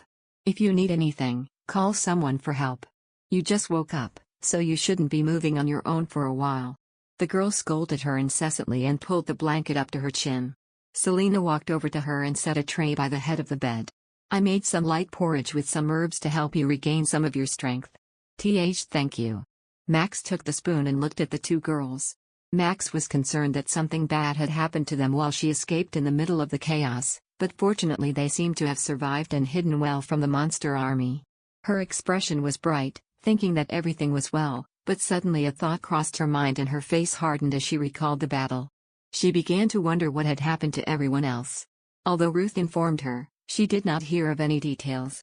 No matter what the result was, a full-scale invasion still took place. There must have been a massive number of casualties. What's the situation in the eye infirmary? The number of wounded has increased by a lot, but the wizard who came to the front lines with the allied forces has returned to help us and now the situation has gone stable. Idsilla poured porridge into the bowl and gave her a stern look. The lady must focus on taking care of her health. We will take care of the work in the infirmary, so don't worry about anything. Max took the steaming bowl and looked around. She wanted to probe for more details, if everyone was really fine, or if any of the Ream Dragon Knights were injured, but seeing how busy everything was, she didn't want to snoop and be a nuisance. She blew on her porridge and slowly took a sip. She ate her food little by little, and when she finished, Itzilla placed a partition to surround her bed. She then carefully helped her clean, wiping her face, hand, feet, and back with a wet towel. Max was a little embarrassed but didn't refuse. She had done this hundreds of times for her patients, but it felt a little strange to be on the other end of care.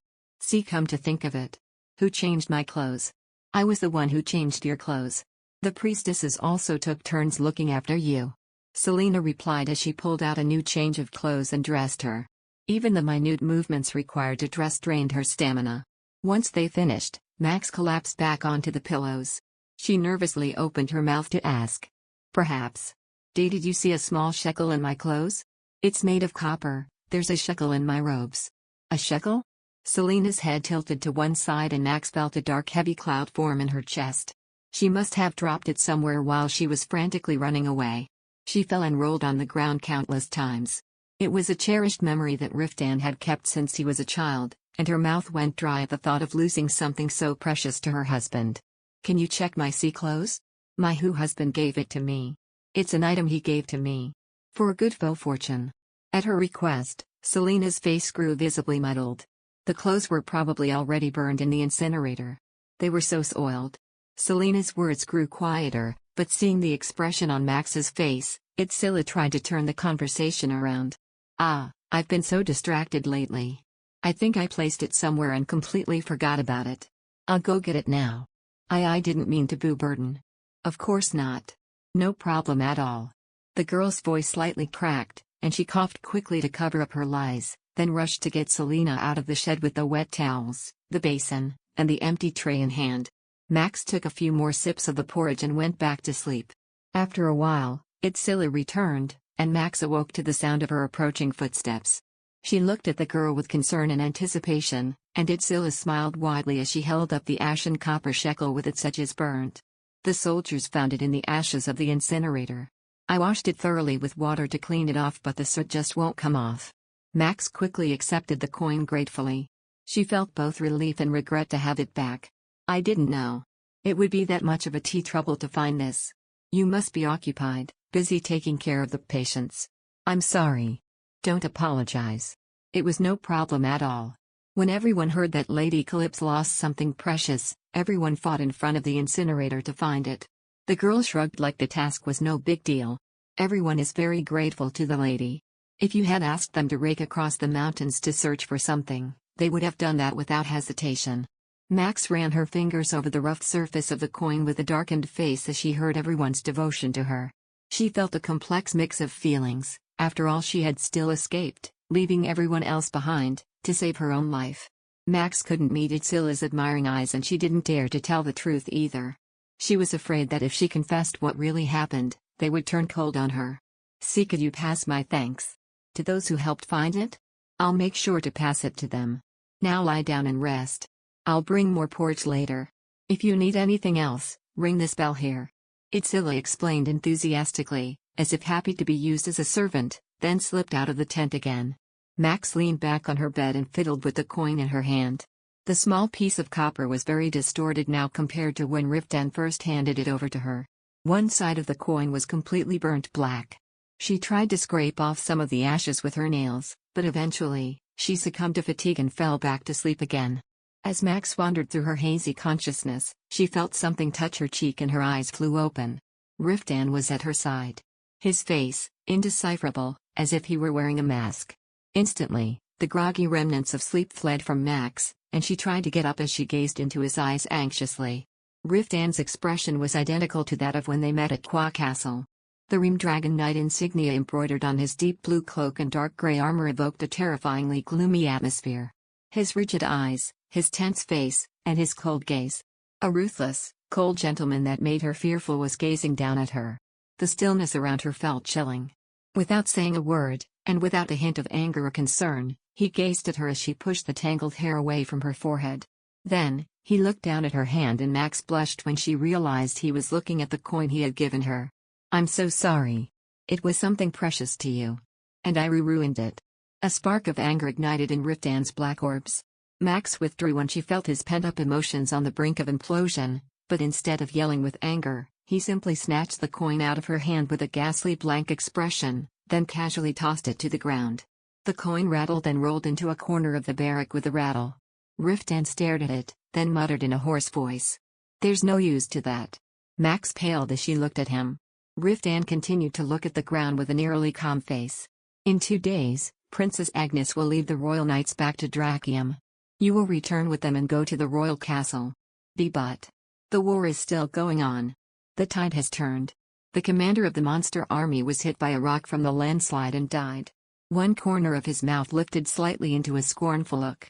A pathetic, futile death for a monster that led an invasion of this magnitude. Riftan seemed unable to accept that the monster had met its death so easily, but he continued to speak in a blunt tone as if he was suppressing his seething emotions. "The Royal Knights of Levedon, Holy Knights of Osiria and some reinforcements from Wheaton and Balto will stay, and that's more than enough to subdue the remaining monsters. We will manage to monitor the situation for the next 2 days, and Princess Agnes will return with the Royal Knights of Wheaton to Drachium. You will return with them. The princess promised to give you the utmost protection. Then. What about you, Riftan? The Reamdragon Knight. Some of the Reamdragon Knights will go. Uslin and Elliot have volunteered to accompany you." Riftan rubbed his mouth slightly, barely turned to look at her. His eyes were emotionless as if they were covered with a black veil.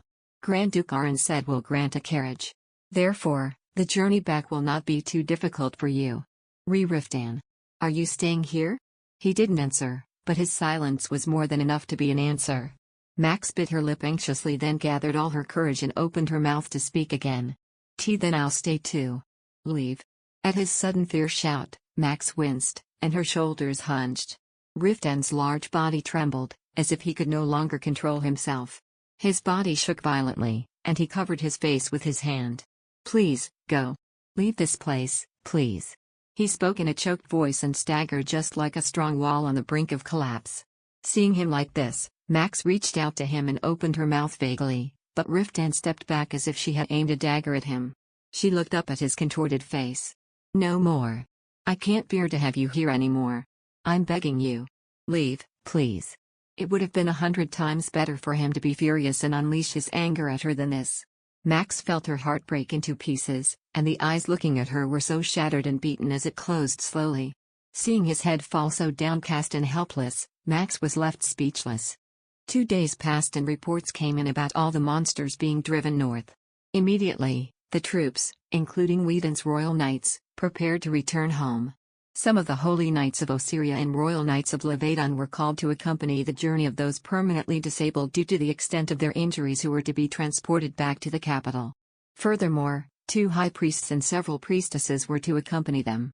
The war was not over yet, and Max had to wonder if it would be okay for so many people to return home.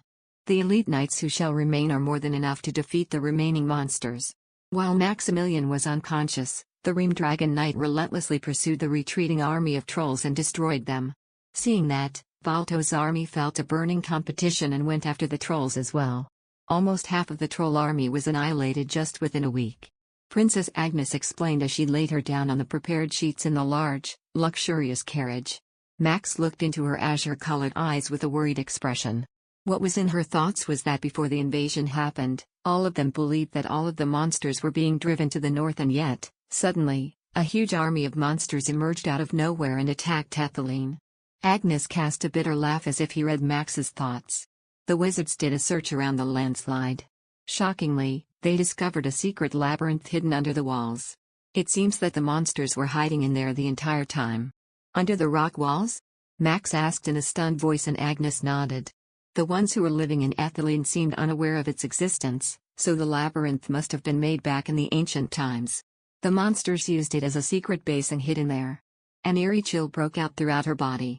That only meant that all this time, thousands of monsters were right under their noses. They were blind, their situation could not be worse than being under a lamp where it was dark. Seeing Max in rumination, Princess Agnes also frowned and spoke sternly. When the Allied forces recaptured Etheline, a total of 2,000 monsters hid into the labyrinth, bidding for the right moment to attack. Her mouth twisted into a disdainful smile. The Allied forces have completely fallen into the monster's trap. We have underestimated the monster's intelligence too much. Under the oak tree. Chapter 230. Will everything be okay now? The commander of the monster army who leads devices and their tactics is gone. The coalition of the monster army has fallen to the ground. Although there is still a considerable number of trolls encamped in the north, sooner or later, they too will meet their end. Despite the promising sound of the princess' words, the concern and apprehension did not disappear from Max's face. It seems as if you have lost confidence in the Allied forces. It's not that I have lost confidence in them. Max muttered, but hearing the hesitation in her tone, the princess couldn't help but give her a bitter smile. Don't worry. The honor and pride of the Allied forces have taken a devastating blow because the monsters have outwitted them, that they are now more vigilant than ever.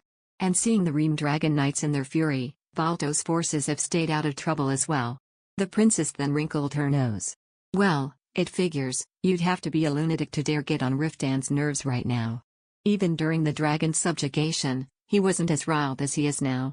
Max clamped her mouth shut, reached into her pocket, and touched the shekel anxiously with her fingers. As soon as Riftan left, Max went and picked it up from the corner where he threw it. As she recalled Riftan disposing of something he had kept for more than a decade with an undecipherable expression on his face, the corner of her heart tightened. Agnes, seeing Max sink into depression, quickly lit up the atmosphere with a joyous beam. Let's stop talking about wars now. Just focus on recovering your health. Maximilian pushed her body to the limit. You should rest now. Thank you for taking care of me to this extent. Don't mention it. The princess gave her a warm smile and tucked her in. Max blushed, embarrassed for being treated like a terminally ill patient. There were men there who had suffered much more serious injuries. Compared to those who lost their limbs and are now disabled for life, suffering a shoulder dislocation and some broken ribs paled in comparison. However, her strength was returning at a snail's pace. All of her wounds had gone thanks to healing magic. Although she received recovery magic, she was still tired and lacking in energy as a result of completely depleting her mana. Feeling like a dry well, Max rubbed her sore, dizzy head. We are ready to depart. A loud voice called out from outside the carriage after a moment. Princess Agnes left the carriage and went out for one last inspection before returning. Soon, the trumpet sounded to signal their departure. With the princess' help, Max sat up and looked out the window, hoping to see Riftan, but he was not in sight. She bit her lip anxiously and wondered if he wouldn't even bid her goodbye. Her heart filled with anxiety and disappointment. It was not unreasonable for him to be so outraged after she broke her promise not to be reckless and got seriously injured. However, if she hadn't done what she did, Etheline would have been invaded by the monsters. And in the end, didn't she come out generally fine as well? She thought to herself, wounds can be solved with healing magic. So isn't it all right for me to get a little hurt? Max's face suddenly clouded as she remembered the pain that flashed in Riftan's eyes, that she felt guilty of her thoughts. She was then overwhelmed in a mixed feeling of confusion and discouragement, and her shoulders dropped. At that moment, Max saw someone running to the edge of the carriage. Looking out, her eyes widened. Ulyshen exclaimed his words as he followed closely beside the slow-moving carriage. "Milady, I wanted to sincerely apologize before you left. I really am deeply sorry that I wasn't able to protect you properly." Surprised by the unexpected apology, Max quickly waved her hands towards the boy. That's not true. If it weren't for the protection of Ulyshen and Garrow, I wouldn't be here right now. If it weren't for the two of you, there would have been a bigger problem. Milady. The boy bit his trembling lips and his eyes wrinkled as if he was holding back tears. His purple eyes appeared slightly moist. Max looked at him with concern and tried to encourage him with a bright smile. Don't make that face. Soon. I will recover. So. You should take care and return safely. Ulyshen seemed to have more to say, but kept his mouth shut and bowed his head. Max couldn't help but feel guilty seeing the boy like this. He was only 17 years old. Although he was already a genius swordsman with great potential, he was still a young boy and one who protected her with bravery befitting a true knight. Max wanted to tell him that, to tell him of his incredible bravery and courage, but the carriage sped up and Max staggered slightly. Ulyshen hurriedly chased after the wagon, but soon, he also came to a stop and only watched as the carriage moved away. Max looked out the window and saw his dejected expression slowly turn farther and farther. Soon, the boy's figure got obscured by the crowds. Princess Agnes went over to her and pointed to the window. Over there. They have come to see you off. Max followed the prince's fingertip and saw several priestesses gathered on top of a hill. Itzilla stood in front and waved her handkerchief high in the air. Max gave them a small smile. When she asked Itzilla to return home together, Itzilla rejected her offer and decided to stay and go home with her brother instead. Feeling solemn that this could be their last meeting together, Max waved her hands until the girl was out of sight. Finally, the carriage passed through the gates and Princess Agnes helped her lay back down. The southern road is completely blocked, so we will pass through a valley in the north and travel around the wall. The Ream Dragon Knights will escort us until then. There will be no monsters throughout that journey, so you can relax and sleep without worry. Max closed her eyes, feeling relieved that Riftan would be with her. The next time she opened her eyes in the rattling carriage, Princess Agnes shook her shoulder gently to wake her up. She then helped her sit and pointed outside the window. The Ream Dragon Knights will no longer be escorting us from here on. Should I call for Riftan to come say goodbye? Max looked out the carriage window with sunken eyes and saw the knights in an organized formation on the tawny-colored field. Riftan, who led the ranks, took off his helmet and held it by his side. She could see his hair swaying against the blowing wind. Max waited for him to steer his horse toward her, but Riftan did not move as he sat still atop his black stallion with an undecipherable gaze. She didn't want to call him when she remembered how he was shaking so painfully in front of her. She shook her head slowly. "It's all right. We've already said our goodbyes." The princess looked at her warily, then lowered the curtains and ordered their procession to depart. The carriage shook again, and Max stared silently at his disappearing figure. As they moved away, it felt as if a dark shadow was dimming her heart. "Will you come soon to take me?" She looked at him with pleading eyes, but his face remained passive, and Max couldn't read it at all. She clasped the shekel in her hand tightly, wishing that Riftan would suddenly steer his horse to follow her. For a moment, that expectation swelled but was soon deflated as Riftan stayed still on the field like a stone statue. Max blinked, backed her tears and swallowed the pain that crept up her throat. A gust of cold wind flapped the capes of the Ream Dragon Knights. She breathed in the wind and realized that autumn had arrived and her most intense, painful summer had come to an end. The prince's words that all the monsters had been driven north were upheld without exaggeration.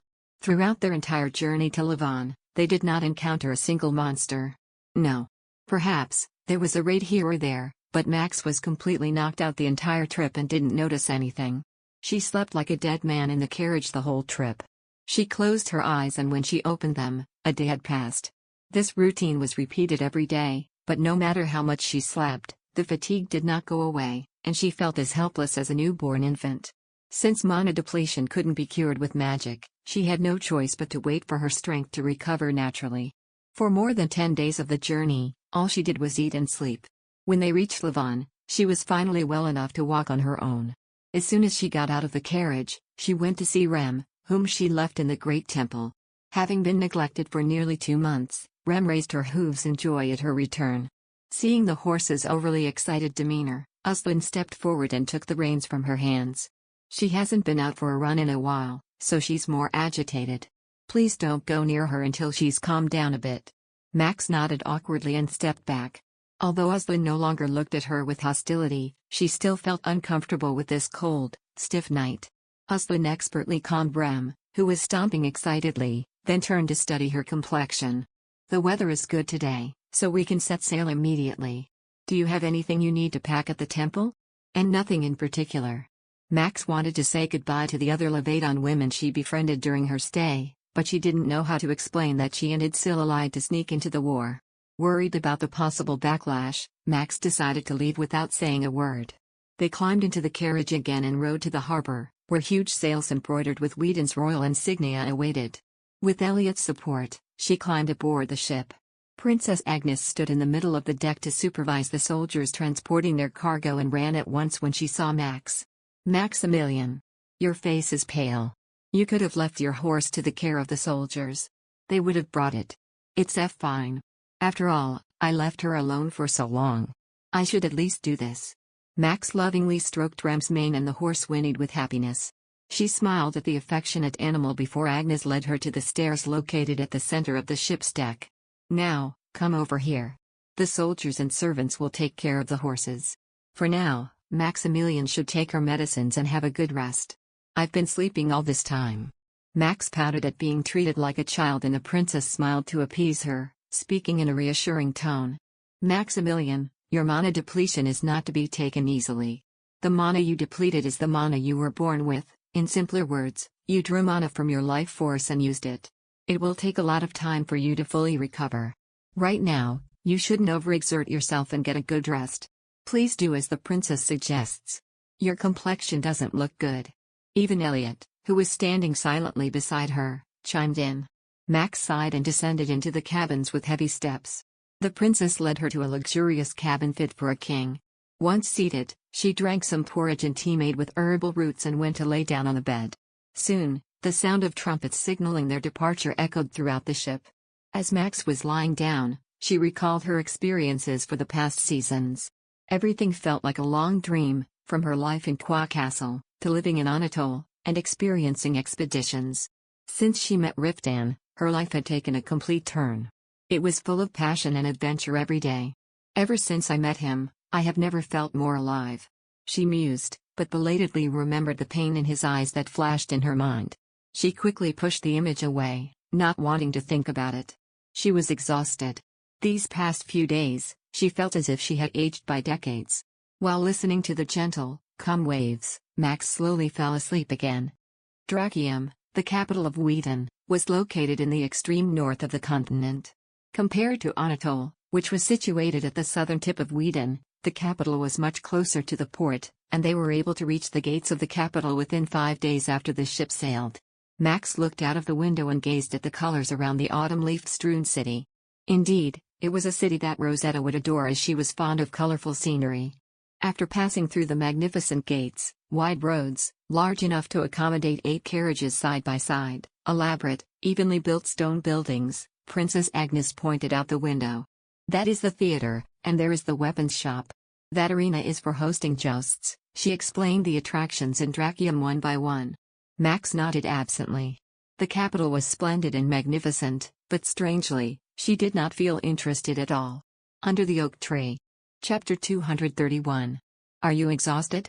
Noticing her passive expression, the princess asked with a smile, but Max blushed in embarrassment. And no. I just feel sorry for the others who are traveling with us, that I am traveling so comfortably. Not at all. You are patient, Maximilian. Besides, traveling by carriage all day puts a lot of stress on the body. The princess leaned her elbow on the windowsill and sighed.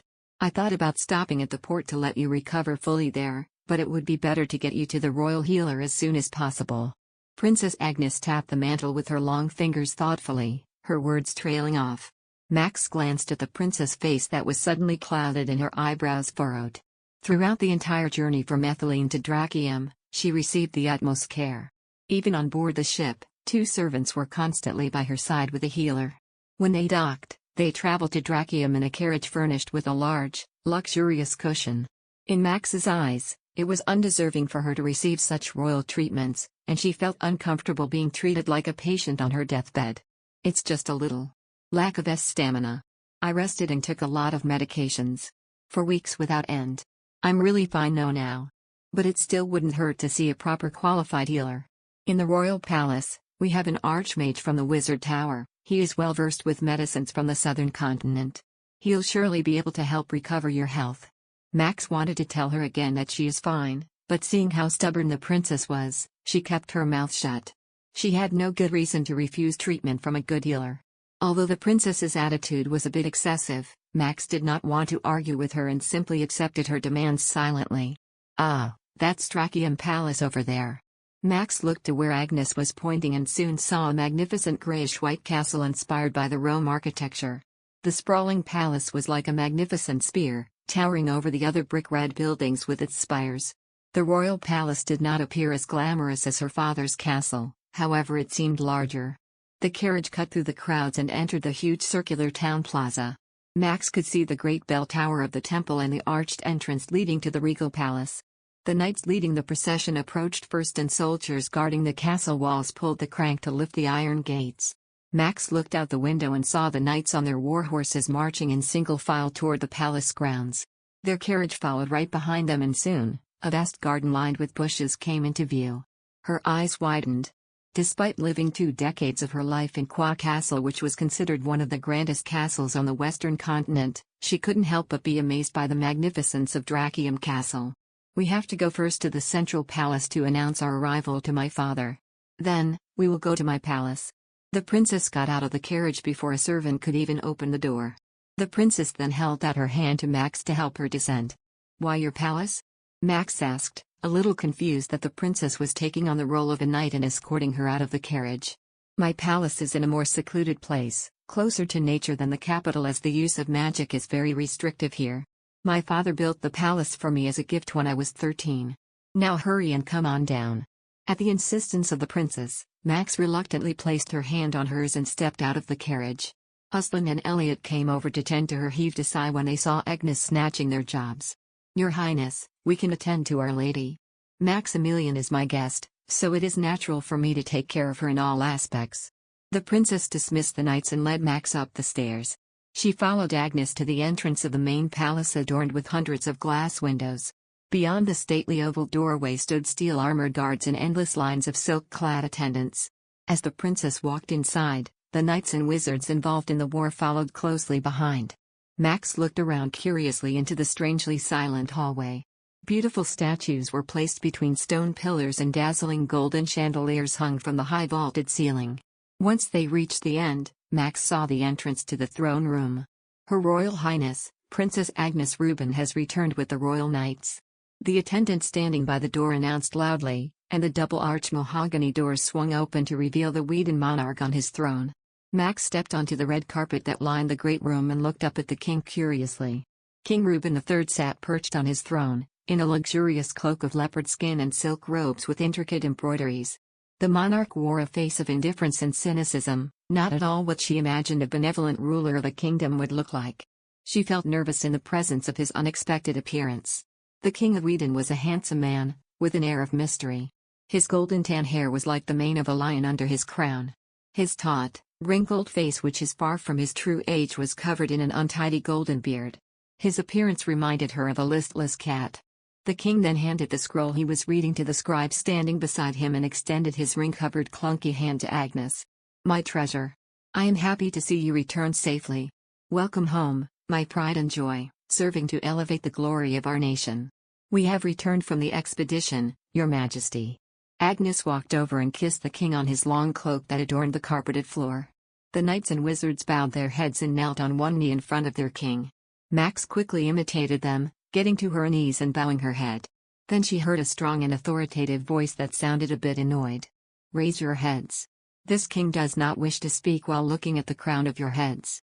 Max looked around, and after seeing Aslan and Elliot on either side of her slowly raised their heads, she too looked up. Reuben III had an elbow on the armrest as he looked down casually at his subjects kneeling before him. He spoke again, in that low, powerful tone. "Many did not return. The war is not yet over, so I have ordered that a third party remains in Levedon." "Who is left?" "A lot from the Reamdragon Knights, West, and Northern territories remain. All will return in a month at the latest." The king's golden eyes studied the faces of his subjects closely, then suddenly, his gaze stopped when he met Max's. She felt her throat constrict and gulped at the intense pressure strong enough to stop her heart from beating. The king, although he seemed detached and distant, gave off an intimidating aura. "If my eyes are not lying to me, aren't those men from the Reamdragon Knights?" At the call of their presence, Aslan and Elliot bowed their heads. "I am Elliot Karen of the Reamdragon Knights." "I am Aslan Rikaido of the Reamdragon Knights. We are here to accompany Our Lady by the order of Lord Calypso." "Lady?" The king's sharp eyes immediately locked onto her and Max froze on the spot. Then she quickly opened her mouth, trying to be as calm as possible. "It is an honor to me meet you, Your Majesty. I am Maximilian Calypso." The king's golden eyes coldly stared at Max, and at that moment, she felt like she was standing in front of a lion disguised in human skin. He stroked his thick, curly beard and his mouth twisted crookedly. "Ah yes. Now I do remember being repeatedly rejected by that stubborn knight because of you." The temperature in the hall immediately plummeted, enough to freeze her bones. Max hurriedly bowed her head, her face pale and exhausted, but Agnes was quick to redeem her. "Royal Father, Lady Calypso is a wizard and one of the greatest contributors to the Battle of Ethylene. She was seriously injured during the war, so I have brought her here in a hurry to help her recover. That is a very interesting story." Contrary to his words, Reuben III had a blatant disinterested expression plastered on his face. Riftan Calypso is the pride of Whedon and this king's most favored knight. We cannot afford to neglect the care of his wife. She must receive utmost care and special treatment during her stay. I am grateful for His Majesty's generosity."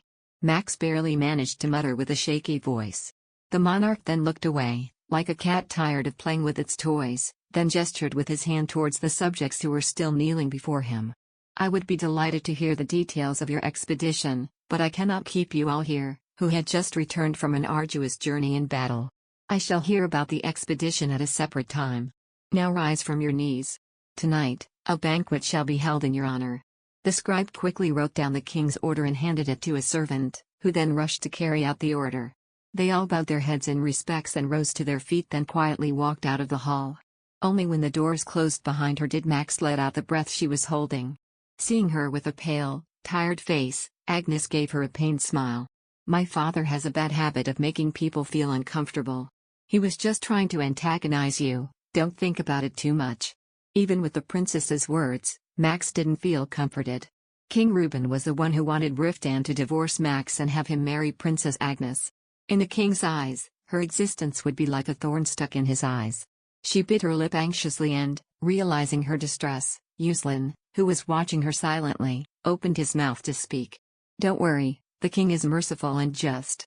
No harm will come to the lady." Max gave him a big smile. King Reuben didn't seem to have any compassion. And as if she knew exactly what she was thinking, Agnes laughed. "I know he's grumpy and can be a bit mean, but he's just in his own way. Once he learns of your contributions, he will offer you nothing but praise. I'll be sure to tell him in detail." They left the central palace and got into the carriage once more. Drakium Palace was the size of a small village. They passed the great chapel, a huge training ground that could easily accommodate 10,000 men, and a lush forest of elms. Only then did the princess' residence come into view. Max was completely drained of strength when she was ushered into a spacious and cozy guest bedroom overlooking the orchard and the reservoir. "I'll call the healer. Lie down in bed and rest for now. You don't have to do that right away. Her Highness Agnes must be really tired too. I promised Riftan that I would take care of you. For my pride and honor, I will, so don't worry about anything." Agnes immediately summoned 2 female healers and they examined her as she lay rigid on the bed. They studied her complexion and poked her around her stomach. They asked her several questions, then threw more than a dozen different types of herbs into a porcelain teapot and prepared the medicine. Max eyed the dark, foul-smelling black liquid warily and turned to speak to the healer. What is this medicine? I've never seen some of these herbs before." "It is a medicine that helps your body recover much faster." The princess quickly interrupted and answered vaguely on behalf of the healers. "These medicines are good for your health, so don't worry about it and take it." Max sniffed the bitter herbal tea, thinking of the princess who still took care of her despite also being exhausted from the journey. She squeezed her eyes shut and swallowed it down. When she emptied the cup, the healers continued their mysterious treatments and placed a pack of hot stones on her blankets to warm her, then applied a strange-smelling oil to her hands and feet. "Excuse my intrusion, but the princess has summoned me." Just when Max thought the treatments would be over, another voice came from outside the door. Agnes turned and quickly yelled for the person to come inside. He was a slim man in his mid-40s wearing a dark gray robe. He stroked his messy beard as he approached her. Which idiot would draw their mana to the extent of draining it? Who is this fool? What an ignorant person. That person must be prepared to hear my sermon. "Simon, I will not tolerate such rudeness." The princess gave the man a stern look, but the man named Simon didn't flinch. He snorted derisively, then turned to look sternly at Max. "You don't look like a wizard from the wizard tower. May I ask from which idiot did you learn your magic from to do such a reckless thing?" Aye, Simon." The princess warned again and the wizard pouted. Then, he dragged a chair and sat by the bed. Yes. All right. I will stop nagging and examine her. Now, please give me your hand." Hesitantly, Max reached out her hand and the man took it between his dry, slim, brittle-feeling fingers and injected some of his magical energy into hers. She shuddered as she felt cold magic seep into her body. The wizard did this for about 10 minutes and released her hand with a sigh. "Her mana exhaustion is not as severe as I had expected. But still, you must please rest well for another month or so." "So, Will she recover fully? At the princess's anxious question, the wizard blinked his big, owl-like eyes and sighed again. Her body will recover in time. However, you shouldn't use magic again in the meantime. Not until your magic energy is fully replenished naturally, or else it could lead to permanent damage. What kind of permanent damage? One that could shorten your lifespan. Max's body shuddered at his ominously low voice. To show that he was not exaggerating, the wizard had a serious expression and crossed his arms across his chest. Mana is the energy we are all born with. Wizards take mana by force from the natural world into their bodies and use it to cast magic. The mana inherent in the body is like the magnet that holds you magical energy. The lady not only exhausted her magical energy, but also the mana that powers and gives strength to our bodies enough to live. What you did is like to purposely shorten your life. That was not my intention. It's just at that time. There was no other choice. The wizard sighed deeply at her excuse. There are some wizards who act rashly as the lady on the battlefield. He muttered bitterly and got up from his seat. Right now, the lady's body is as weak and fragile as a newborn. That is why you are constantly seeking sleep. Get as much sleep and rest as possible to help your body replenish what it has lost. And don't even think about doing anything strenuous until you are back to normal. Max nodded. The wizard gave her a few more warnings and precautions before his departure. The princess and the two healers also left, but she could barely rest peacefully. Ever since arriving at Drakium Palace, all Max did was eat and sleep like a newborn infant. In between, she would take the medicine that the healers prepared and occasionally receive healing magic from the priests.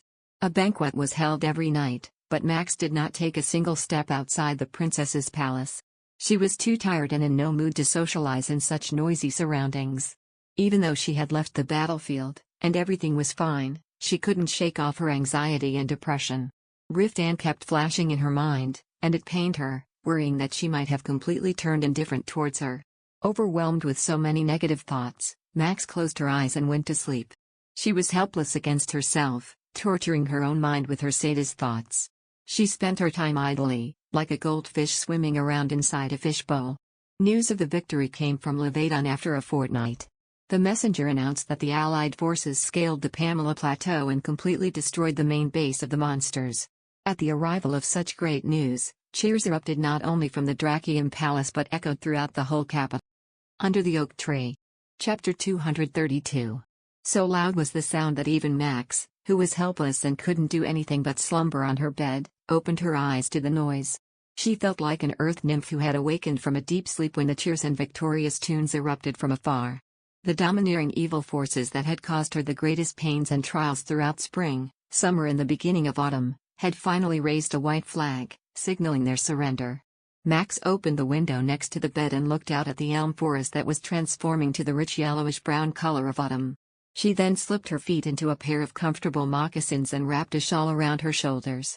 One of the healers walked into the room with a tray and her eyes widened upon seeing her up on her 2 feet. "Milady, is there anything you need? Tell me what it is and I'll do it right away. I want to go, out. I would like to hear the details of the war's conclusion.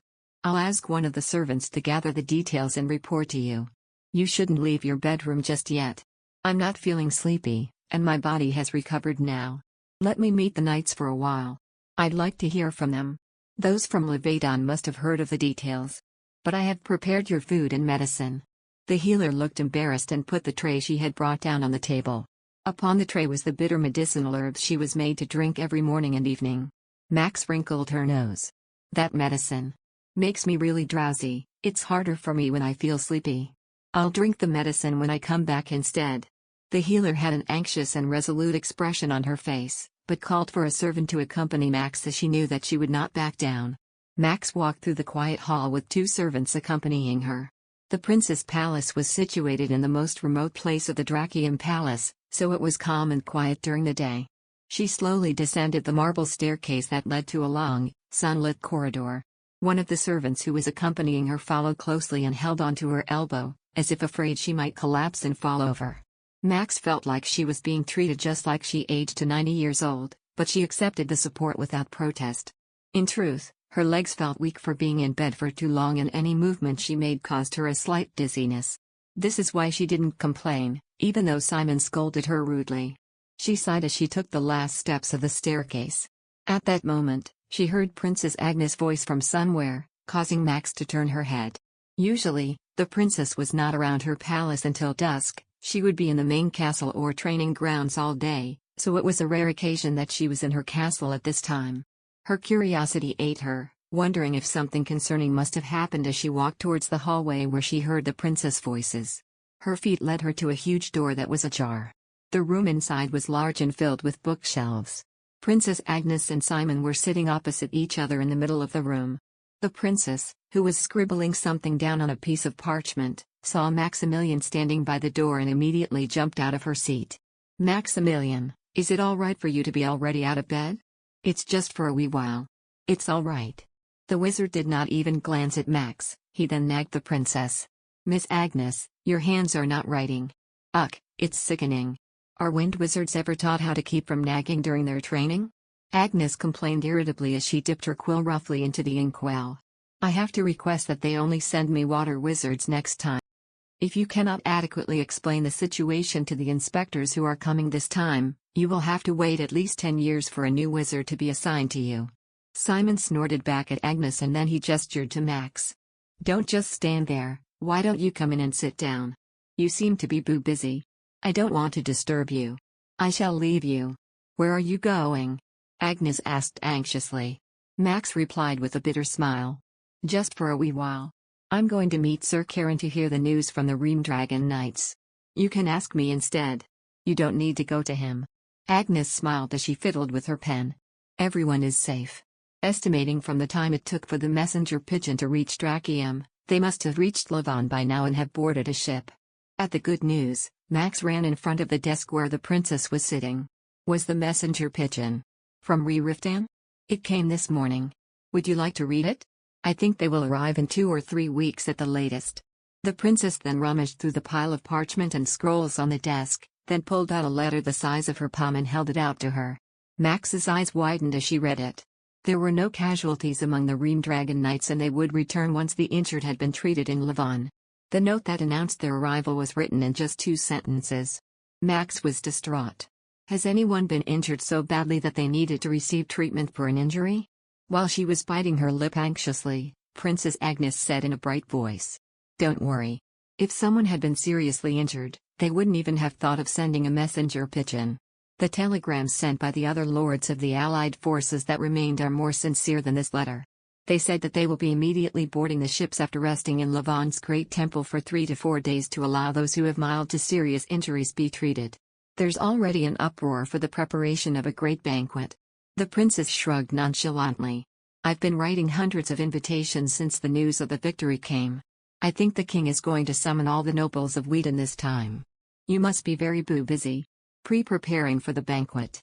Right now, what's more urgent than a frivolous banquet is to write a report to the inspection team of the Wizard Tower."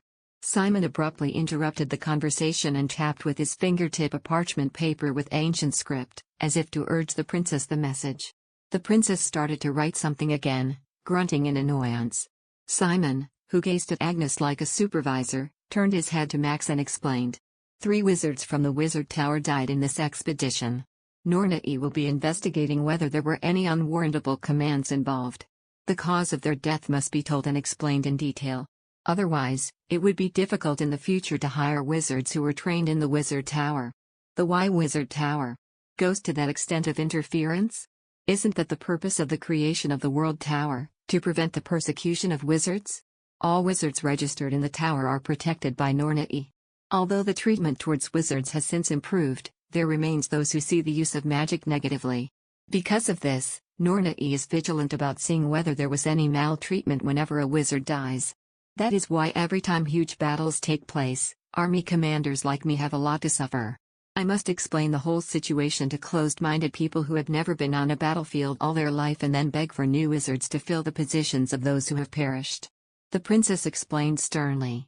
Max trailed her eyes curiously at the ancient writing made with the prince's skillfully fine handwriting, then asked cautiously, "Do the wizards in the Wizard Tower get dispatched to any place that they were requested from?" Usually, when the requests for wizards come from Drachium, the Wizard Tower will review the request and send over the wizards who volunteer. These days every lord in the continent are eager to have at least one high-ranking wizard. Some would request for more archmages, but it would take a long time for this to be fulfilled. The wizard tower tries as much as possible to balance and evenly distribute wizards in all parts of the world. Will it be possible to send another wizard to Anatole? We don't have enough wizards in our territory. Simon and Princess Agnes paused at her words. After a strange silence, Simon opened his mouth with a complicated expression on his face. I doubt it. As long as that person is there, it would be difficult to acquire a new wizard. What do you mean, that person? Who do you think? He's referring to that shameless runaway scamp. The princess suddenly raised her voice. Ruth Serpil, who ignored all the rules of the World Tower and left the tower without permission. As long as that traitor is in Anatole, there will be no dispatch of wizards from them. Max's eyebrows furrowed and she looked around in confusion. She always wondered why there was only one high-ranking wizard among world-renowned knights, but she didn't even know it was because of Ruth. The more that the topic relented, the princess became more and more critical about her friend. If it hadn't been for that pesky lump, there would be one or two more high-ranking wizards who would volunteer to serve Riftan Calypso. I advised Riftan several times to kick him out, but he wouldn't listen. He seems to be keeping his loyalty to a scamp who doesn't deserve it and suffers a tremendous loss. Max's face clouded. She may not have seen it in that regard, but a corner of her heart grew cold when she remembered that Riftan refused to marry the princess, as if he had kept his marriage vows by force. The princess then spoke in a calming voice, misunderstanding her expression. Still, there are a lot of talented free-roaming wizards, so don't worry about it too much. This time, when the Ream Dragon Knights return, I will request for high-ranking and wizards and make a petition for the king's benevolence to send them to Anatole. Thank you. You're welcome. Now, let's get you back to your room. You shouldn't be straining yourself yet. Unable to overcome the princess's persuasion, Max had to quietly return to the room, take her medicine, and reluctantly lie in bed to sleep. A few more senseless days passed. There was an endless procession of nobles who visited the capital to attend the grand banquet at the Drakium Palace. In the morning, the whole manor would be filled with servants who would greet them, and in the evening, a welcome dinner was held. Max sat up in bed craning her neck, staring at the castle gates day and night, wondering if Riftan would miraculously arrive a little earlier. Princess Agnes felt sorry for her and suggested that she attend the banquet, to which Max appeared surprised. Meanwhile, Princess Agnes knew that she was anxious because she could not wait for Riftan's arrival. As if aware of her unusual attitude, the princess said with a consoling expression, I heard from the healer today that your health has improved a lot now. If it's not difficult for you, why don't you attend the banquet and lighten your mood for a little? You have never attended any event at the palace since you arrived at Drakium Castle. But Max tried to protest. She was embarrassed. There were several occasions that she attended for some reason at events at the Qua Castle, but she was always under her father's supervision and quietly returned to her room after a while of showing up. Because association with nobles was forbidden, court etiquette was learned at a desk and she had no ability to speak or socialize. As she imagined stuttering like an idiot among the nobles, a cold sweat ran down her back. I am not very fond of noisy environments. Finally, when she gave that excuse, the princess laughed as if she was hiding something. I had planned to surprise you, but I better tell you instead. The truth is, this afternoon the Duke of Qua entered the palace with the Eastern nobles. If you go to the dinner banquet, you will be able to see him. Max felt cold air rush down her spine. She quickly hid her grim expression. Her heart pounded with old fear and her palms began to sweat. My father came? Does he know now that I'm also here? The king must have informed him. The Duke has been in discussion with the king since the moment he arrived, that's why he hasn't come to visit Maximilian just yet. The princess added, mistaking her upset expression, thinking that Max was upset because the Duke had not come to visit his daughter yet. Max swallowed her cynicism. Her father didn't care whether she was there or not. No, he probably had no interest in whatever happens to her. Her shoulders hunched, remembering that he wouldn't forgive her if she did anything that would taint the family name. The Duke of Qua hated that she appeared before the nobles. She was instructed to keep a low profile, to appear almost invisible as she is inferior. It was etched in her blood for being a stutterer. Max didn't want to imagine the punishment she would one day receive if she attended the dinner banquet and somehow embarrass herself in front of the nobles. She then hurriedly made up an excuse to refuse. I also wish to attend. But I feel really exhausted today.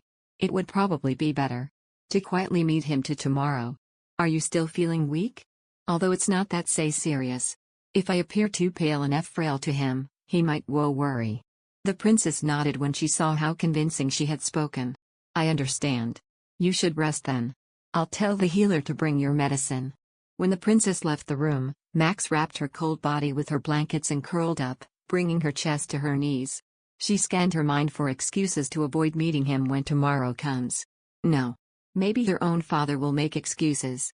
In the capital, there were countless nobles whom he had to acquaint with. He would probably have no time to come see her. Max held dearly to the thought that he wouldn't meet her. She really didn't want to see him ever again. The last memory of her father flashed in her mind. He threatened her that the worst would come for her if she became a divorced woman and threatened the name of the family. She didn't end up being divorced as her father had threatened. The Duke must be content that she was able to keep her marriage and would not come for her. Max tortured herself with those thoughts. She tried to erase her father's existence from her head. However, her expectations were brutally betrayed. The next morning, just before the break of dawn, the Duke of Qua went to the separate palace to meet her. When she found out that her father was waiting for her downstairs, she stiffened. Before approaching her, Princess Agnes told her with unprecedented embarrassment the kind of conversation she had with her father. When he heard that Maximilian's health is not doing good, he became overly anxious. He immediately rushed and went to see his daughter. Under the oak tree. Chapter 233. My father did? Max blinked rapidly. The prince's words were hard to believe. Princess Agnes was as restless as her and nervously ran her hand through the golden hair that fell across her forehead, looking anxiously at Max's face. It was a strange look that resembled that of knights when checking the strength of their weapon. As if checking Max's stability, the princess took her hands and said in a very cautious voice. The knights calmed the Duke, but now. He doesn't appear to be in a stable mood. Will you be all right?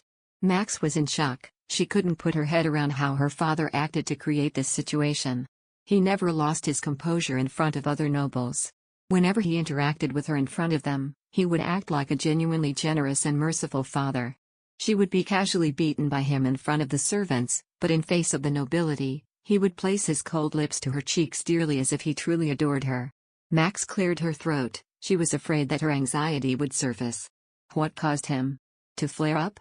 Well, it's because of that. Maximilian had gone through a difficult, rough situation. Agnes swallowed dry saliva and lowered her eyes as if she couldn't find the right words to speak. It was so ridiculous that Max almost burst out into a fit of laughter. Her father would not blink an eye even if he hears that she died. Perhaps, he was only acting the role of a caring father and he was not genuinely furious. That should be it. He was probably so conscious of the nobles in the palace that he felt it obligatory to visit her. Max slipped out of her bed, some tension she felt going away from the thought that ran in her mind.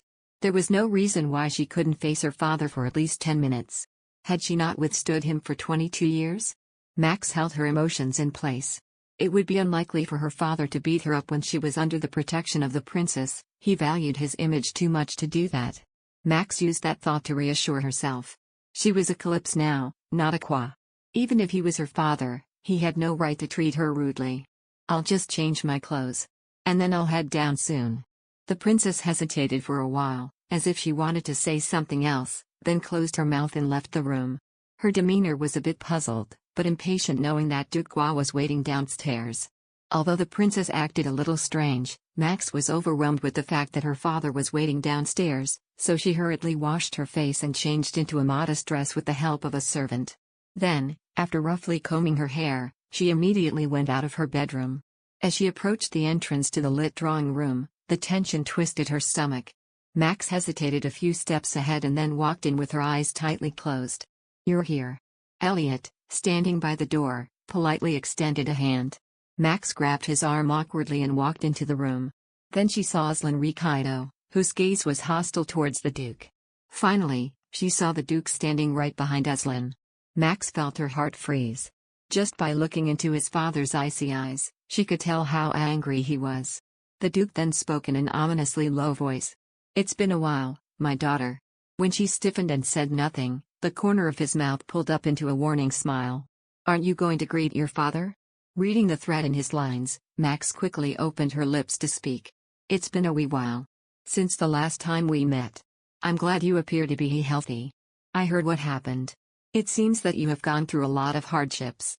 The Duke interrupted her in the middle of her greeting and sat down gracefully on the luxurious chair lined with thick silk. Then, he straightened the buttons on his clothes nonchalantly while speaking words that didn't make sense to her. Your story is spreading through the royal castle.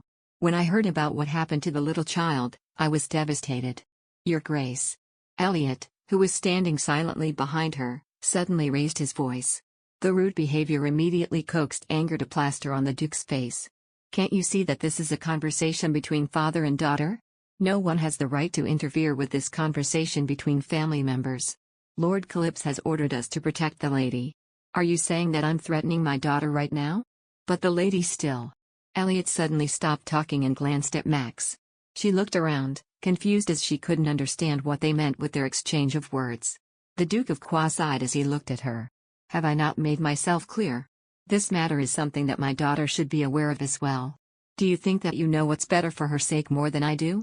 Max turned pale as a parchment at the Duke's brazen words. How could he say such things without even blinking an eye? The Duke arrogantly raised his chin. He didn't even flinch at the piercing glare that she was giving him. Now then, give us some space. I want to have a quiet conversation alone with my daughter. The knights exchanged glances and they turned their gaze towards Max. She nodded reluctantly. Please leave us for a moment. I'm all right. We'll be in the adjacent room. Please call out in case you need us. The knights then turned and left the room. When the sound of the door closing echoed behind her, Max grabbed the hem of her dress anxiously. Her father was staring at her as if he would cut her to pieces. Her nerves were so tense from the hostility he's emanating. However, contrary to what she expected, that she would be bombarded with threats, the Duke of Qua remained silent. He was ominously silent. Unable to bear the stifling silence, Max eventually opened her lips and was the first to speak. For what reason? I prepare to leave for Qua Castle right away. Max froze at his unexpected words. As if he couldn't bear to even look at her, the Duke kept his gaze on the window and continued speaking in the same low foreboding voice. Rosetta's union to the royal family is in the works. I can't have you staying here in the palace. Prepare to leave today. Phoebe but. She was so flustered that she couldn't find the right words to say. Suddenly, an expression of disgust clearly emerged on her father's face. In the first place, what on earth were you thinking, coming to the royal castle? You should be locked up in the countryside, keeping quiet. Yet how dare you come here and embarrass me? Max trembled at his increasingly hostile tone, but she quickly clasped her hands tightly. Her father had no right to order her to go wherever he pleased her to. The only person who had the right to do so would be her husband, Riftan, and so she shouldn't have been trembling as she was now. She repeated those thoughts to herself and spoke as calmly as she could.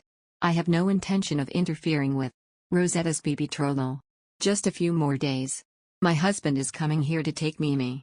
Until he does, I'll lay low and stay in the princess palace. Now, are you going against my order? The Duke's voice lowered a notch. Max tried to hold herself back, but her pleading voice came out without her accord. Riftan will soon come to Drachium. So I can't leave the palace. Father also didn't want me to get divorced. I am telling you to leave now so you won't end up like that. The Duke jumped out of his seat and strode towards her. Max rushed to grab the doorknob. However, her father's actions were much faster. He pulled her harshly and spat his words into her ear. Which man would live with a woman who has no hopes of bearing a successor? Do you really think he will take you with him when he comes to the capital? You're a hopeless idiot. You really had to dishonor the family name. That was disastrous for all the nobles to see. What do you? Right now, are you even aware that not one or two people in the Drachium royal place are whispering about your miscarriage? How far have you lost your mind that you don't even know that you've had a miscarriage? Max could not comprehend what her father had just said and could only stare blankly at her father's face. A miscarriage? What was he talking about? Her ears pounded as her mind clouds in confusion. He shook her violently by her shoulders, half alarmed as he got more and more angry, and shouted at her fiercely. King Reuben has even questioned Rosetta's fertility all because of you. He mocked me right in my face, questioning what if Rosetta will have difficulties bearing children just like her older sister. Now, how does it feel to pull your younger sister down too? If this betrothal fails, how the hell are you going to take responsibility for it?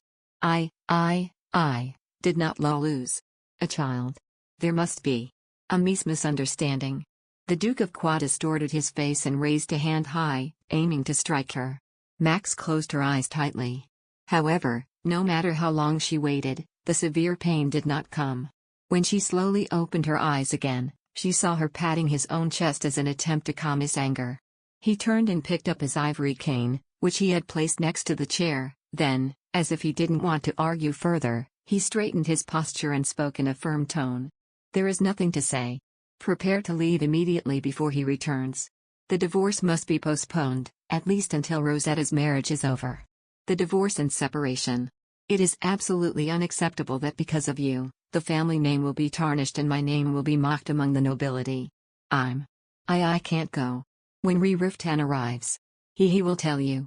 Sir Riftan said he has no intentions of divorcing Emmy. I'm telling the truth." Max grabbed her father's hem urgently. She could see the Duke's face fiercely distorted, but she couldn't stop herself. As if her feet were shaking with anxiety, she couldn't control her body and her mind felt like it was being swept by a whirlwind. The miscarriage. Must be a misunderstanding. I've never heard of such a thing. It was because of magic. That my body is this weak. You must really want to be dragged away from here. The Duke swatted her hands away furiously. Max looked at him with dismay. Her eyes welled up to hot tears and a loud sob broke out. She turned around, opened the door with shaking hands, and ran out. Perhaps hearing their argument, she saw Aslan, Elliot, and Princess Agnes running out of the opposite room. Max ran to them at once and asked as if pleading. "Did I lose my child? No, right? My father has misunderstood, right? Maximilian." The princess's face turned painfully distorted. When Max read the answer on her face, her legs went weak, and she staggered enormously. If Elliot hadn't caught her fast, she would have collapsed. She stared at the ground blankly, sweeping her face roughly. One by one, memories came flashing in her chaotic head. A week of unconsciousness, people looking at her with sadness, their careful demeanor around her, and the painful look in Riftan's eyes. Max cupped her mouth with trembling hands. It felt hard to breathe, like someone was choking her. How come? You didn't tell me earlier? How come? The commander has ordered us to keep silent about what happened.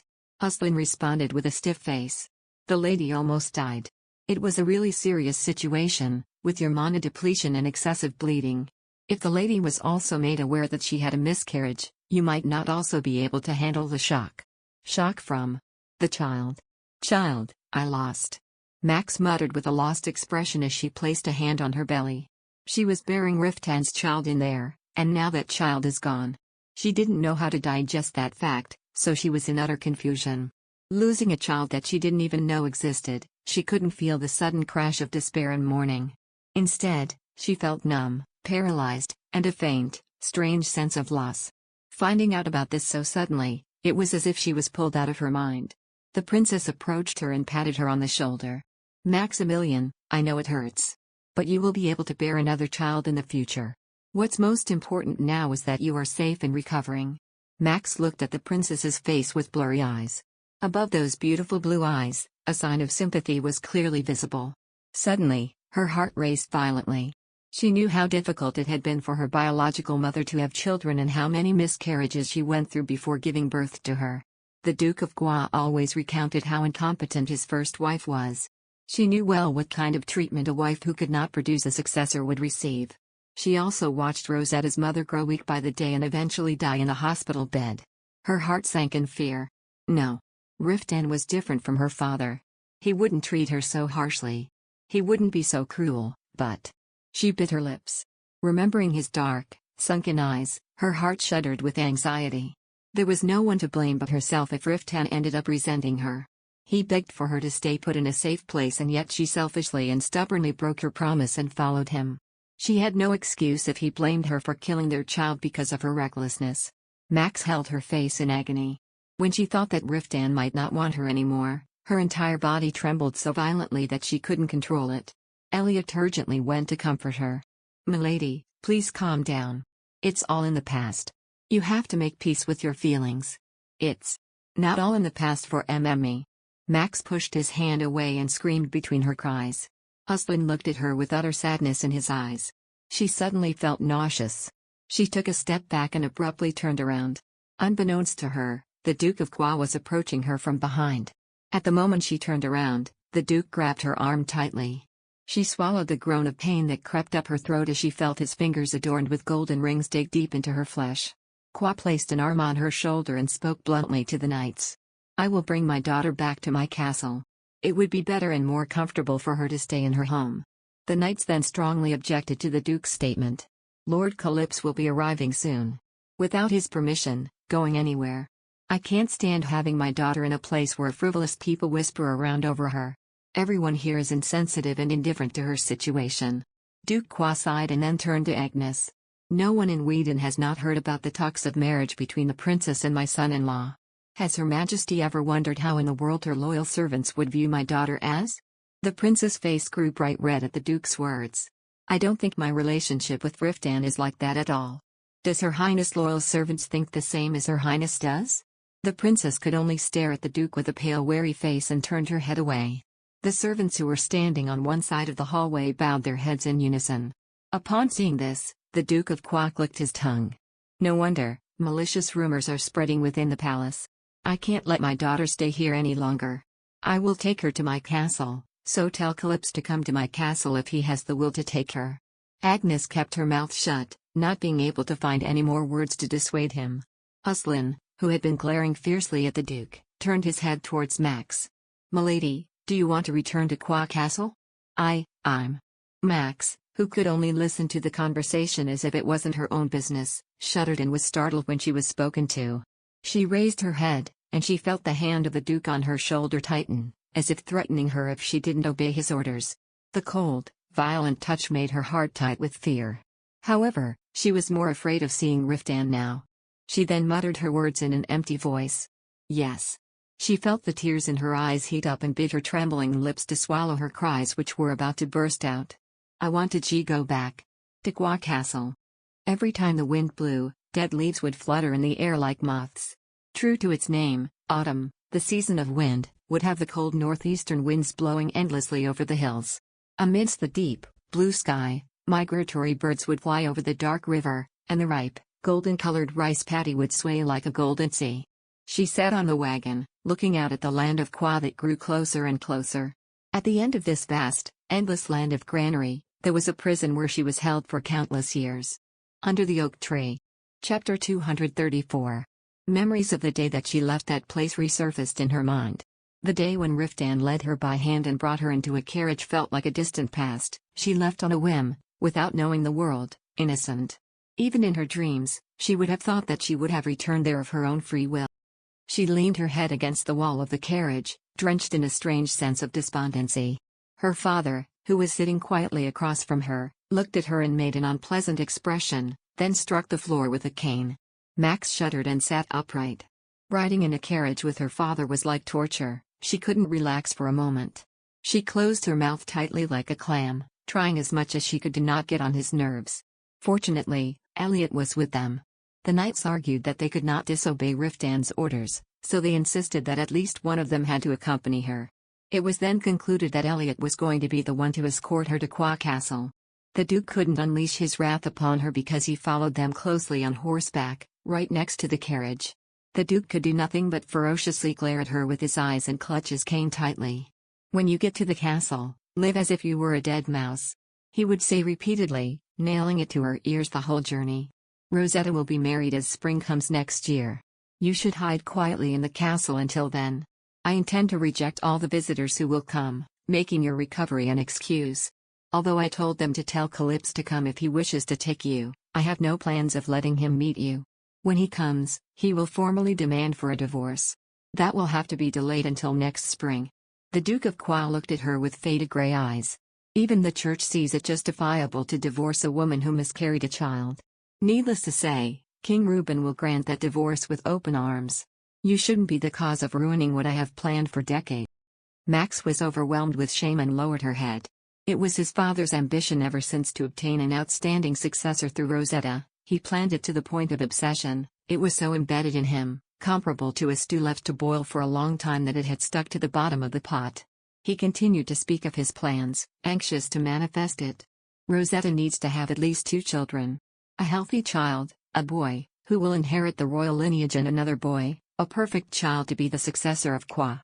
I will surely convince them that Rosetta is the healthiest and most perfect woman, better than anyone else, unlike you." Knowing that he wasn't expecting a reply from her, Max simply held her hands tightly and earnestly prayed that an ogre would come out of nowhere and overturn the carriage right away. But, as always, her expectations were shattered.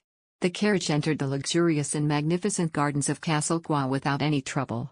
Hundreds of servants descended the stairs to greet the Duke, who returned earlier than expected, as she stood in front of the carriage and anxiously clutched the skirt of her dress. Elliot jumped off his horse and approached her. "Are you all right? Your complexion does not look good." She must be tired from the long journey. Before she could reply, the Duke of Kwa quickly intervened. "Now that she is home, she will recover soon." He wrapped her around his shoulders and turned around. Then, he looked at Elliot over his shoulder and talked.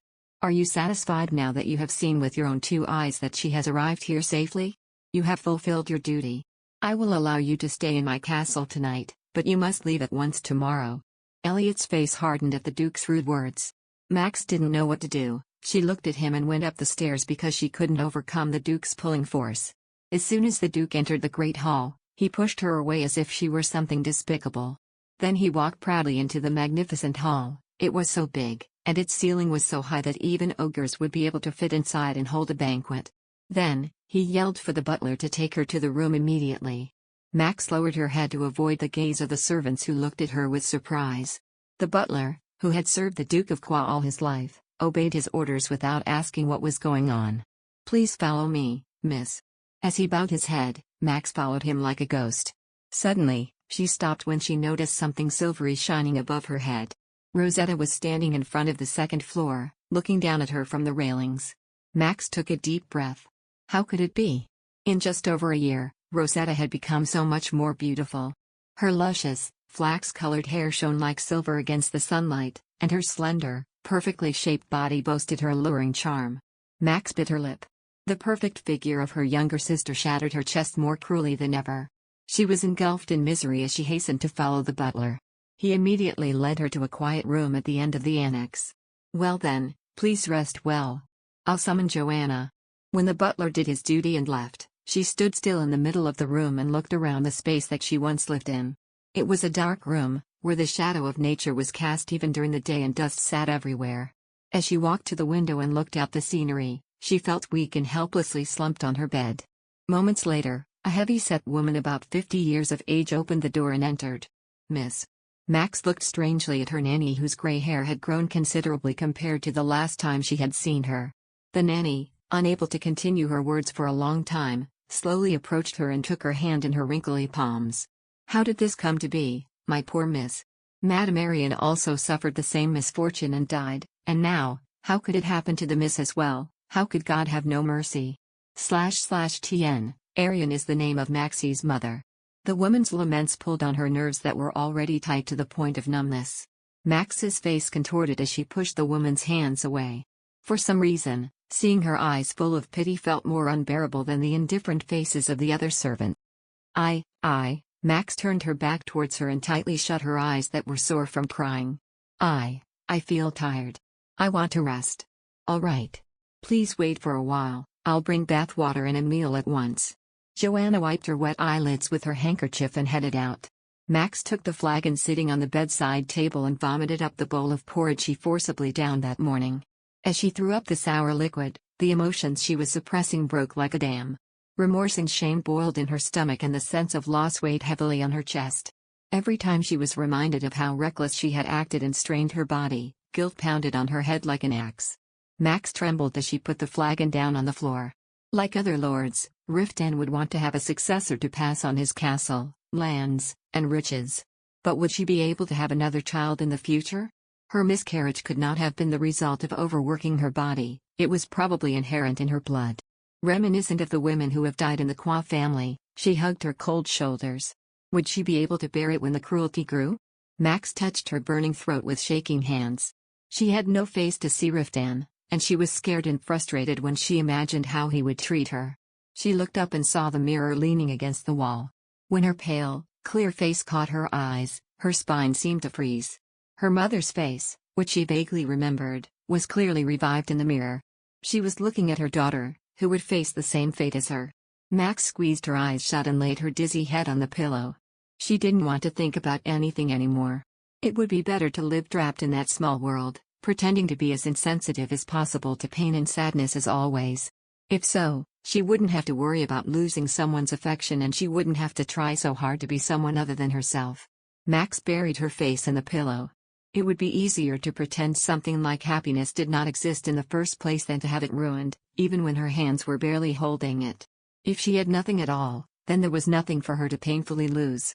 Max quickly adapted back to the life she had before she met Riftan. The helplessness that was buried deep in her bones swallowed her up as if it had been there all along, just waiting for her.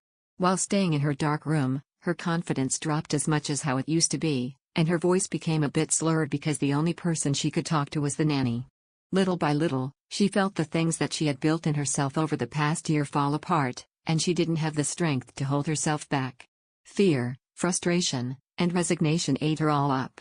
Max sat by the window and looked at the bare branches swaying in the wind. It felt like she had gone back to that day when she was shaking with fear of being divorced. No, the pain she felt now made her suffer more than before. Before she left for Drakium, he didn't even embrace her or make eye contact to comfort her. He didn't even give her a chance to explain why she did it. "Please, leave," was what he said. Maybe he wanted her to disappear before his eyes. Max looked up at the cold sky and then turned back to the bedroom. She looked at the bed where her mother once laid and where her stepmother was, and then curled up on top of it. In the corner of her heart, she kind of knew that this moment would come for her someday. She fought so hard not to be separated from him. Every time she was away from him, she struggled from the terrifying thought that her happiness, that came like a miracle, would disappear like a mirage.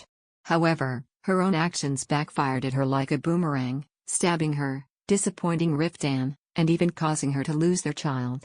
And now, it brought her back to this place. Max stared blankly at the ceiling, then slowly closed her eyes. At lunchtime, Joanna usually came into the room without fail, carrying a tray of bowls filled with porridge. No matter how much she threw up, the nanny always tried to still feed her. Considering the nanny's sincerity, she forced the spoon into her mouth. She hadn't even consumed half of it when her face turned yellow, and she vomited it all out. Joanna's eyes, looking at her, sank into melancholy. Madame Arian was also too delicate and sensitive. It must be a disease. She shook her head softly. At the worst, even a sip of water was too hard to swallow down. "How could you be so similar to your mother?" "I'm sorry. I'll eat it later." Joanna sighed deeply as she gently cleaned the bowl of porridge. "I'll get a new blanket. Please lie down." When Joanna left the room with the soiled blanket, Max got up, washed her face in a basin, and changed into clean clothes. And as she was lying weakly on the bed again, she heard knocking on the door. She wondered if that was already Joanna. However, when she raised her head, she saw Rosetta in a purple dress gracefully entering the room. Max looked at her blankly.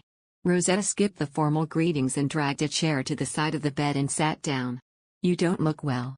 Max sat up and looked at her anxiously. Why did you come here?" "I came here because that fickle woman is talking about how my sister is dying." Rosetta's hazel eyes, a mix of emerald and sapphire color, swept her figure coldly. "I see her words aren't mere exaggerations. If you have nothing else to say, just leave." "Do you intend to die?" Rosetta spat out her words frankly, not even paying attention to what Max said. She looked at her with apprehension and her half-sister looked back at her. Rosetta's eyes were clouded with gloom, a true contrast from her vivacious beauty as she spoke to Max. "You won't be able to last a year in this castle with your body in that condition. Father wouldn't even blink an eye if you die. Whatever happens to Emmy is none of your business." Rosetta's face hardened with coldness at Max's rough answer. "You're so pathetic that I can't stand it. You're drowning in self-pity and ruining your own body. I'm tired of seeing my sister's foolishness. There's no reason for me to hear those words. From why you? Then you shouldn't have returned here in that condition." Rosetta retaliated in a fierce manner. "Whenever I look at you, anger boils within me. Like a complete idiot, you went to the middle of the battlefield and miscarried your child, came back in a vegetative state, and now you're killing yourself by refusing meals? Do you think your husband will care if you do that? Huh? He might even rejoice at the fact that he wouldn't have to go through the cumbersome process of divorcing you when you die. And then, when the last shovel of dirt is laid upon your grave, he will probably marry Princess Agnes, because men are cruel like that." Max flinched as if she had been stabbed by Rosetta's sharp, knife-like words. She glared at her brutal sister, holding back the tears building up in her eyes. Don't talk bad about him like that. He was good to me. He truly cared for me. That's why And you fell for him just because he spared you some affection. Rosetta was cynical and sarcastic. She hastily tried to refute her, but when she saw the bitter smile floating on her lips, she suddenly became speechless. Rosetta then continued to speak in a dry manner. Come to your senses. You only fell for him because he was nice to you, but that's not true affection. Men's feelings are as changing as the two sides of a coin. When the odds are not in their favor, it flips over in an instant. Haven't you already realized that from our Father? Men will be generous and give whatever you ask for as long as you fulfill their expectations, just like how Father treats me. And when a man could no longer get whatever he wishes from you, you are well aware of how cruel they can be. Sir Riftan is not like Father. He is. If that man is not like Father, then why are you here? Max's lips twitched. She couldn't find the words to argue. Rosetta blatantly mocked her. Don't tell me words that even you yourself have no faith in. That man is not different from our Father, you know that. That's the reason why you came back here. Although you don't see it, you are just as cynical as me. No, you are more cynical than me, sister. Stop it. Leave. I don't want to speak with you again. Max covered her burning tears with her palms and spoke in a muffled voice. Rosetta sat still and quiet for a long time, then slowly stood from her seat. When you left, I wished that you would never come back to this castle again. Max looked at her, pain was evident in her eyes. Rosetta turned around and as she went towards the door, she muttered. You disappoint me, sister. You always do. Under the oak tree. Chapter 235. The conversation she had with her half-sister messed up her already chaotic mind. Max began questioning her thoughts. Looking back, everything felt uncertain. She questioned why she was so engrossed with Riftan. What was that made her this blinded? In a span of just over a year, Riftan turned her life around, making her have the will to live her life vigorously. In an instance, he became the reason for her to live. However, she wondered if that was normal. She thought maybe she blindly pursued him, like a newborn duckling closely chasing after its mother. The moment those doubts entered her mind, the things that Max thought were clear to her became a blur. She was no longer able to figure out the truth out of her chaotic mind. Now that she was back in this castle, looking back at everything felt doubtful. Her life in Anatole, following along the expedition and even suffering in the middle of the battlefield all seemed like distorted memories. The cynicism that was etched deep in her stomach grew bigger and bigger as the days passed. It was as if it would come up to her throat. Miss, how about taking a short walk outside? The winds are not blowing harshly today, and the sun is warm in the garden. Max, who was deep in thought, lifted her head up at Joanna's suggestion and the nanny then pulled the thick curtains, letting the silvery sunlight stream through the windows. It was that time in the morning, the only time of the day when the sun would seep into her room. She stared at the cold autumn sunlight for a moment, then turned her head away weakly. I don't really want to go out. Miss, have you seen how pale your face is? If you wouldn't get any sunlight, your complexion would look just like a corpse. Please, breathe in fresh air to your heart's content on a sunny day like today. If your health continues to deteriorate here, even if the Mrs. husband does come, when he sees the lady looking like this, he might just turn his eyes away, shake his head, and leave. Her nanny's lazy sentence barely made her get out of bed. Even though she was doubting everything, it was still him who gave her a slither of will to live. Max wore a robe over the loose dress that had grown too big for her because of the enormous weight she lost during a short course of weeks. Joanna then accompanied her as she left her room. The annex was as quiet as a dead mouse.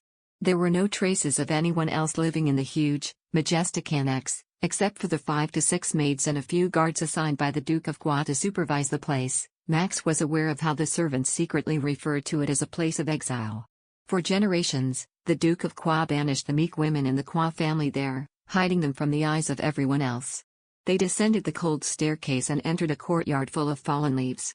The red ivy that had grown on the wall gleamed white in the light, and the bushes that had not yet lost their green color fluttered against the gentle breeze. Max walked along the flower bed and looked at the dried flowers. A few birds were hovering around, diving for a while on the ground, picking up flower seeds and pecking them. As she mindlessly watched the scene, her eyes caught the guards who were busily going to and from the road that led to the main castle. Max became curious. On usual days, no one at this time would be approaching the annex. As she watched and wondered what might be going on, one of the guards spotted her in the garden and rushed over. The miss is not allowed to be outside. The Duke ordered that the miss must not come out of the annex. Max's face reddened at the guard, who treated her like a prisoner who went out of her cell. She knew that she was forbidden from going to the main castle without permission, but back when she lived here, she could at least take a walk around the garden outside the annex or even visit the library. As she stood still with a bewildered expression on her face, the guard spoke with a daunting voice. "Please return to your room immediately." And then Joanna, who was fidgeting behind her, hurriedly grasped her by the elbow. "I will see to it that she gets back." Max felt helpless as she was forced to go back to her room, supported in her nanny's arms like a young chick. Joanna claimed that she was the one who suggested for her to take a walk and didn't know of the Duke's orders. "That's strange. I didn't hear any orders about the miss being forbidden from even taking a walk in the gardens." The nanny closed the door of her room and looked into her eyes. "Even though, His Grace still sends out healers to the miss from time to time. It's not that His Grace does not cherish the miss. Please don't get too upset." Max couldn't even smile bitterly at the babysitter's ridiculous words of comfort. The only reason why her father sent healers regularly was that if she died before Rosetta's marriage, his plans would be ruined. Rosetta's mother also died in the hospital, unable to bear a son.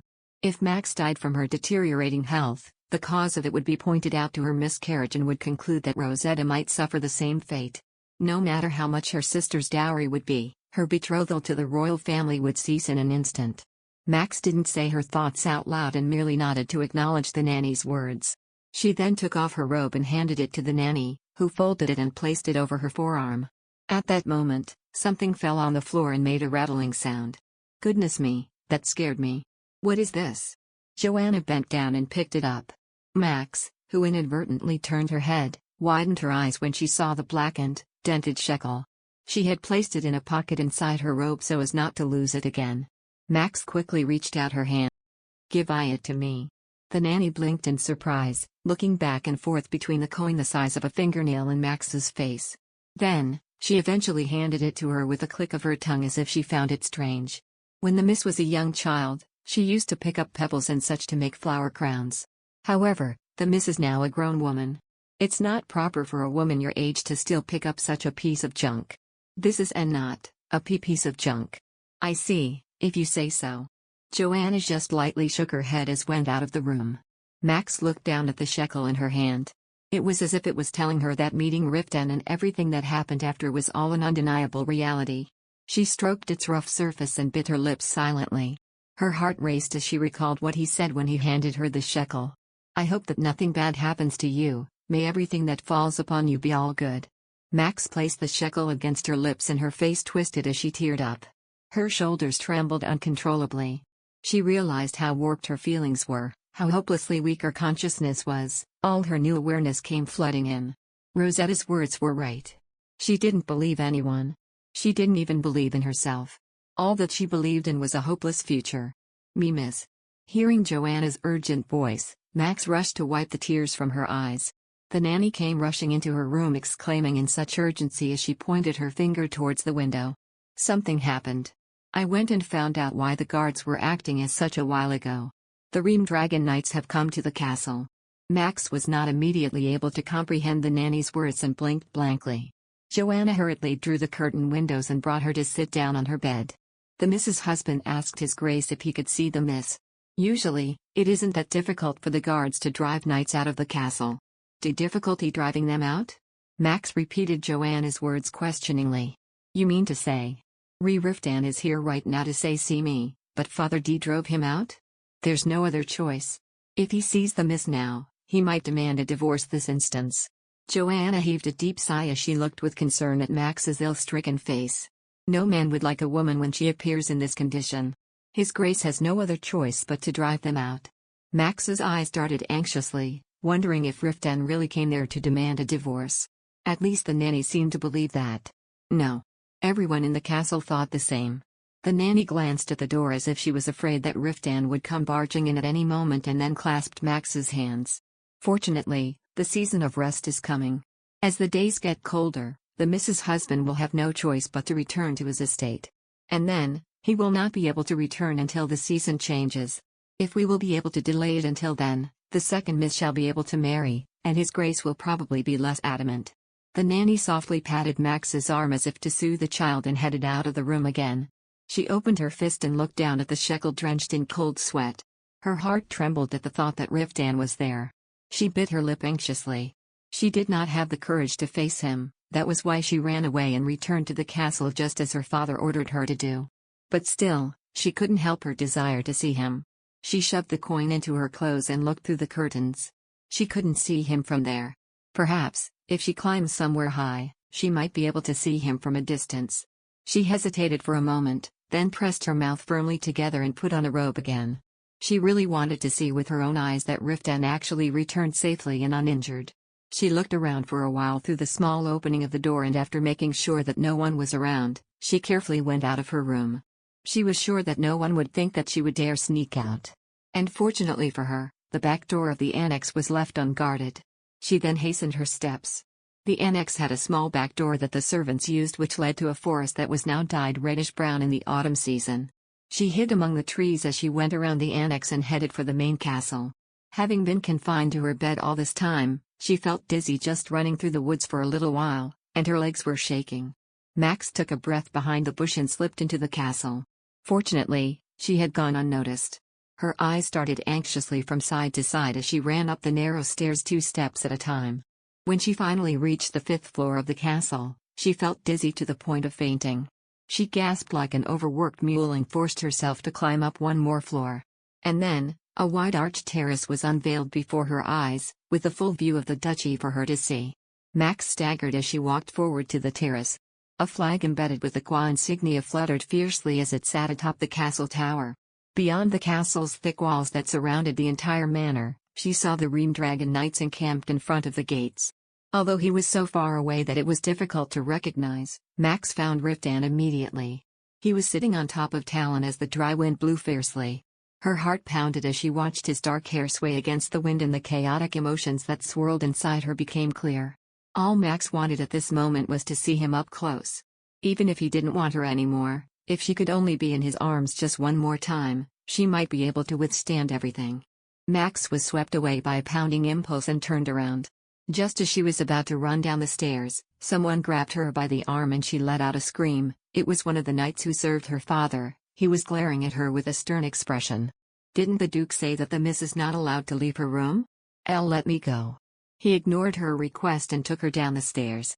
The Duke was angry to the tip of his head when he found out that the young miss had disappeared from her room. He said in an annoyed tone as he dragged her.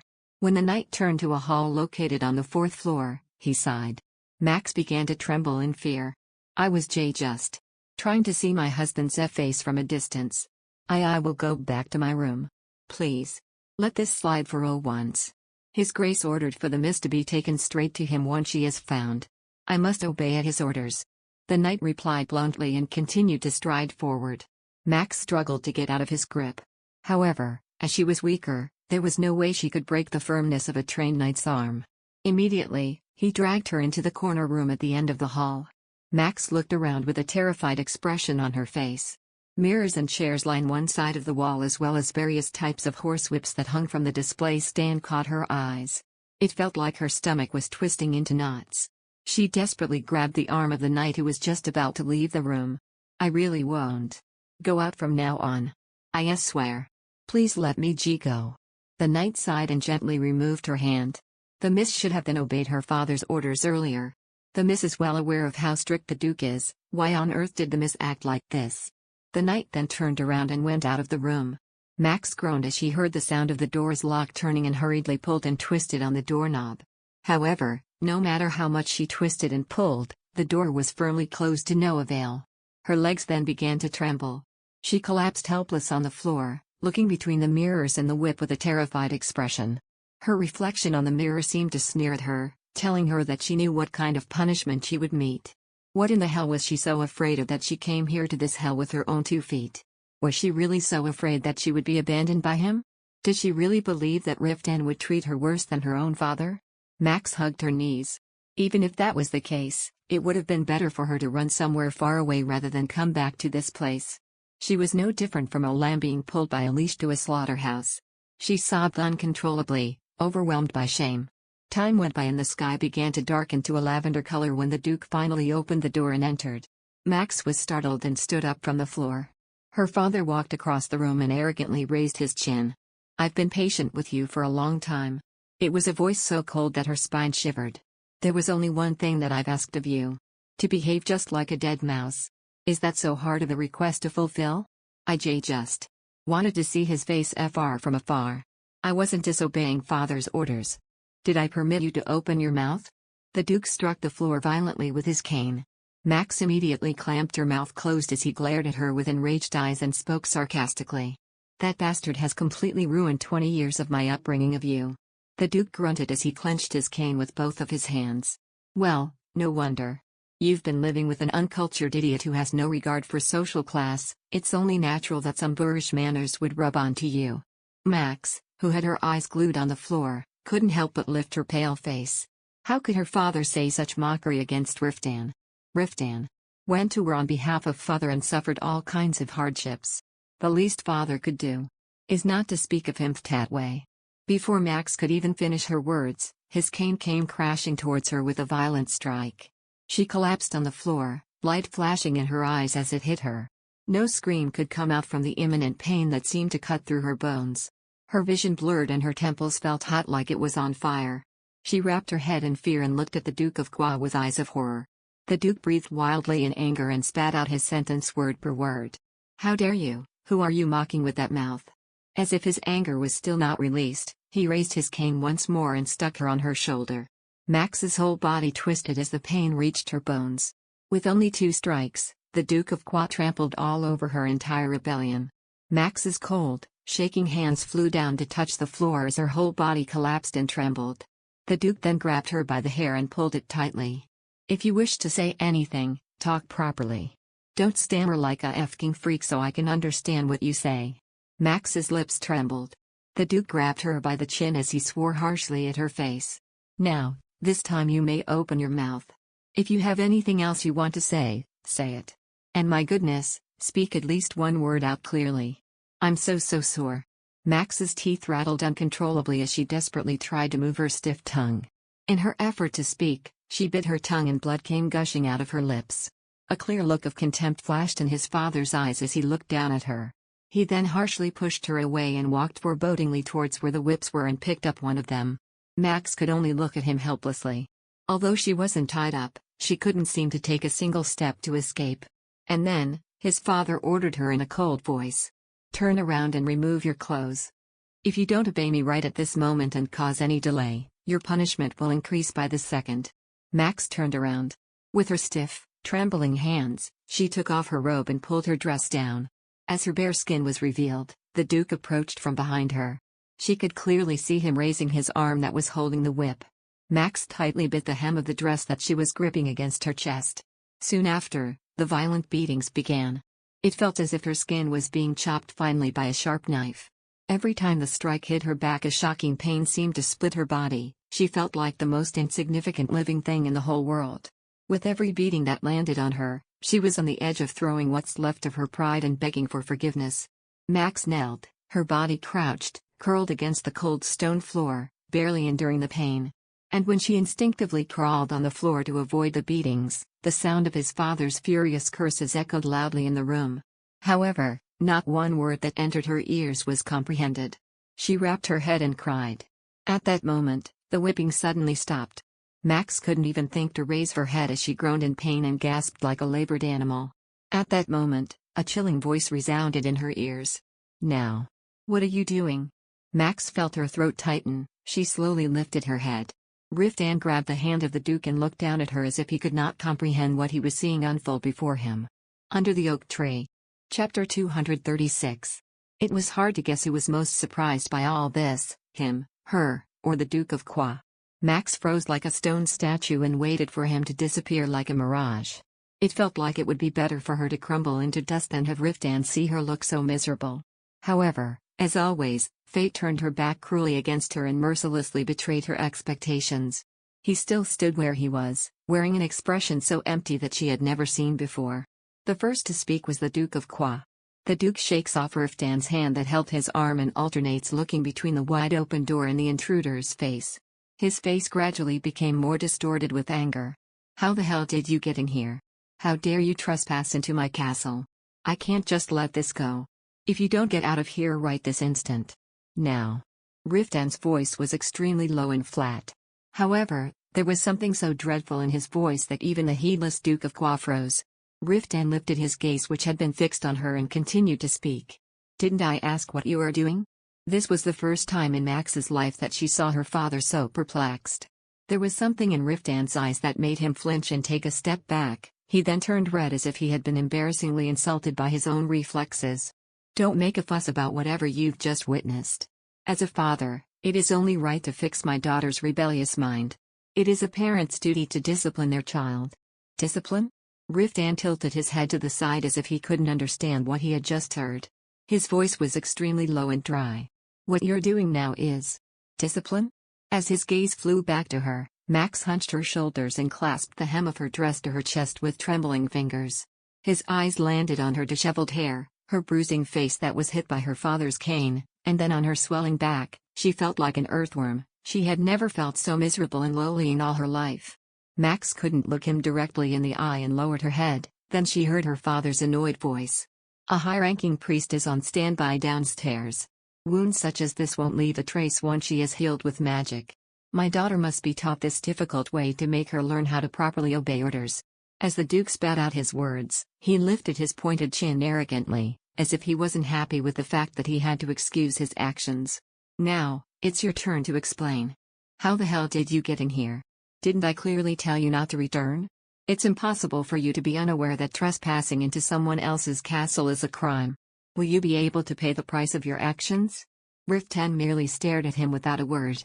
At the stillness of Riftan's eyes, the Duke clicked his tongue nervously and arrogantly waved his free hand that didn't hold the whip. First, get out of here. Let's discuss in the drawing room. You better have a valid excuse for your actions. Right. Riftan barely opened his mouth to mutter the words. He stood still with a firm, stone-like expressionless the whole time, then slowly turned around and walked towards the door. Max stared in disbelief as she watched his back grow more distant. She felt her body turn cold as if all the blood in her veins were drained. Her lips could only tremble, her mind was in complete daze, and the thought of calling his name didn't even cross her mind. Riftan paused right in front of the door. And then, he picked up a chair that was leaning against the wall that was next to him, turned around, and walked back towards them. His face was so calm and restrained that neither she nor the Duke of Qua could understand what was happening until he lifted his arm that held the chair by one of its legs and the chair was ruthlessly slammed against the Duke's slender build. Max's eyes widened. Suddenly, time seemed to move twice as slow. The chair shattered on impact, pieces of wood flew in all directions, and the Duke's body soared in the air like he was a mere scarecrow and landed rolling on the floor. Screams, groaning, and strange sounds of pure bewilderment erupted out of her father's mouth. You bastard. What do you think you're doing? The Duke, who had crashed against the floor, lifted his torso, and looked up at Riftan with wide eyes as if he couldn't believe what had just happened to him. His gray hair, which had been combed back without a single strand out of place, was strewn across his forehead and blood was dripping from his mouth. His face was horribly distorted like an evil creature by the blow, and he pointed a finger at Riftan. You dare. You dare. You dare do this to me. The harsh hissing sound that came out of his mouth was comparable to the creak of an iron door. The Duke staggered to his feet and screamed to the top of his lungs, so loud that his throat would seem to rip open. Guards! Guards! Seize this bastard right IUCK. Riftan approached him and kicked him forcefully in the stomach. The Duke of Qua collapsed pathetically and rolled against the floor. Blood and vomit came out of his mouth as he struggled to breathe as if he was choking. Max was totally shocked that the tyrant who had ruled her life could be so weak and defenseless. Riftan grasped the neck of the writhing Duke of Qua. He lifted him by his throat and ruthlessly slammed him against the wall. The Duke's body swayed like a broken doll at the impact. He held his head against the wall and murmured in a low, foreboding voice. Why are you making such a fuss? Won't it be simply solved when you receive healing magic from a priest? Hugh. The Duke choked as his long slender legs that floated in the air floundered. His face that was filled with shock and horror was turning blue. For the first time in his whole life, the Duke sobbed and struggled, kicking, grasping, and scraping his nails at his thick forearm that was covered in armor. He writhed with all his might, but Riftan didn't even flinch. He looked down at the Duke as if he was some pesky, fluttering bug and began to raise his fist. At that moment, someone barged into the room and urgently restrained him. Commander. Elliot and Uzlan, who were wearing deep black robes, held Riftan back from both his sides. Riftan's face, which has been frighteningly expressionless all this time, twisted in fury as they forcefully attempted to loosen his grip. Let go. What the hell are you doing? Even with the commander's position, if you do something like this. Riftan shook them away at once. And then, he lifted the Duke who was crawling on the floor to escape and slammed his fist on his face. The Duke's jaw was crushed like mere clay and his eyes clouded and rolled back to his head. Riftan raised his fist once more towards the Duke's lifeless, distorted, drooping face. Elliot was barely able to throw himself in between and grabbed his arm. Commander. He'll really die at this rate. Any ordinary person will instantly die if the commander properly lands a blow. Riftan writhed and roared like a chained beast. Max could only watch the scene transpire with a bewildered look on her face. Her father's face was covered in blood. He wasn't even moving, his eyes were rolled back and his body drooped lifelessly on the floor. As she dazedly stared at his mangled, broken body, someone else barged into the room. Max flinched as she saw the person's face. Ruth gasped as he looked around the room in disbelief, and when he saw her, his eyes widened in shock. His face turned whiter than the color of flour. Oh my God. Milady. How the hell did this? Just as Ruth's hand was about to reach her, Riftan screamed out loud. Keep your hands away from her. Riftan broke away from the other knight's hold, shoved them, and ran to her at once, harshly pushing away Ruth's arm. Max shuddered and hunched at the sight of him completely losing his reason and engulfed in anger.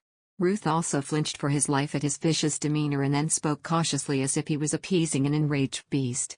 Please calm down. Shouldn't I cast healing magic upon the lady? Riftan didn't even seem to understand Ruth's words. His pupils were dark, dilated, and clouded as if he was possessed by a ghost. His ashen face was strangely distorted. Ruth approached her cautiously, as if trying not to aggravate him as much as possible. I won't touch her. I'm just trying to cast a healing spell. Riftan's whole body tensed as Ruth reached out again towards her. This time, he didn't push him away. Max let out the breath she had been holding as she felt all the pain slowly subside. As the physical pain went away, her crushed pride now took over. She pulled her robe to the tip of her chin and glanced between the faces of Ruth, Riftan, and the faces of Elliot and Uzlan that were frozen in shock. And then, she lowered her head and hid her face with her disheveled hair. She felt humiliation and shame pierce her spine like a sharp ball. She wanted to crumble like dust and just disappear from their sight. All right now, it's all done. When Ruth withdrew his hand, Riftan quickly removed his robe and wrapped it tightly around her body. And then, he lifted her securely in his arms and strode towards the door. Max felt as if she was floating in a cold cloud of insecurity and averted her eyes. Standing on one dark side of the cold hallway was Rosetta.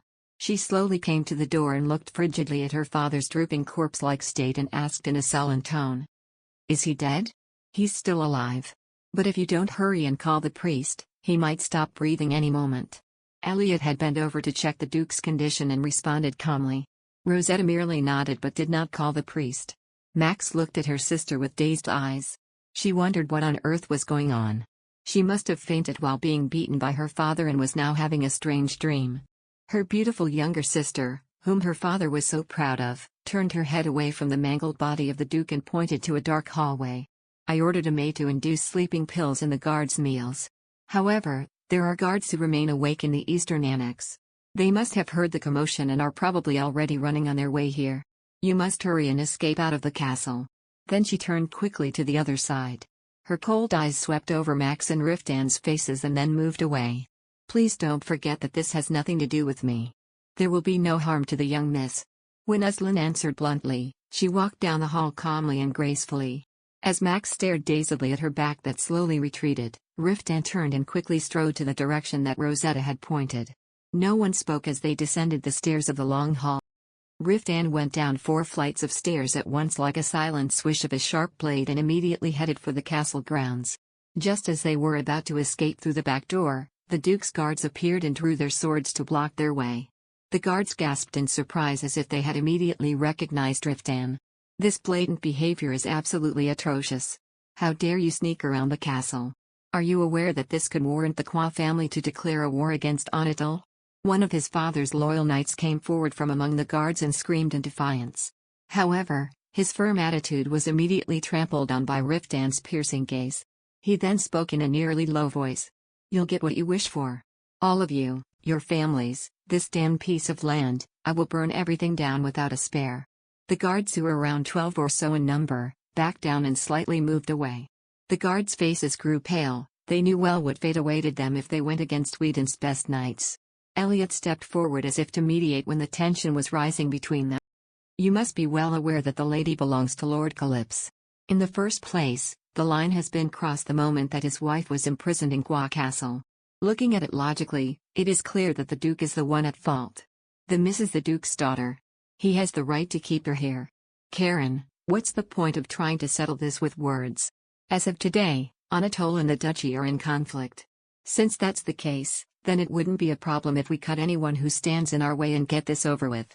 As if his patience had reached its limit, Aslan drew his sword and stepped forward. The knight that led the guards and stepped forward hesitated for a long time. It seemed that he had decided that they would not be able to stop them on their own and nodded at the other guards as if signaling for them to make way. Riftan strode through them while Elliot and Aslan vigilantly held their swords, watching any attack that may come from whatever direction, and quickly escaped from the castle. The cold evening air gently brushed her cold cheeks filled with dried stains of tears. Max buried her face against Riftan's cold chest that was covered in armor and huddled her body close. Riftan pulled his horse, which was tied by a tree, and mounted her on the saddle, then climbed behind her. It was only when she heard the echoes of horseshoes galloping against the ground that Max choked out the sob that she was holding back. She didn't know whether it was from relief or from hopelessness. Max burst into a breathless cry. No one questioned what had happened at Gua Castle. The knights who were waiting outside the castle walls felt the tense aura that surrounded them, so they quietly drove their horses, not opening their mouths to ask about what had transpired. They rode non-stop across the hills as darkness began to dim the skies until they saw a town that was nestled at the bottom of the hills. Max blinked her puffy eyes in the darkness, squinting at the dim light. As she raised her gaze, she saw Riftan's sharp-angled jaw glimmer. He spurred his horse and descended the hill at once without sparing her a look. They boarded an entire large inn at the southernmost part of the town. The knights got off their horses and moved them to the stables, then took their loads. Meanwhile, he lifted her in his arms, strode up the inn stairs, and brought her into an empty room. He carefully laid her down on bed and walked towards the lamp sitting near the window and lit it.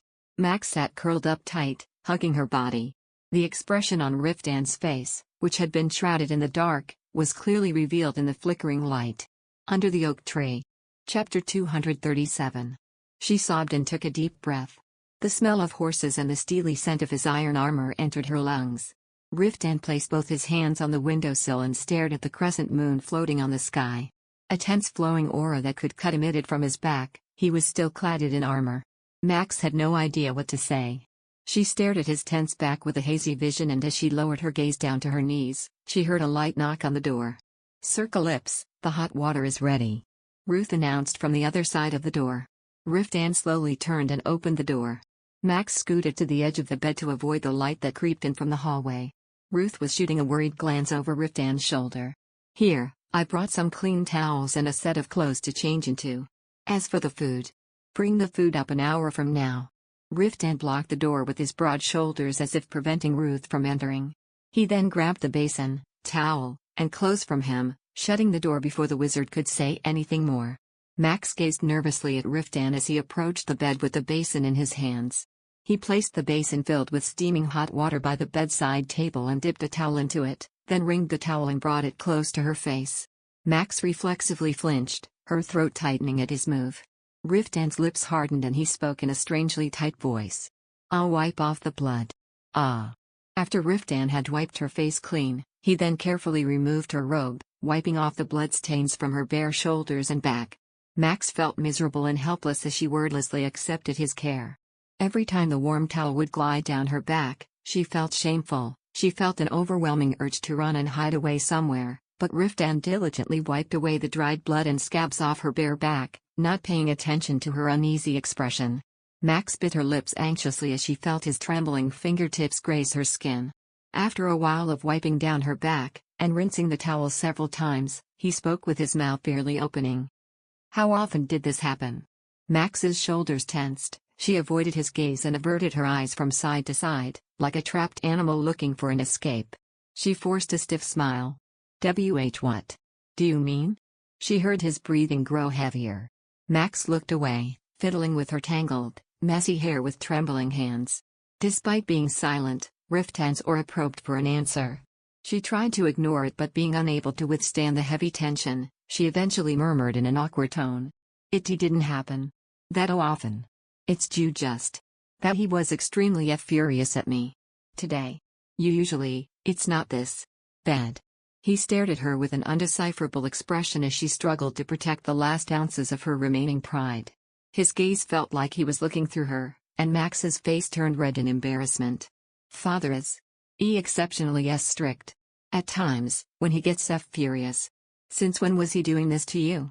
Riftan brushed off her pathetic effort of trying to cover up the incident like it was no big deal and probed her relentlessly. Max held her breath like she was a cornered person, back pressed helplessly against a wall. She needed a shield, something to wrap her protectively and somehow save her remaining pride. She felt so insecure, like a weak, defenseless, bare infant defending herself from a man clad in armor. Max pulled the blanket nearer to her like it was a shield and looked at him fiercely. That hostility was triggered by the cruelty of being prodded to reveal everything. What do you want to know? How often I get hit? Since when did he start hitting me? Do you really want to know that? The knuckles that were holding the towel turned white as her grip tightened. Her heart trembled. It was laughable that even up to that point, she was still trying to save her pride. If you're that curious, then I'll give you an answer. It began when I was 8 years old. When it became clear that I was a stutterer. My father would make me recite a poem in front of him twice a week. If I stuttered, he will punish me. In that room.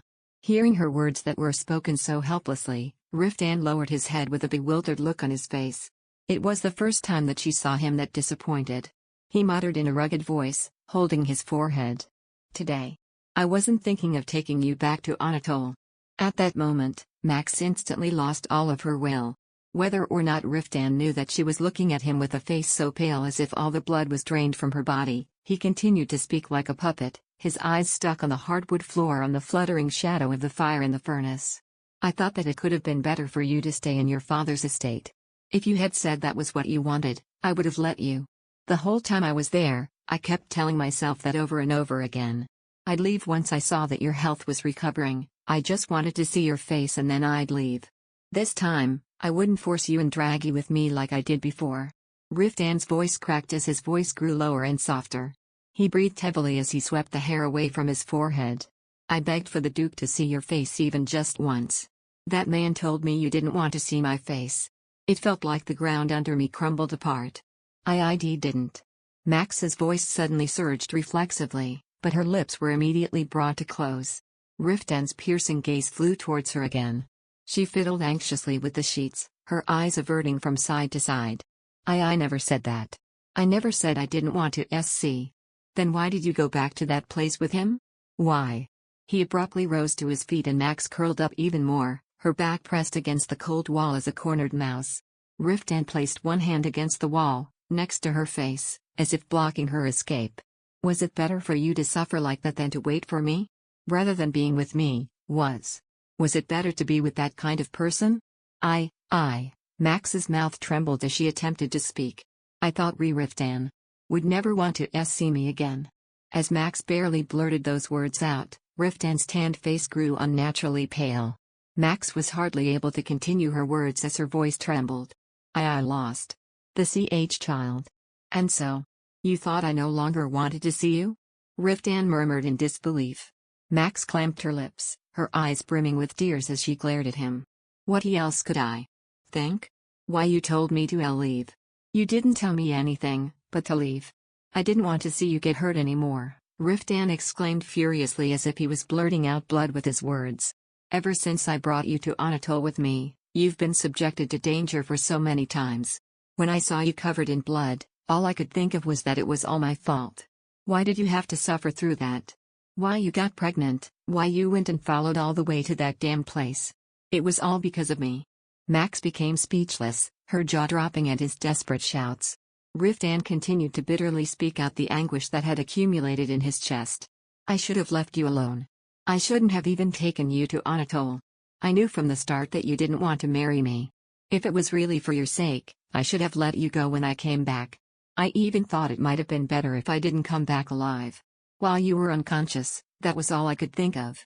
His voice cracked at the end. Riftan trembled violently as if he was suppressing something, then grabbed her shoulders. If it wasn't for your sister, I would have left you there. Why didn't you tell me what he has done to you? Why didn't you tell me? If you had only spoken to me, I would not have allowed him to come anywhere near you. I would have protected you, no matter what. Why didn't you tell me before? Why? Max turned away from him, but Riftan did not allow her to escape. He held her by the face and made her turn towards him. She felt the last remaining shield collapse before his fiery gaze. There was no more pride or energy left to cover her. You did he think of me as someone special? The tears that were brimming around her eyes ran down her cheeks. Without even thinking about wiping her tears away, she licked her dry lips and spoke again. However, I'm merely nothing. I really am nothing. I was afraid that why you would discover that. Riftan's expression looked as if he had been hit hard on the head. Max closed her eyes tight, and tears came streaming endlessly down her face. Even if I died, I didn't want to tell you the truth. I didn't want you to know that like this. As someone so pathetic. She tried to put a smile on her trembling lips, but she failed, and her face crumpled miserably. An unshakable sob broke out. I am so embarrassed. Riftan's hands that were holding her shoulders slid and dropped. Max huddled her body closer and covered her tear-stained face with her fists. Another suppressed sob escaped her lips. She felt more embarrassed than being subjected naked in the middle of a town square. In front of his eyes, she wanted to see herself as the noblest lady in the world. It was better for him to see her as if she were dazzling. She didn't want to look so miserable, wretched, and pathetic. She cried uncontrollably, trembling, and gasping as if something hot was lodged in her throat. Her crumpled face was soaked in hot tears, she couldn't get a hold of herself at all. As she gripped the sheets tightly and clamped her lips shut, she heard an empty voice above her head. You've been in my mind ever since. Max paused and raised her head. Riftan had a bewildered look on his face and his arms were drooping helplessly. He muttered his words as if he were confessing to her. There wasn't a single moment that I didn't think of you. Even back when you didn't know that I existed in this world, you were the only one I had. She couldn't understand what he was saying, and her lips shook. Bitter, salty tears seeped into her mouth. Her wretched appearance reflected in his desolate eyes. The more that I yearned for you, the more pointless it became, even though I became miserable. I couldn't stop. Riftan's lips twitched slightly. Many times I thought about giving up. I thought to myself, I should stop now. The more that I thought about you, the lonelier I felt. I was alone, no matter who I was with. Many days, I tried to get rid of my thoughts of you. I told myself to stop wishing for someone I couldn't reach. Over and over again, I decided to stop. But every time I came back to my senses, I would always be chasing after you. He pressed his fist to his forehead and closed his eyes tightly. I don't think my heart is mine. From the moment I first saw you, it was no longer mine. And yet, how could you be nothing? How could you be nothing? Max stared blankly at his shoulders, thick as iron walls, trembling slightly. Riftan's head hung so weakly, like a man who had given up the thing he had been protecting all the while to the enemy. She, looking at the precarious figure from a distance, reached out slowly and hugged his head to her chest. She did not know what to say. Max just called his name again and again. How can he be so fragile, so heartbroken, so sorrowful? As she shattered in front of him, Riftan also broke into pieces in front of her. His body leaned helplessly against her. Their shadows against the light couldn't seem more pitiful. Their bodies fell onto the bed like rubble from a crumbling wall. Max buried her face against his cold shoulder. Now she didn't even know why she was crying, she simply rubbed her damp cheek against his dark hair, spilling out the old anguish piled in her chest. In the dark, they lay and embraced each other motionless. Under the oak tree. Chapter 238. Maxie had to ride a horse with Riftan as they couldn't find a carriage in the town of Genoa. She leaned against his chest and gazed out at the flowing landscape. The rice paddies swayed leisurely against the breeze and a few clouds floated on the dark blue sky, making her eyes shiver. Max leaned deeper into Riftan's arms and watched from a distance how everything got closer and closer as they moved. After the sun set and then rose again a couple of times, the knights passed through the vast fields of granary and into the Utical forest in one day. As they did not have a carriage, they were able to reach the Anatolian plains twice the speed of when they first did last year. I was worried that the Duke might send someone to chase after us. Our journey has been more peaceful than I thought it would be. Gable murmured as he turned while preparing to make camp in the middle of an open field. Max stiffened at his words as she climbed down the horse with Riftan's help. Riftan gave him a cold glance. "Are you perhaps afraid of the Duke's knights?" Gable's face grew red as if his pride had been trampled over. He glanced at Max and shrugged. "It is better to avoid useless battles whenever possible. The lady can get hurt again. If you have time to talk nonsense, build a fire, Laxian." Uslin, who was pulling down the loads on the saddles, exclaimed annoyingly. Gable grunted and went to gather dry branches in the area. Max merely watched with Riftan's arms around her as the knights released their horses to graze and pitch tent. As the campfire began to burn, Riftan placed a sleeping bag next to it for her to sit on. Throughout their journey, Riftan always held her, not leaving her even for a second. He did not even let Ruth nor the other knights approach her. Perhaps tired of his oversensitivity, the knights minded their own businesses. Max wondered if they had learned all about her miserable plight. Did Ruth, Uslin, or Elliot let others know what they had seen at the castle? She was so flustered and embarrassed that she couldn't ask, but she couldn't bear it either because she was worried that the knights might take pity on her. "Come here." Riftan pulled the disconcerted Max to his side. She sat close to his chest and hugged her knees, like a chick hiding beneath its mother hen's bosom. When everything was finally set up in the camp, he took her into a tent, then laid her on a blanket, massaged her stiff back and waist, then fed her by hand. Max ate the bread and stew he gave her and crawled into a sleeping bag. In the darkness, the sound of rumbling horses, the echo of the wind, and the snapping of the bonfire sounded faintly. After a long quiet moment, Riftan's voice broke the silence. "Don't worry about anything. I'll protect you." Max realized he was talking about the Duke of Qua. Thousands of questions remained on her tongue. What will happen in the future? Will he really be able to stand against the Duke? No matter how accomplished a knight was, if he attacked a Duke, they couldn't let him go unpunished. She held her breath, remembering her father's horribly crushed figure. If the knights hadn't stopped him, Riftan would have actually killed him, and as she remembered the sight of his half-dead body, her consciousness flew directly to the words Riftan had said that night. Did he really mean those words? Did he say those words only because he felt pity for me? Given the cold demeanor from the first time they met, it was difficult to believe that she had been on his mind for a long time.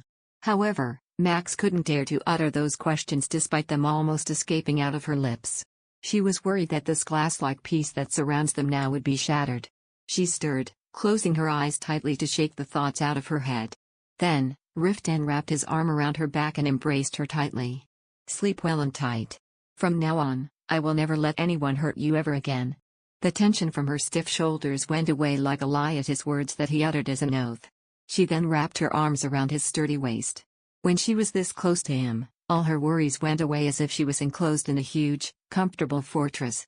Max breathed in his scent and slowly drifted to sleep. The next day, they crossed the mountain in half a day and reached Anatol. The horses raced down the hill like the wind, making it to the front of the gates at once. After a while, the gates were pulled by its lever and became wide open. They entered the lively city packed with buildings, completely exhausted after days of journey. Anatol was thriving as if some kind of magic was unfolding while they were away. Huge buildings that were not built before they left were now towering. The road expansion has since been completed and stalls selling rare items from the south were on both sides of the way. Those who were looking at the items with their backs turned and bent, noticed the knight's arrival and all cheered at once. People flocked and flooded the streets. Max was blown away by their enthusiastic cheers for the lord of the land. The citizens waved branches of linden tree rich with red berries as the knights passed by. Riftan took the lead and led his horse through the crowds. Just when they had entered the square, a knight ran to the forefront of their procession. "Commander, I have ordered the gatekeepers to increase the security." Max watched Riftan's face with an anxious look. He nodded to the knight and spurred his horse. They passed through the welcoming crowds in an instant. As they climbed the steep hill past the birch grove, the knights who stood guard on the castle walls immediately lowered the bridge of the moat. When they crossed the bridge, she breathed a sigh of relief. Finally, they were home. Leader. As they passed through the gates, the knights who were on the training grounds rushed to meet them. All the knights who went to Levadon for the war have returned to Anatole, except Riftan and around 30 knights, as they have gone to the Duke's territory to fetch her. He Baron, who led them and returned to Anatole first, patted the knights on the shoulders one by one. Max sighed in relief as she looked at him, who had regained his health to its perfect condition.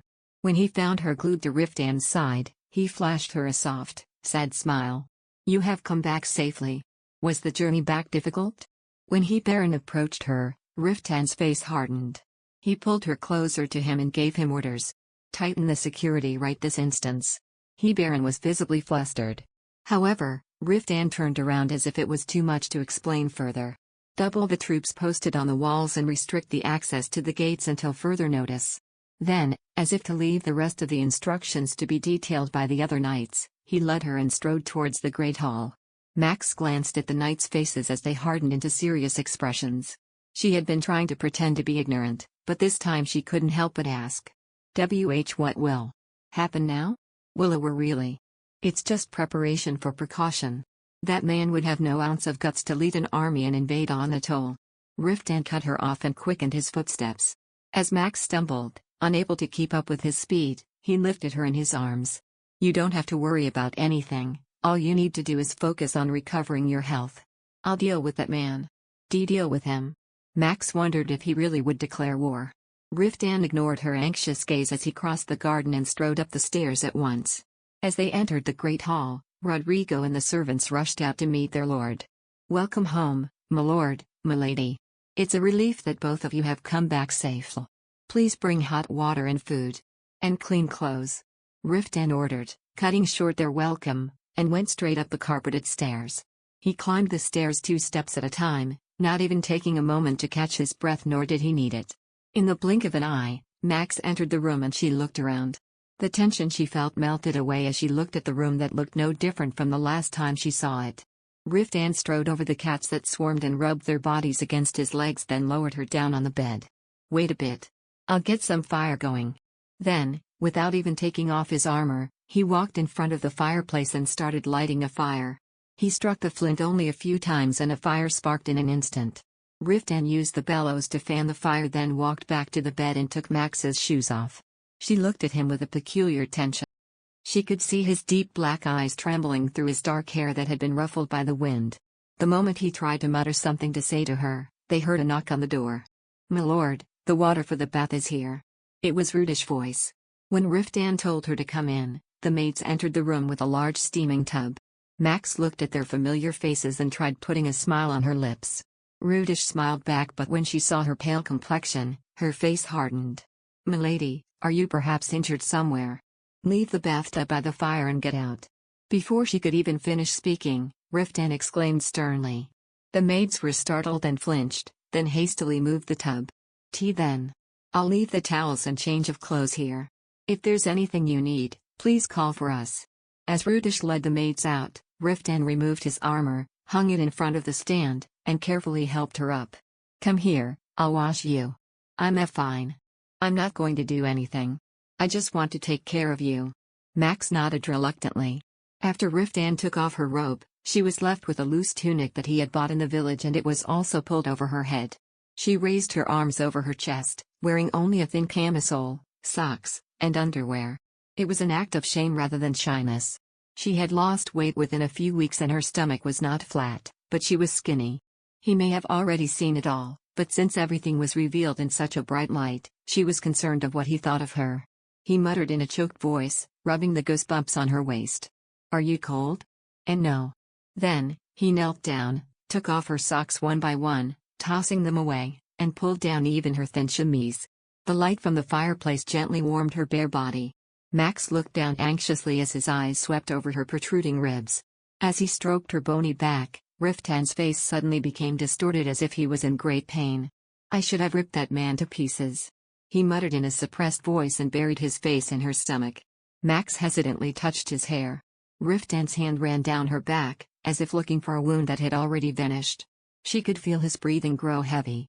Max felt a mysterious feeling envelop her. How did she come to mean so much to him? Although she wanted to delve into his mind, she was afraid of knowing the truth. On one hand, she wanted to believe everything about him, and on the other hand, she had doubts as to whether there was any misunderstanding, or he just felt pity for her. Was it possible to receive unconditional love from others even if you haven't really done anything for them? Even the denigrated didn't do that, and yet, how could someone so perfect give it to her? Perhaps, someday, that passion could also fade away. When such suspicions arose, she became overwhelmed with her own disillusionment. Perhaps, she had finally lost the ability to trust anyone.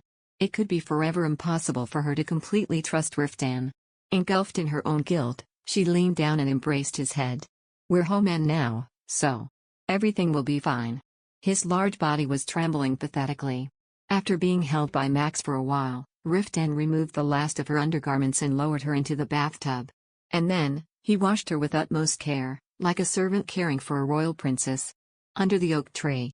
Chapter 239. Max thought that Riftan had to be exhausted as well, but she couldn't refuse his meticulous care. In truth, his touch, which was soft as if he was handling fragile glass, felt like a great comfort to her worn-out mind and body. Max leaned her head back in the tub, looking at his strong, copper-colored hands gently caressing her. She could feel the blood in her body warm up and her stiff muscles release the tension. "You can sleep if you're feeling tired. I'll dress you up and bring you to bed." Not minding if the sleeves he rolled up to his elbows got wet, Riftan embraced her from behind and kissed her on the temples. Max looked up at his hair that was damp from the tub's vapor and his tinted cheekbones. Unable to resist the heavy weight of her wet eyelashes, she let her eyes slowly shut. The sound of the wind blowing against the windows and the water sloshing around created a strange rhythm, lingering in her ears. Surrounded by the peaceful, languid atmosphere, Max slowly fell asleep. Max quickly regained her health upon returning to Calyp's castle. Riftan started behaving like a person who dedicated his life to fatten her up, and everyone in the castle seemed to be doing the same. Every morning, she would be served with grilled chicken, soup, and a variety of vegetables, and when her appetite returned, they served plump pheasants, ducks, lambs, and calf. For dessert, cakes filled with sugar, honey, cinnamon, and all kinds of strange fruits from the south were brought to her. While they were away, the construction to widen the road had been completed and Anatol's market now overflowed with all kinds of rare goods, so Riftan seemed to have made his mission to bring her every food that exists in the world. Max sighed as she watched him enter the room with enough food for 2 men to eat. "If I keep being fed like this, I'll become a fat lady. Please be one." He set the tray next to the bed and looked over her skinny frame. "You need to gain some weight. Come on, eat some." As if feeding a picky child, Riftan held the spoon and tried to feed her. He watched as Max ate little by little, large pieces of fil pie and steamed sea bass topped with cameline sauce and chopped geese. While she ate, Riftan cut off large pieces of wine-stewed meat next to her and Max also took those with enthusiasm. She liked the relief on his face every time she finished most of her food, but even though she ate a large portion of it each time, Riftan was never satisfied. When she barely emptied a third of the tray and set the plates aside, he offered her a piece of meat. "Eat a little more. I really am full. Just one more bite." Max reluctantly opened her mouth. After eating so much, she felt like she was a sack for storing food, but if it would mean reassuring Riftan, she could endure the feeling of being bloated for hours. She eagerly chewed the meat and watched as he called for the maid to pick up the tray.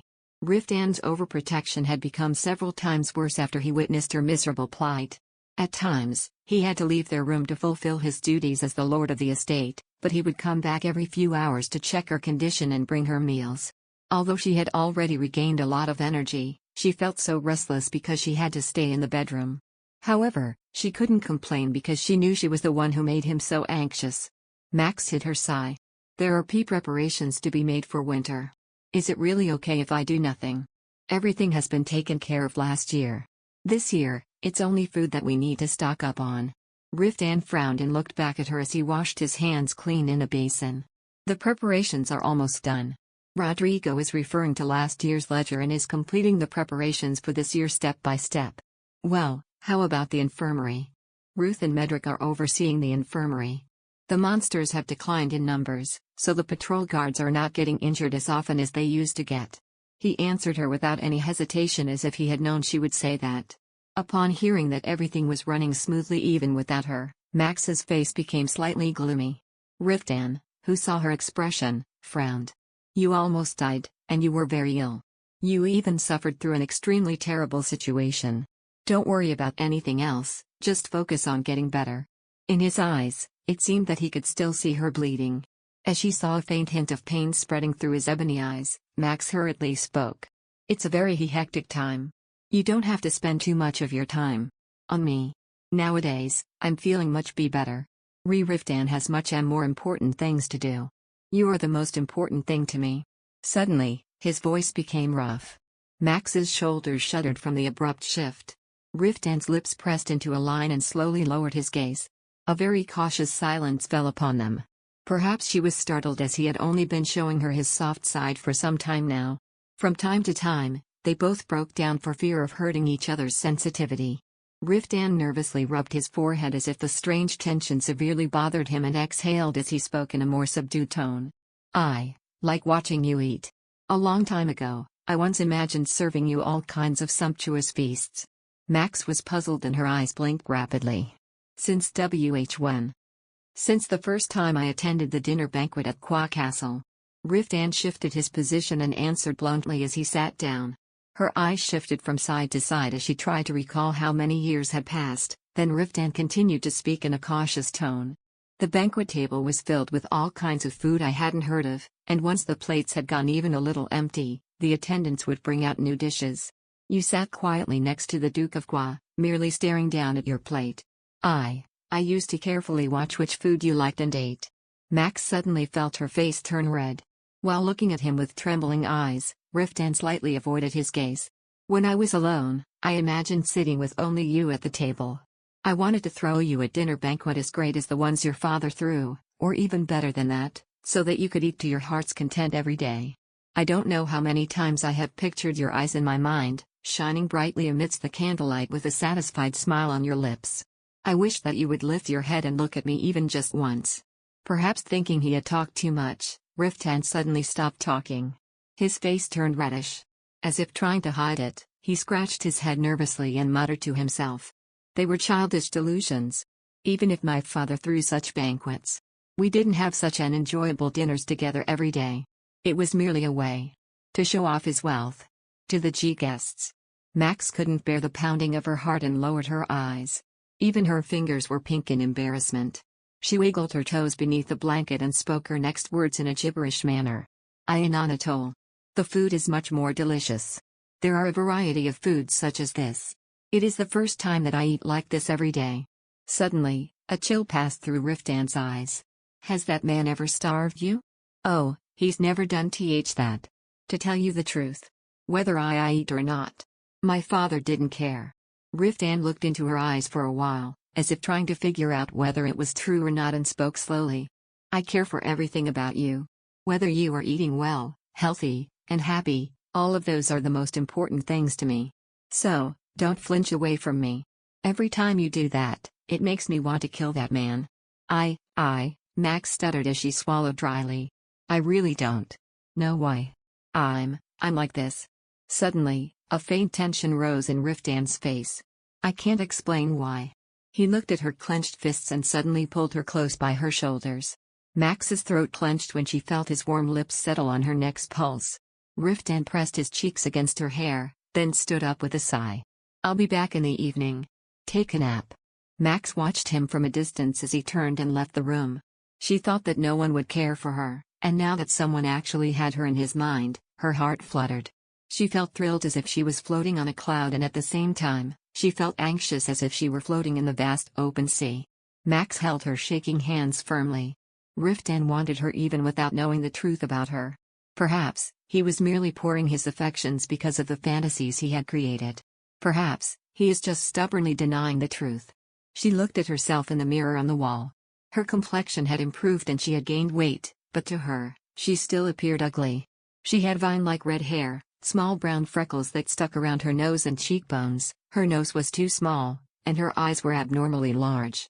Max frowned, looking one by one at her clashing features. It was hard to imagine how a dazzling, handsome man fell in love with her at first sight. And Rosetta was at Qua Castle, so how could someone be attracted to her when an angel-like beauty was around? She heaved a disturbed sigh, tucking her too long and wavy bangs behind her ears. Perhaps wanting to console Max for her depressed appearance, one of the cats who were perched in front of the lit fireplace climbed into her lap and snuggled up to her. She stroked Roy's smooth black back and looked out the window. Bare branches and the blue sky filled the view. With a frustrated heart, she walked towards the window and pushed it open, watching the servants running through the courtyard. As she watched, 12 men, who appeared to be from the southern continent, were crossing the garden along with the knights. Max looked at them with curiosity. They all wore long swords around their waists and their clothing was a bit unusual. They didn't look like merchants to her, so she narrowed her eyes to see better, but she heard a knock from behind. "Milady, I have brought your medicines. See, come in." As Rudish entered the room with a tray and saw her standing in front of the window, she panicked. "The weather is quite chilly today.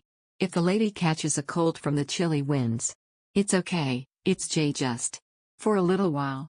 Anyway, do you know who those people are?" Rudish placed the tray down and approached to see from the window. She had an ambiguous expression as she spotted the men who appeared to be from the south climbing up the stairs. While Rudish hesitated to release an answer, Max frowned and spoke. "There are guests entering the castle. The lady of the castle should at least be informed of it, yes? As far as I know." She hesitated for a moment but eventually opened her mouth. "As far as I know, they are mercenaries. The Lord said that he plans to hire a lot of mercenaries and guards from the caravans coming from the south." The unexpected words hardened Max's face. For what?" "That's as far as I know. I only overheard it from the knights." Max was worried that what she heard from Rudish must be mistaken, so she looked right through her eyes, but she seemed to be telling the truth. Max averted her eyes again to look out the window. The mercenaries seemed to have already entered the castle as they were nowhere to be seen. She bit her lips nervously. It made her wonder if hiring so many warriors was merely for Anatole's safety. Perhaps Riftan really was planning to declare a war. Max wrapped herself around her soft forearms. As Rudish saw her embrace herself, she quickly closed the window, and urged her. "Milady, your complexion doesn't look so good. I'll close the window for now." Max sat on the bed, guided by Rudish's hand. Her thoughts were complicated. If there was no valid cause for war, Riftan's status would surely be trampled upon. King Reuben never tolerated any alteration from the current order. The Duke of Gua would surely not be appeased either. She bit her lip anxiously, then jumped out of bed and wore a cape. Rudish, who was pouring the medicine into a cup, had her eyes widen in surprise. "Milady, you can't go out yet." "I won't go out of the castle. I just want to meet the guests for a moment." "Do you know where they would be?" "Under the oak tree." Chapter 240. Max held the doorknob as she waited for Rudish's response. Rudish was evidently hesitant, her face uneasy as she opened her mouth with a reluctant tone. "The Lord has asked for food to be prepared and served to the guests. They are probably at the dining hall." As soon as Max heard her response, she immediately opened the door without any hesitation and left the room. She could feel Rudish rush to follow her, but she pretended to be ignorant of it and quickly ran down the stairs, seeing servants busily carrying kegs of beverage and trays of food. Max brushed off their startled glances and headed straight for the dining hall. She hid along the hallway that led to the dining hall and secretly listened to the loud voices of the knights. It was difficult to understand every detail of the conversation as it was a mix of Wheaton and Southern languages, but it seemed like they were talking about war horses and weapons. Max frowned at the tepid conversation. The atmosphere was so casual that it didn't seem like a place to discuss important issues. Were they really just hired to keep Anatole safe? She wanted to try peeking through the cracks of the dining hall's doors, but she didn't want to be caught by any of the knights who always had keen senses, so she settled for listening to the intermittent voices that resounded from a distance. Then suddenly, someone tapped her shoulder. Max let out a little startled cry and looked to see who it was. Ruth was glaring down at her with creased eyebrows. "What are you doing in a place like this?" Max was embarrassed to be found spying, so her face turned red, and she quickly straightened up her posture. "That's..." Ruth's eyes narrowed as she fiddled with the hair that fell forward her face and searched for an excuse. Max awkwardly lowered her gaze. Since seeing him again back in Qua Castle, they never had a proper conversation yet, so she had no idea how to approach him. Max stuttered as she struggled to make up her excuse. "There were guests who arrived." "I see, you've seen the Rakissim mercenaries." Ruth looked into the dining room and clicked his tongue like it wasn't worth knowing. "So, you came down here to eavesdrop?" "Eavesdrop? I can't even make out what they're saying." Max forgot her embarrassment at Ruth's accusing tone and glared at him. As he witnessed her attitude take a turn, he turned his back at her to hide his laugh. If you linger around here any longer and Circlips sees you, you'll get a lot of scolding. Please, come this way. Before Max could retort, Ruth went up the narrow stairs which were used by the servants. Rudish, who followed Max like a shadow, hesitantly followed, looking anxiously towards the dining hall that was noisy from the knights' voices. Ruth proceeded to the drawing room situated on the second floor, then pulled the window curtains open and lit the fire with magic. Are you feeling better now? He asked as he dragged a chair next to the fire and sat down. Max, who was standing by the doorway, nodded. I'm much better. If it's possible, I want to personally check your condition, but I will need permission from the Lord to do that. Ruth muttered bitterly and gestured his head to urge her to sit down. Max asked Rudish to bring him a cup of hot drink and then carefully sat down across from him. After a moment of silence, Ruth spoke first. I was relieved that your complexion looks good. Are you taking your medication well? I'm taking them well. Thank you for your concern. She fiddled with her skirt and plucked up her courage to raise her head and look at him. There was no sign of pity or awkwardness in the wizard's eyes.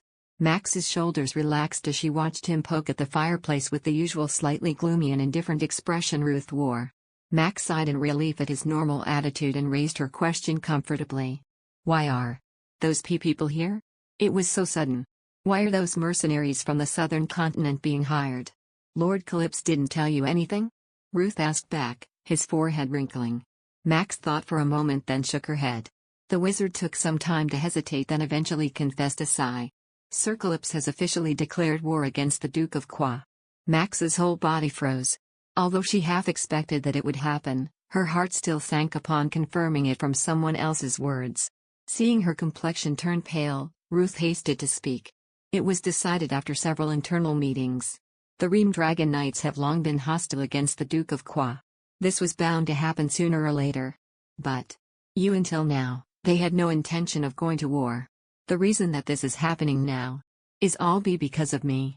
Ruth opened his mouth and closed it again as if he couldn't find the right words to say. Max lowered her head with a desperate expression. Her clasped hands visibly trembled. As she bit her lips, she felt the guilt and shame weighing heavily on her chest. Then Ruth spoke in a cold voice. What happened is already done. Lord Calypso sneaked into Qua Castle and attacked the Duke. Although it has been quiet since, the Duke won't let this matter be settled peacefully. It's better to strike first than have them attacking Anatole. But according to the peace agreement between the Seven Kingdoms, war between territories is prohibited. King Reuben won't stand still. As if that thought didn't cross his mind, Ruth shrugged and replied. As you said, it is very likely that the royal family will impose sanctions. But there is enough justification from our side to proceed with it. The Duke of Qua has no authority over where the lady should be held as she clearly belongs to Anatole. Moreover, harming the lady is more than enough of a reason to declare a war. Even if the royal family does interfere, when the cause is clear and just, it can be inevitable. Max's shoulders tensed and she couldn't help asking. The other knights. Do they know everything? Despite being vague about what she was pertaining to, Ruth seemed to have known what she meant. He paused for a moment and rubbed his nape, then eventually nodded his head. It isn't because I, Sir Karen, or Sir Riftan talked about what happened. However, everyone would have caught on that the Duke of Qua had done something unacceptable against the lady. It is more than evident from the demeanor of Sir Calypso and the other knights who accompanied him that day. Ruth added hesitantly. To tell you honestly, there were quite a few men who opposed going to war because of various practical reasons. However, those who agreed to declare a war were very adamant. It wasn't only Sir Calypso who was furious, but the other knights as well. There's no persuading them out of it. Max lowered her eyes in shame, not knowing what kind of reaction she should have. Ruth spoke with an exaggerated sigh, as if trying to clear the deeply sunken atmosphere. Besides, aren't knights known for wielding their swords in the name of honor and chivalry? Don't worry about it too deeply. Everyone will eventually calm the ruckus. I can't take war that lightly. For my sake. There's no need to go through such. Milady. Ruth's voice suddenly dropped low. Max flinched and raised her head. The wizard looked at her with a serious gaze. The lady is the mistress of Anatole and a wizard of the Ream Dragon Knights. The Ream Dragon Knights never forgive anyone who does harm to their members. Majority of the knights voted in favor of the war. Even those who opposed it because of practical reasons also had the same sentiments against the Duke. But Max's lips quivered, she was at loss for words. She was reminded of that time when she envied the bond that glued Riftan, Ruth, and the knights. Her heart raced. She wondered if she was really considered as part of that bond now. Seeing her face that was deep in thought, Ruth gave her a bitter smile. The lady spared none for herself to fight for the remaining people in Etheline Castle. And so are we. The Ream Dragon Knights have the right to resent and spare nothing to retaliate against anyone who harms the lady. I. Max bit her trembling lips lightly and her eyes went watery. At the same time, her throat felt blocked as if she had swallowed a piece of lead. If she hadn't followed her father in the first place, it wouldn't have been necessary for Riftan or the knights to go to war. If she had not been so weak, if she only had a little courage and had believed in Riftan, if she only had believed in others, she would not have thrown herself out in that situation if she didn't abandon her own self. She closed her eyes tightly and spoke roughly. Although my heart appreciates it, I surely don't want any war to happen. I don't want to witness such a tragedy again. It won't escalate to an all-out war, Ruth said firmly. Although Sir Calypso seems to intend on ruining the Duke's territory to Rumples, if he does such an act, he will not be able to escape the sanctions from the Seven Kingdoms peace agreement. That's why territorial wars only commence after its formal declaration is fought through jousting. The opposing sides would summon their best knights up front, and after several clashes and combats, if anyone succeeds in striking down the commander of the opposing side, the war then usually comes to a conclusion. Wars between territories are completely different from wars against monsters. Yes, although there must be some degree of damage. You cannot avoid the bloodshed. We have barely returned from a long expedition.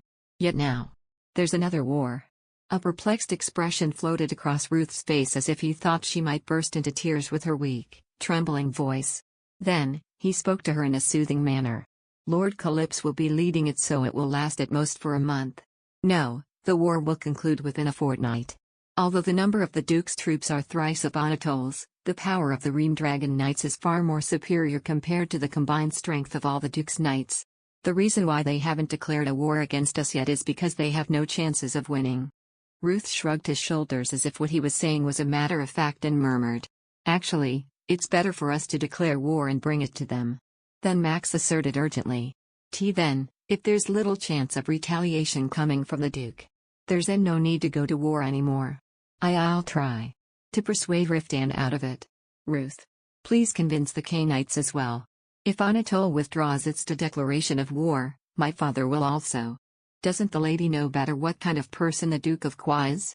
Yes, he will try to avoid an armed confrontation, but he won't sit quietly and let the incident go. For sure, he will find some other way to retaliate. Given that, it is better for us to conclude a war wherein we have an advantage. We cannot defeat him when he decides to use his power in politics. Max's shoulders grew more tense. A cold sweat formed on her back when she remembered her father's figure, laying on the floor, covered in blood. He is certainly not the type of person who would sit still after going through such a thing. She bit her lip gently and then nodded with a stiff face. You understand what you mean. Thank you for explaining. Max ended the conversation and rose from her seat. Ruth followed her and stood up as well while giving her a stern look. Milady, there is nothing you can do regarding this matter. Please, don't even think about doing something reckless. I won't do anything reckless. Ruth narrowed his eyes and crossed his arms in front of his chest as he gave her a relenting, serious look. I'm talking about you trying to contact the Duke of Qua and persuade him. There is no way that man will listen to the lady, and that would not change Lord Calypso's decision either. The two lords will not be able to release their hostility between each other just because the lady stepped in the middle of their fist fight. Some conflicts are just inevitable. Max's face turned red at his words that seemed to see through her.